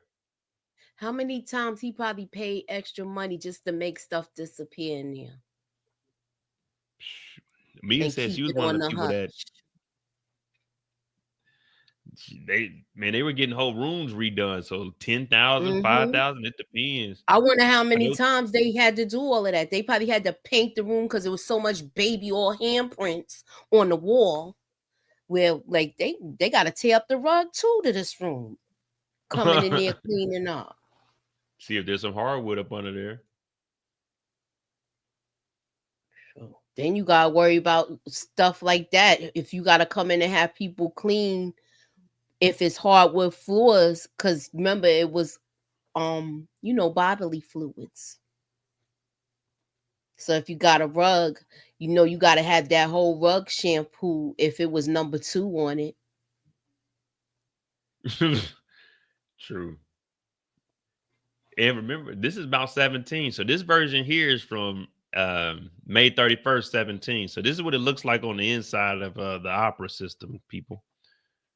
Just so we can get an understanding of what they're talking about. Now, I don't know. She might be putting information in here. You got blocks, profiles, registration cards, wait lists.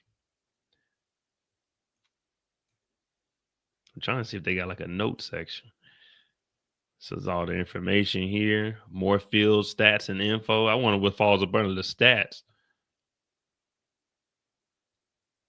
Well, Eric, they banned them rock bands back in the day when they used to trash the hotel rooms. So he probably could be banned from some hotels. Yeah. And then they got all these over here, create a new profile. I just wanted to see what the system looked like, just so we can know what they talking about. Even though this probably ain't got nothing to do with anything. She might just be putting notes in here, but that's what I'm saying. Like room 515, this suite was destroyed where we had to put a new rug in. They gotta make a list of the expenses that they use if they had to do those rooms over. Yeah. Drugs found. No way around that, and then they charge it to him. Last time they said some of the rooms was already tacking on $1,000 just because they know he gonna rent this room and it's gonna be jacked up when he leave. That's crazy. I'll be complaining about the 200 they take off my car. You put an extra 1,000 on there. Oh, heavens no! You better get a daggone tent or something or sleep in your car. Look, here we go, guys. Here goes the individual profile, individual notes. So you can do background notes, central comments, general notes, property notes. There you go. Yeah. Like you go in the background notes, it's probably like a novel in there. Yeah, the background notes is crazy. We found a numerous of toys, lubricants. Look right here. Guests always travels with their dog. Frank White. Guests always use baby oil. Guests always leave room stinking. See, look. We gonna see what's on there now. Oh man. I mean, we already know what's on these RICO, so I don't know if it can get it could get worse. We're gonna see. Let's get back over to the updates.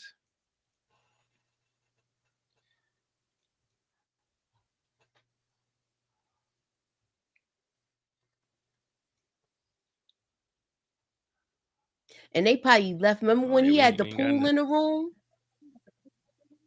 In the hotel room? Yeah, he had to blow a pool in there. Yes. Man, so he probably he probably just leave it right there. You think he wrapping that stuff up and taking it out of the room? Nah, because Mia and Capricorn Clark both said their job was just to go in there to make sure that they didn't leave anything. But so then I guess if the they note, would be taking that stuff then. so here goes the notes from the first hotel. These are the notes that were put on the on Diddy's hotel profile. The jury just notes associated. I guess the jury gets notes associated with the hotel profile associated with Diddy. This includes please monitor outside his room, down the hall, spray air freshener, always spills candle wax on everything, uses excessive amounts of oil, place the room out of order upon departure for deep cleaning. Please authorize an extra $1,000 when this guest stays to cover any room damages.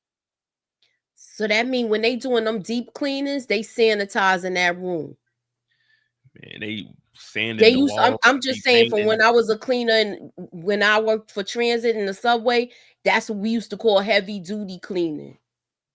Where you cleaning up places. Yeah, this is crazy that this is the hotel notes. Now, this is what the manager put on there. We don't know what the cleaning people, what their notes were or what she's about to say. Oh, could you imagine getting that room? Yeah, and like when you think about it, you think maybe it's like the cheaper hotels. Nah, the top of the top, creme de la creme. The creme de la creme become daddy come. Pause. Well, we in the courthouse. There ain't no pauses needed because you wouldn't say pause to the judge. All right, so we're looking. Still ain't got no other updates. This is just where we're at.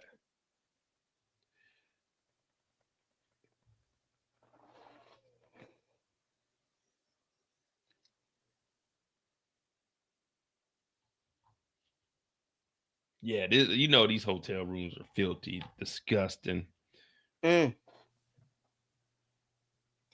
you make the stink face when you see it. Yeah, see, I got respect for it because my mother used to do hospitality. So for me, even when I'm leaving, I try not to leave the room junky. I try to make sure everything's put in the trash can. Even though, you know, I pull the bed and everything back up. Like, well, I pull the stuff down so it'll be towards the end because they got to wash all of it. But yeah, man, don't be leaving these hotel rooms messy, man. Collect your trash, put it together, man. Don't just be leaving stuff all around. And if you are using protection, which you should be, man, throw that stuff away, man. Don't leave that in there for these people, man.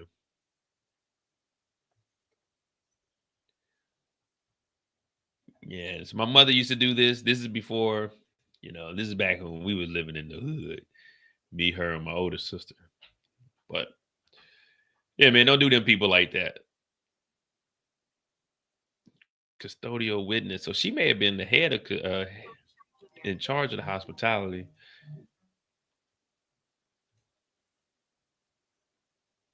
Yeah, we're just waiting on updates, guys. This is day 13. No, it's actually day 14. I apologize. Day 14 of the Diddy trial. Again, we're not, well, I'm not. I don't know what Moochie's stance is, but I'm not here defending or against Diddy. All I'm doing is reading this and giving my opinion. Of course, I do got this judge attire on because, you know, I'm trying to be unbiased. And when the prosecution is up, I look at it from their lens and give my opinion. And the defense, you know how I wanted the defense to attack and like actually ask questions to try to defend. I don't want to just hear what music did she make. That's not a defense to me. But who am I?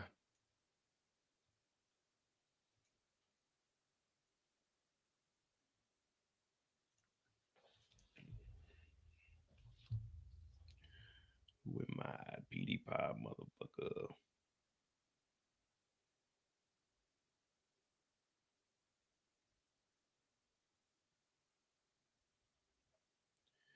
She put that sugar on my tongue.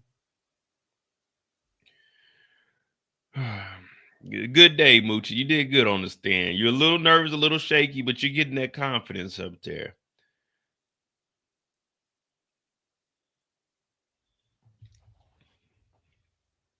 You might have a career up here taking the stand. Let me see. Last update here. Jury sees hotel record. All right.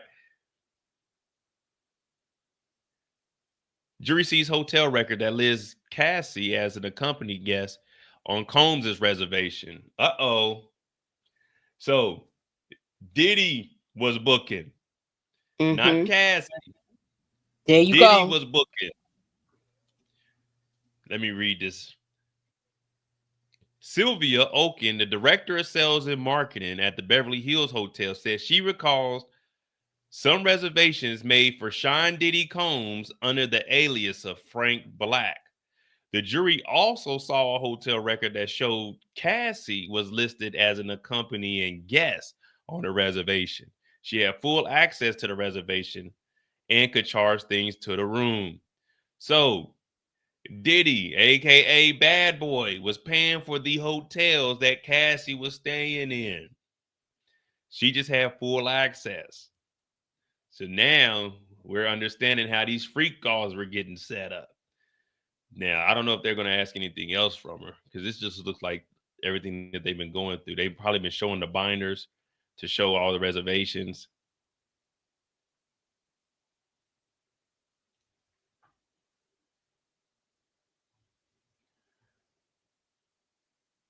All right, here we go.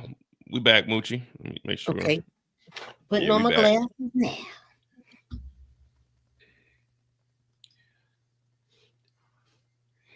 Are you okay, Miss Oken? Miss Oken. Wait, where? I'm asking you, are you ready to go, Miss Oken? Are your Yes, glasses I'm on? okay. I was looking for that line. You can't do that Hey, now. when you come to a courthouse, if you wear glasses, have your glasses on. They're on. Look, they're on. All right. How was this paid for? It's to T Fletcher at Bad Boy, paid by Amex of Sean Combs.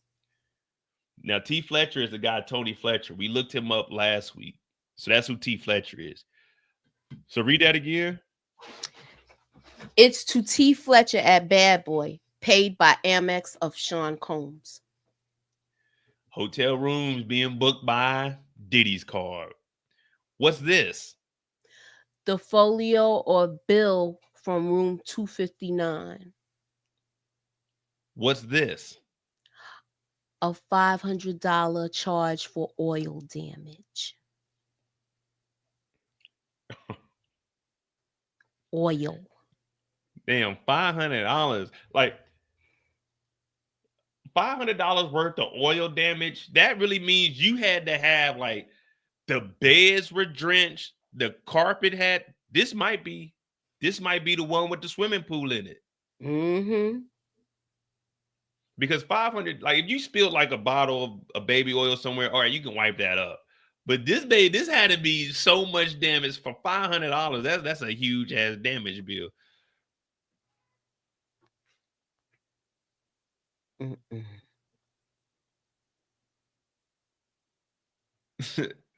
Now, this is just showing that the free calls were happening. Now, again, it's not illegal to have free calls, but this might be building up. Maybe they found the $500 for oil damage. And if they say that they found some drugs or something in there, like on the countertop or residue, see what I'm saying? Like pink dust. Yeah, like we found the pink powder on the nightstand. Tootsie. Oh man, I wonder where this is going. But this is Diddy baby oil.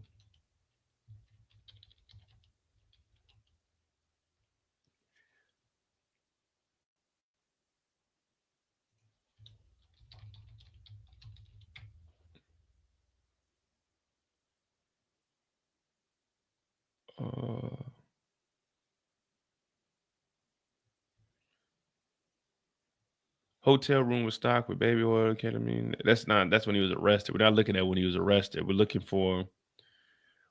We're trying to, because they didn't mention the swimming pool. They just said that they had to get in the swimming pool.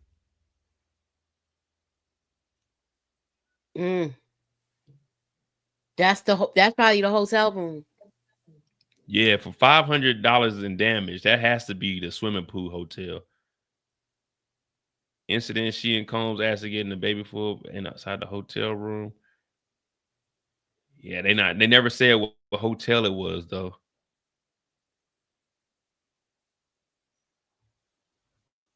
And this is the defense that's bringing up the room number and all of that stuff? No, this is the state. Oh, okay. This Oh, is the yeah, state showing that all of it's happening and proving that. What kind of rebuttal remember they were questions saying, you gonna Cassie, have where for you this? booked it? I don't know who's even going to do the cross. They might have a woman do it, but I guess I guess they could say were all the rooms booked under Diddy. You know, did you have any of her booking? Again, the baby oil isn't a crime, so we got to. I don't know what they're gonna ask until, because we got the damages, but the damages aren't proving anything. That's just proving that freak offs took place. But again, freak offs are not illegal. So everybody that think I'm over here going against them, they're not illegal. We just want to know.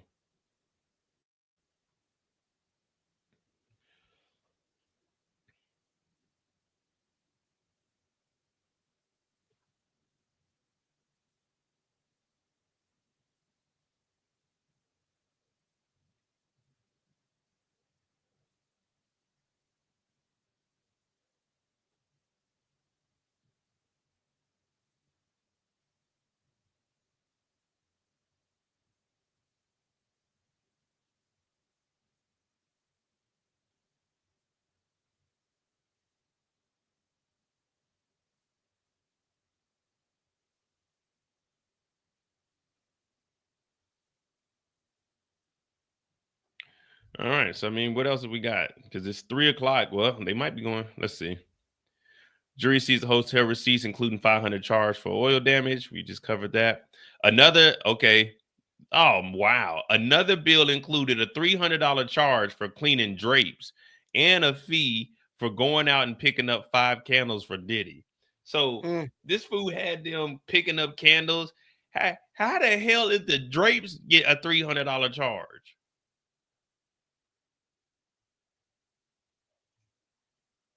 The jury is dismissed for the day. The Beverly Hills employee is off the stand. The defense team briefly cross-examined her, and the prosecution didn't have any other questions. Oh, so they knocked it all out. So it wasn't really nothing. I guess they were just showing how much the damages were. But there's a $300 fee for damages to the drapes, for cleaning the drapes. So that means they were just spraying baby oil. They were popping damn baby oil bottles like champagne in there. How the hell what the heck was they wrapping their body in the curtains or something? Yeah, like you get done, you go hide behind the curtain or something. What the hell? they in there doing the freak off like this.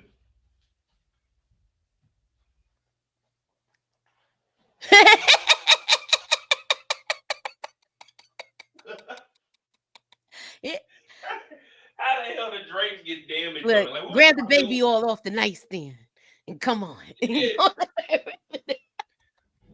And then they said it was getting so funky in there. They had to go pick up candles for this. They're like, nigga, we're not picking up no candles for you. Man,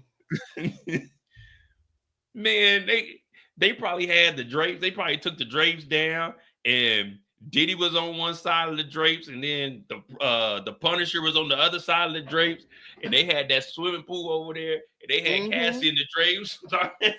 And then you had him and the escort making number 1. Oh man, this is wild, man. You got all of that going on, all them fluids. Dog, I'm telling you, they had Cassie in the drapes talking about 1, 2. After they tossed Cassie, Diddy talking about, oh, my turn. Ah. Hey, man, this is some stupid shit, man. The prosecution just bringing up shit. Like, this wasn't, like, to be honest, this wasn't necessary. We already know that these niggas is wild. But this is crazy to hear, like, a $300 cleaning for the drapes. I know the cleaning crew was like, man, we ain't never cleaned the drapes. We got to get a steamer or something for this? We got to take them down and wash them?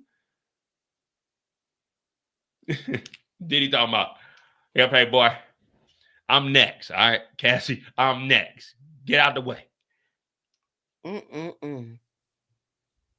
I wonder if all these charges. Also, all of this is from May 2015. So $500 charge for the oil damage, $300 for the drapes. That's $800, and then a fee for going to pick up the candles. Oh man, let's just say candles were $5 a candle, and they picked up 5 for $25. I'm charging this nigga $200. They was picking up them Glade candles. You know the Yeah, ones they that did be say like in the little glass ball. Yeah, and then they said they had some with no names on it. They were just like the little cheap white ones you get from the dollar store. They probably look. If you know he coming once a month, you have that on deck where you gonna charge him extra anyway, and then it might be any old regular schmo Joe, and then you charge him too.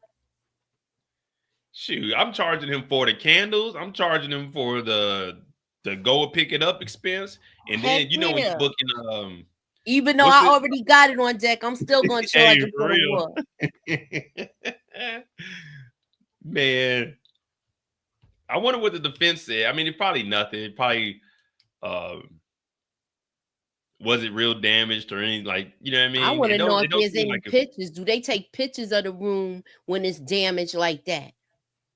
Where you see handprints and whatever the other cases may be. Remember, that thing has secret compartments in that program that you showed us. Oh, in the opera? Yeah. All right, guys, we're done for the day, so we just got some free time. If any of y'all want to come up, you got time, Moochie? Yeah, I got time. I got like 10 minutes. If anybody want to come up, we're gonna drop the link. You can say what you gotta say. Man, don't come up here like acting a damn fool. Only I can act a fool. But man, yeah, if you want to come up and say what you gotta say, what you think about the case, Moochie and I are here. I got like 10, 15 minutes. I'm not debating this time, guys. Give me a day and we'll do like a debate. But yeah, man, if you want to come up and you just want to say what you got to say, whether it's for or against, I don't care. But hey, man, come on up, hit that link. Me and Moochie are here. Let me see what else we got from here. Inner City Press. Does he got a list of who the witnesses are coming up? Okay, next we got Eddie Garcia for an hour and a half. Then we think the video expert, Witness Jane. Witness Jane will be testifying. Witness Jane will be having an international flight. So we're trying to get her on the stand before.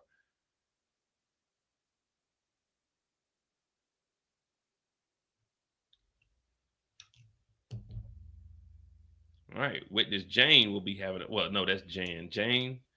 Yeah, we got Eddie Garcia. I don't know who the hell Eddie Garcia is. It is Jane. Witness Jane will be having an international flight, so we'll try to get her on before. Until tomorrow. All right.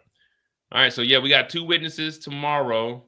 Eddie Garcia, an hour and a half, and then we'll have the cross. So that'll put us at, 9:30, 10:30, and then they'll probably get their hour and a half, which will take us to lunch, redirect after lunch, and then Witness Jane. But they said she has a... Well, nah, is this like Moochie? What you thinking? Is this because we got a Jane Doe? You think this is her, Witness Jane? Ooh, Edie Garcia for an hour and a half. Then we think the video expert Witness Jane will be having an international flight, so we'll try to get her on before. So now you got 2 more people coming. Yeah, so we got Edie for an hour and a half. See, so I don't know if this is the video expert. Is that another person, and then Witness Jane is another one? Because you were saying the video witness expert is Jane. I guess the Jane Doe. Oh, Edie Garcia for an hour and a half, so she must be the expert. Edie Garcia. Well, I don't know, because it says Edie Garcia for an hour and a half, period. Then we think the video expert. Oh, so then that's 3 people. Yeah, that's 3 people. We got a video expert. We got Witness Jane, because the video expert isn't a witness. And then we got Edie Garcia. So I guess they're going to try to get Witness Jane up first because they have the international flight. So Jane Doe, the one that we said wasn't testifying, I guess this is her. Wow. Wow. We said the feds ain't gonna let you get out of this. They're gonna do whatever they gotta do. So if this is a Jane Doe,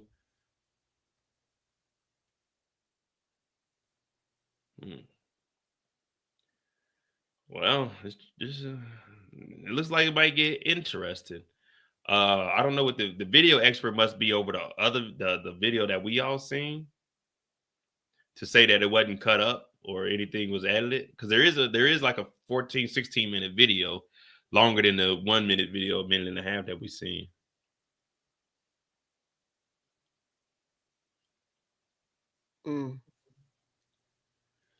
Yeah, it's gonna be interesting. Well, we'll be here tomorrow. I'm gonna try to get on earlier, guys. I was working today. I ain't gonna lie to you. I was working today, came home. It is what it is. Well, I guess everybody's getting off work, so they probably ain't gonna be able to join. But Moochie, what do you have coming up for your channel? Make sure you guys go subscribe to Moochie's channel. What you got? So Godfather of Harlem is next, and I believe I am gonna be doing we're gonna be talking about The Shy, probably doing a trailer breakdown and seeing how that's going. What episode? And don't forget, BMF comes out this week, y'all. So we will have a first reaction on Friday at 1:15 a.m. Yeah, I'm gonna watch it. I don't know how I'm gonna do it though, because if we got the court cases, I'm not trying to do 6-7 hours of this and then do a lot. I don't know. I'll figure it out. But yeah, make sure you subscribe to Moochella's channel. The hammer and the gavel. We linked up. Y'all never thought we out here. No, well, look, we did the other thing before when you and Brillo had the debate. Remember, I was the judge. Oh yeah, that's right. Yes, we got BMF this weekend. I will be covering this trial the whole time. I put pause on everything else to cover this. Hopefully, we're giving you good coverage. Today was a little slow, so I couldn't really entertain. And again, I'm not trying to be biased or anything. If he's innocent, he's innocent. If he's guilty, he's guilty.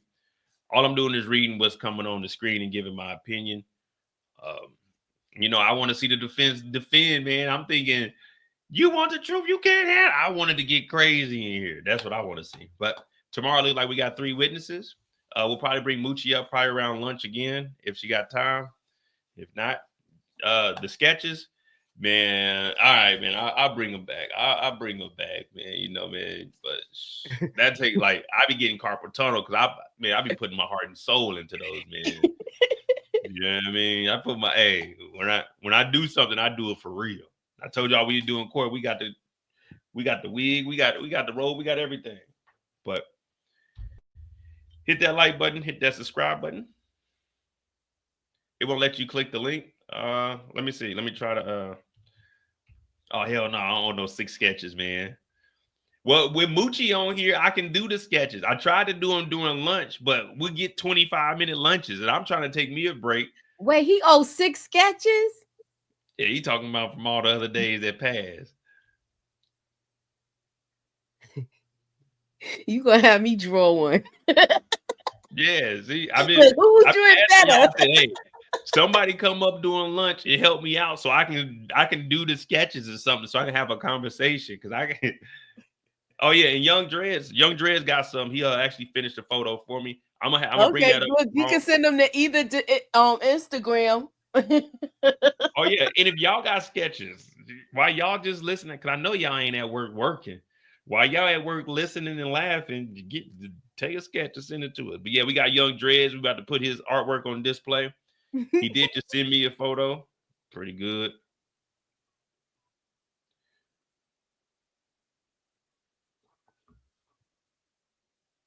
Oh, so before Mia's cross continue, Edie Garcia took the stand to invoke his wait, is Edie Garcia the security guard that became the police officer?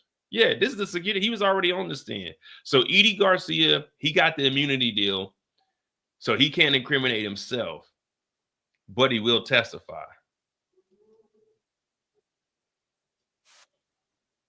So he must have took money from Diddy.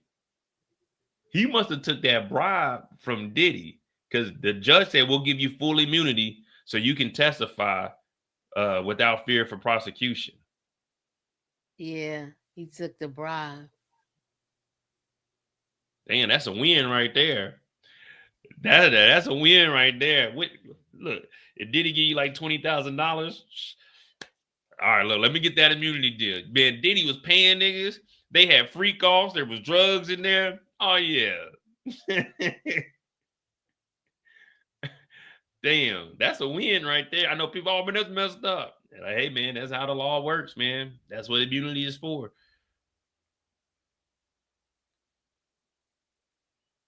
Yeah, so he was his name wasn't Edie.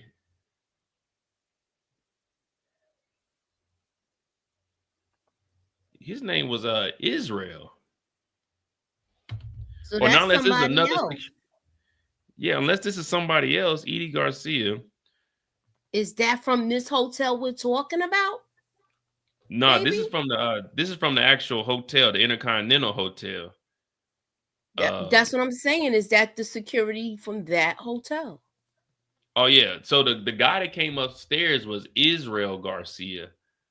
No, what the hell was his name? I think it was Israel. I know it was Israel for sure. Israel.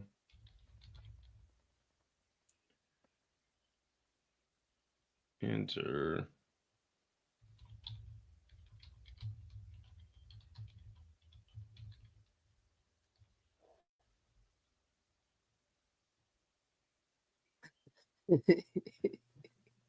Israel Flores. So that's who the security guard that. So what did this security guard see? If Israel Flores was the security guard that came upstairs, what did this security guard do?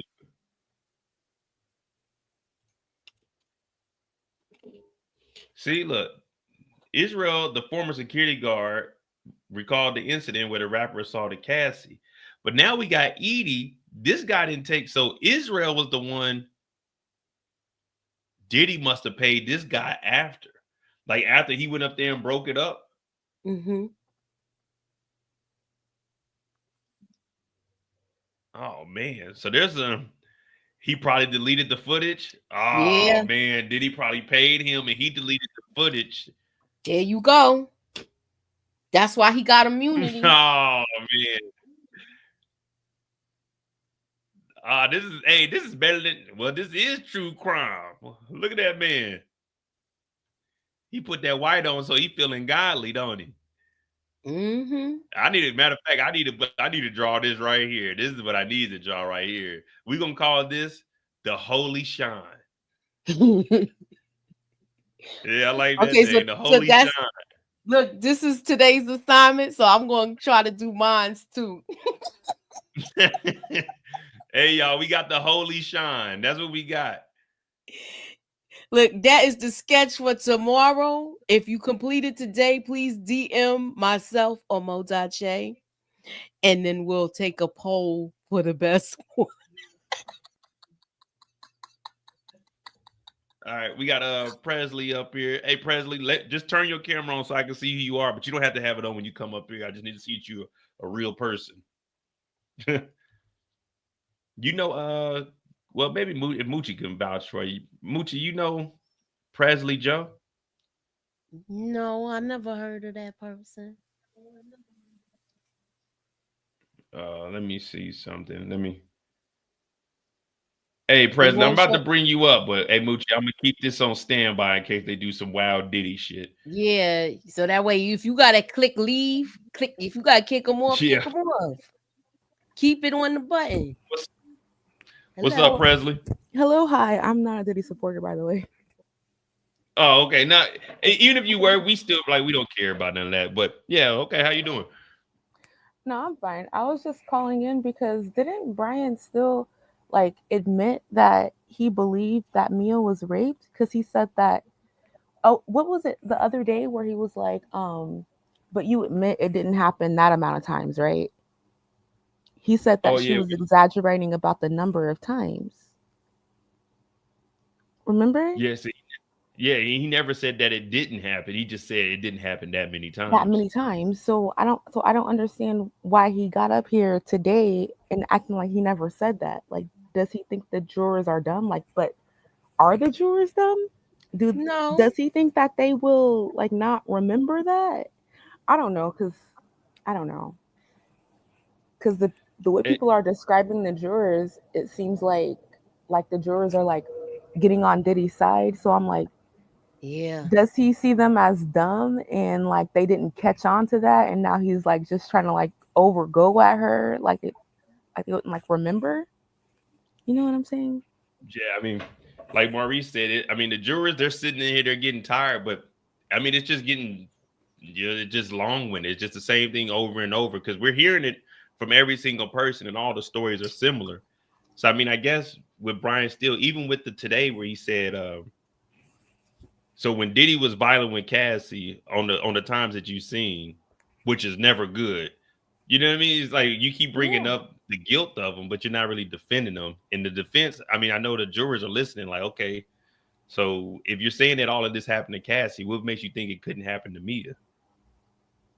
That's what I'm saying. I completely get that, and I'm not in the courtroom. I don't know, but actually one person, the person that I saw that was in the courtroom, she was like, the jurors are like trying to get like approval from Diddy and Brian Steele, and they're like smiling and passing notes and like laughing at the victims. I don't know if that's true. I'm just going based off of what somebody that was there said.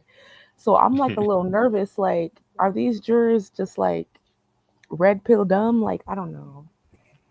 I mean, there is some older people we brought up the list of them. Of course, we don't know who they are exactly. I mean, again, that's why I say this is on the jurors. It's not on us to decide if he's innocent or guilty. For me, it's entertainment. Yeah. I don't care.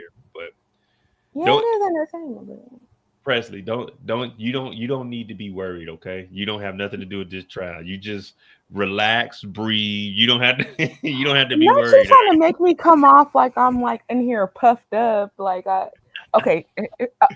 wrong choice of words. But No, I'm just joking with you. You like, oh, I'm worried. I think they're losing the jury. Like, yeah, because I don't like seeing people get hurt, and I don't want to watch. Like, it's entertainment, yeah, but I want my entertainment to see the bad guy go down. I don't want my entertainment to be like, yeah, take that. I like that. Like, no, that's not good entertainment. like, give me 1 second because we do have an update. Let me get this list. It says another one of Diddy's accusers could take the stand as early as Wednesday. Hey, Young Dreads, I got you. Let me read this. So Eddie Garcia, who works security at the Intercontinental Hotel, is expected to take the stand tomorrow morning as prosecutors' next witness on the stand. Prosecutors said they expect to question him for 90 minutes.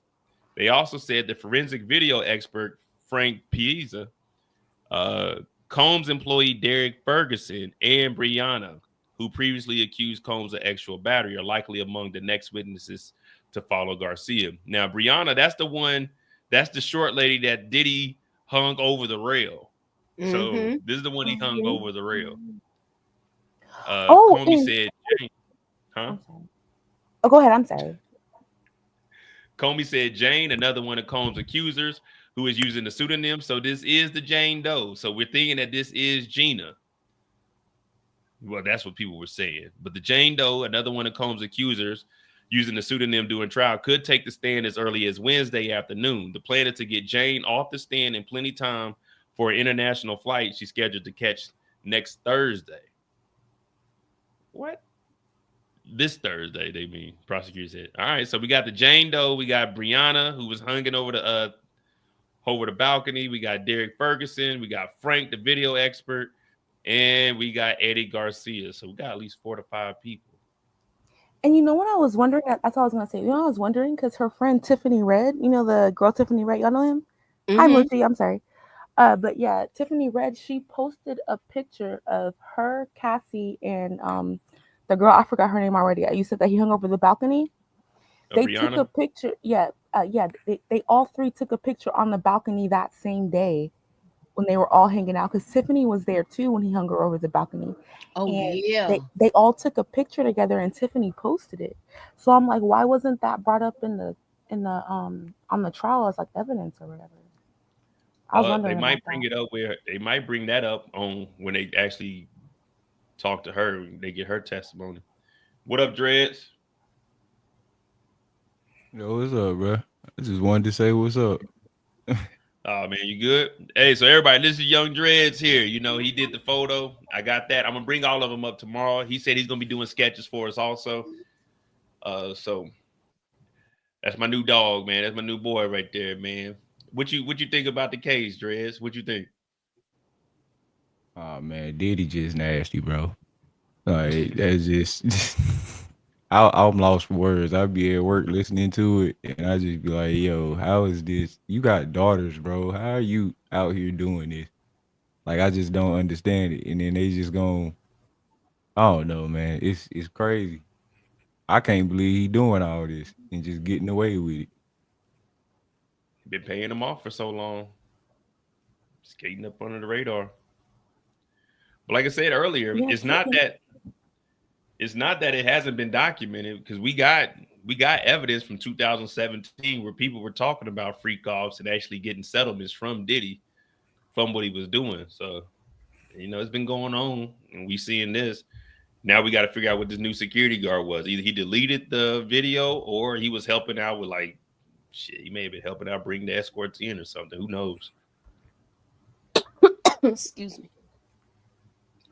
And I did my own little investigation work on one of these days when I was like listening to you in the background. I work from home, but I was listening to you one of these days, and I meant to bring it up. I think it was a day that you didn't have like links or whatever, but it was a day that where Cassie was on stand and she said that, or I don't know if it was Cassie or her friend, but she said that she had to wear like these dark eyeglasses and like put on all this makeup to go with him to his signing or whatever.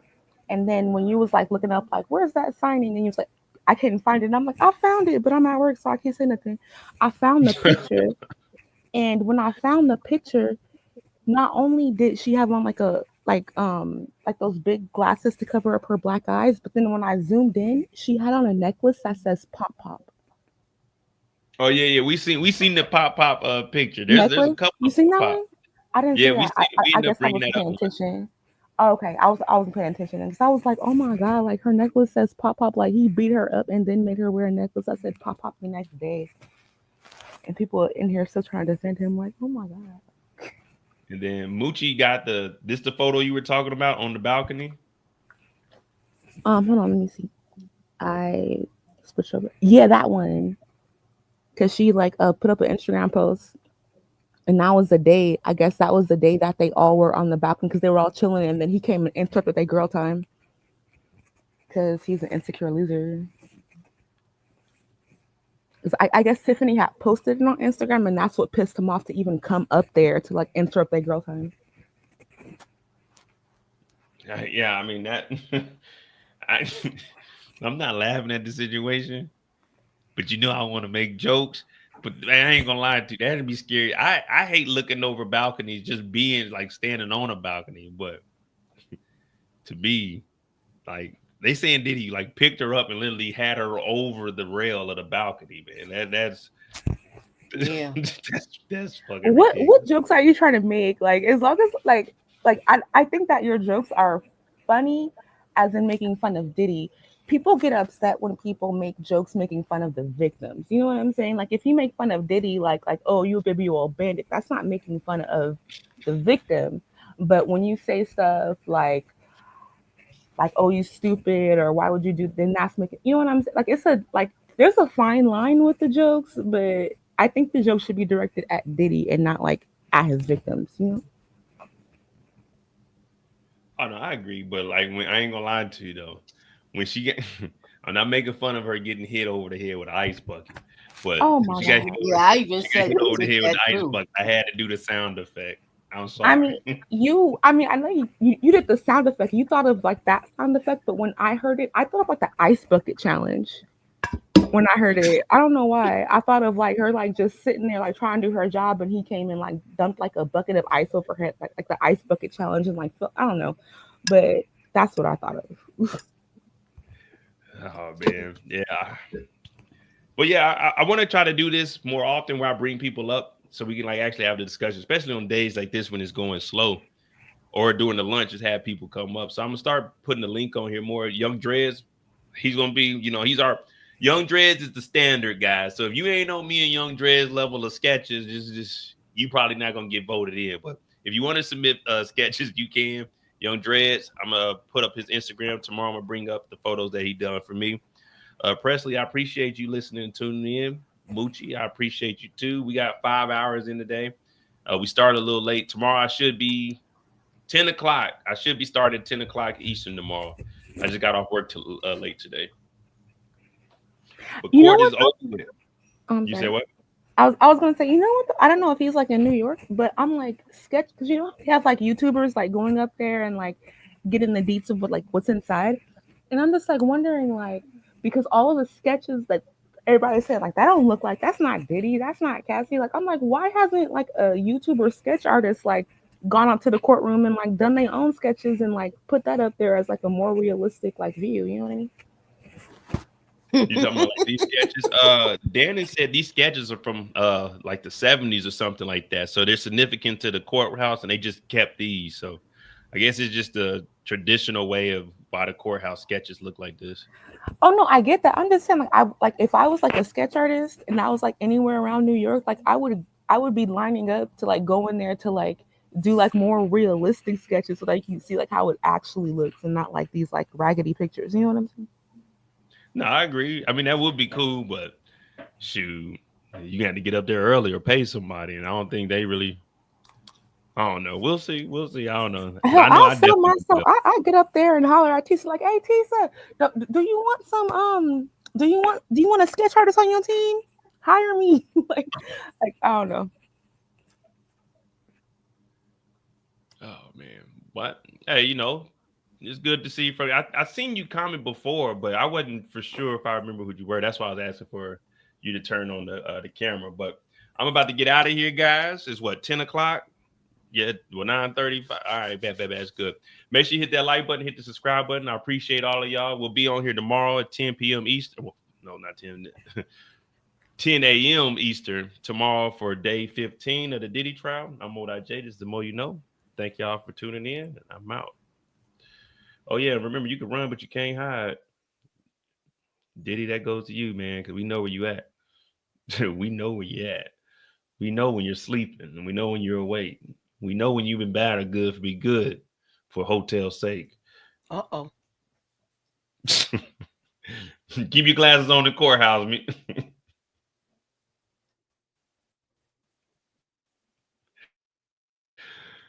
can rap, but you can't hide.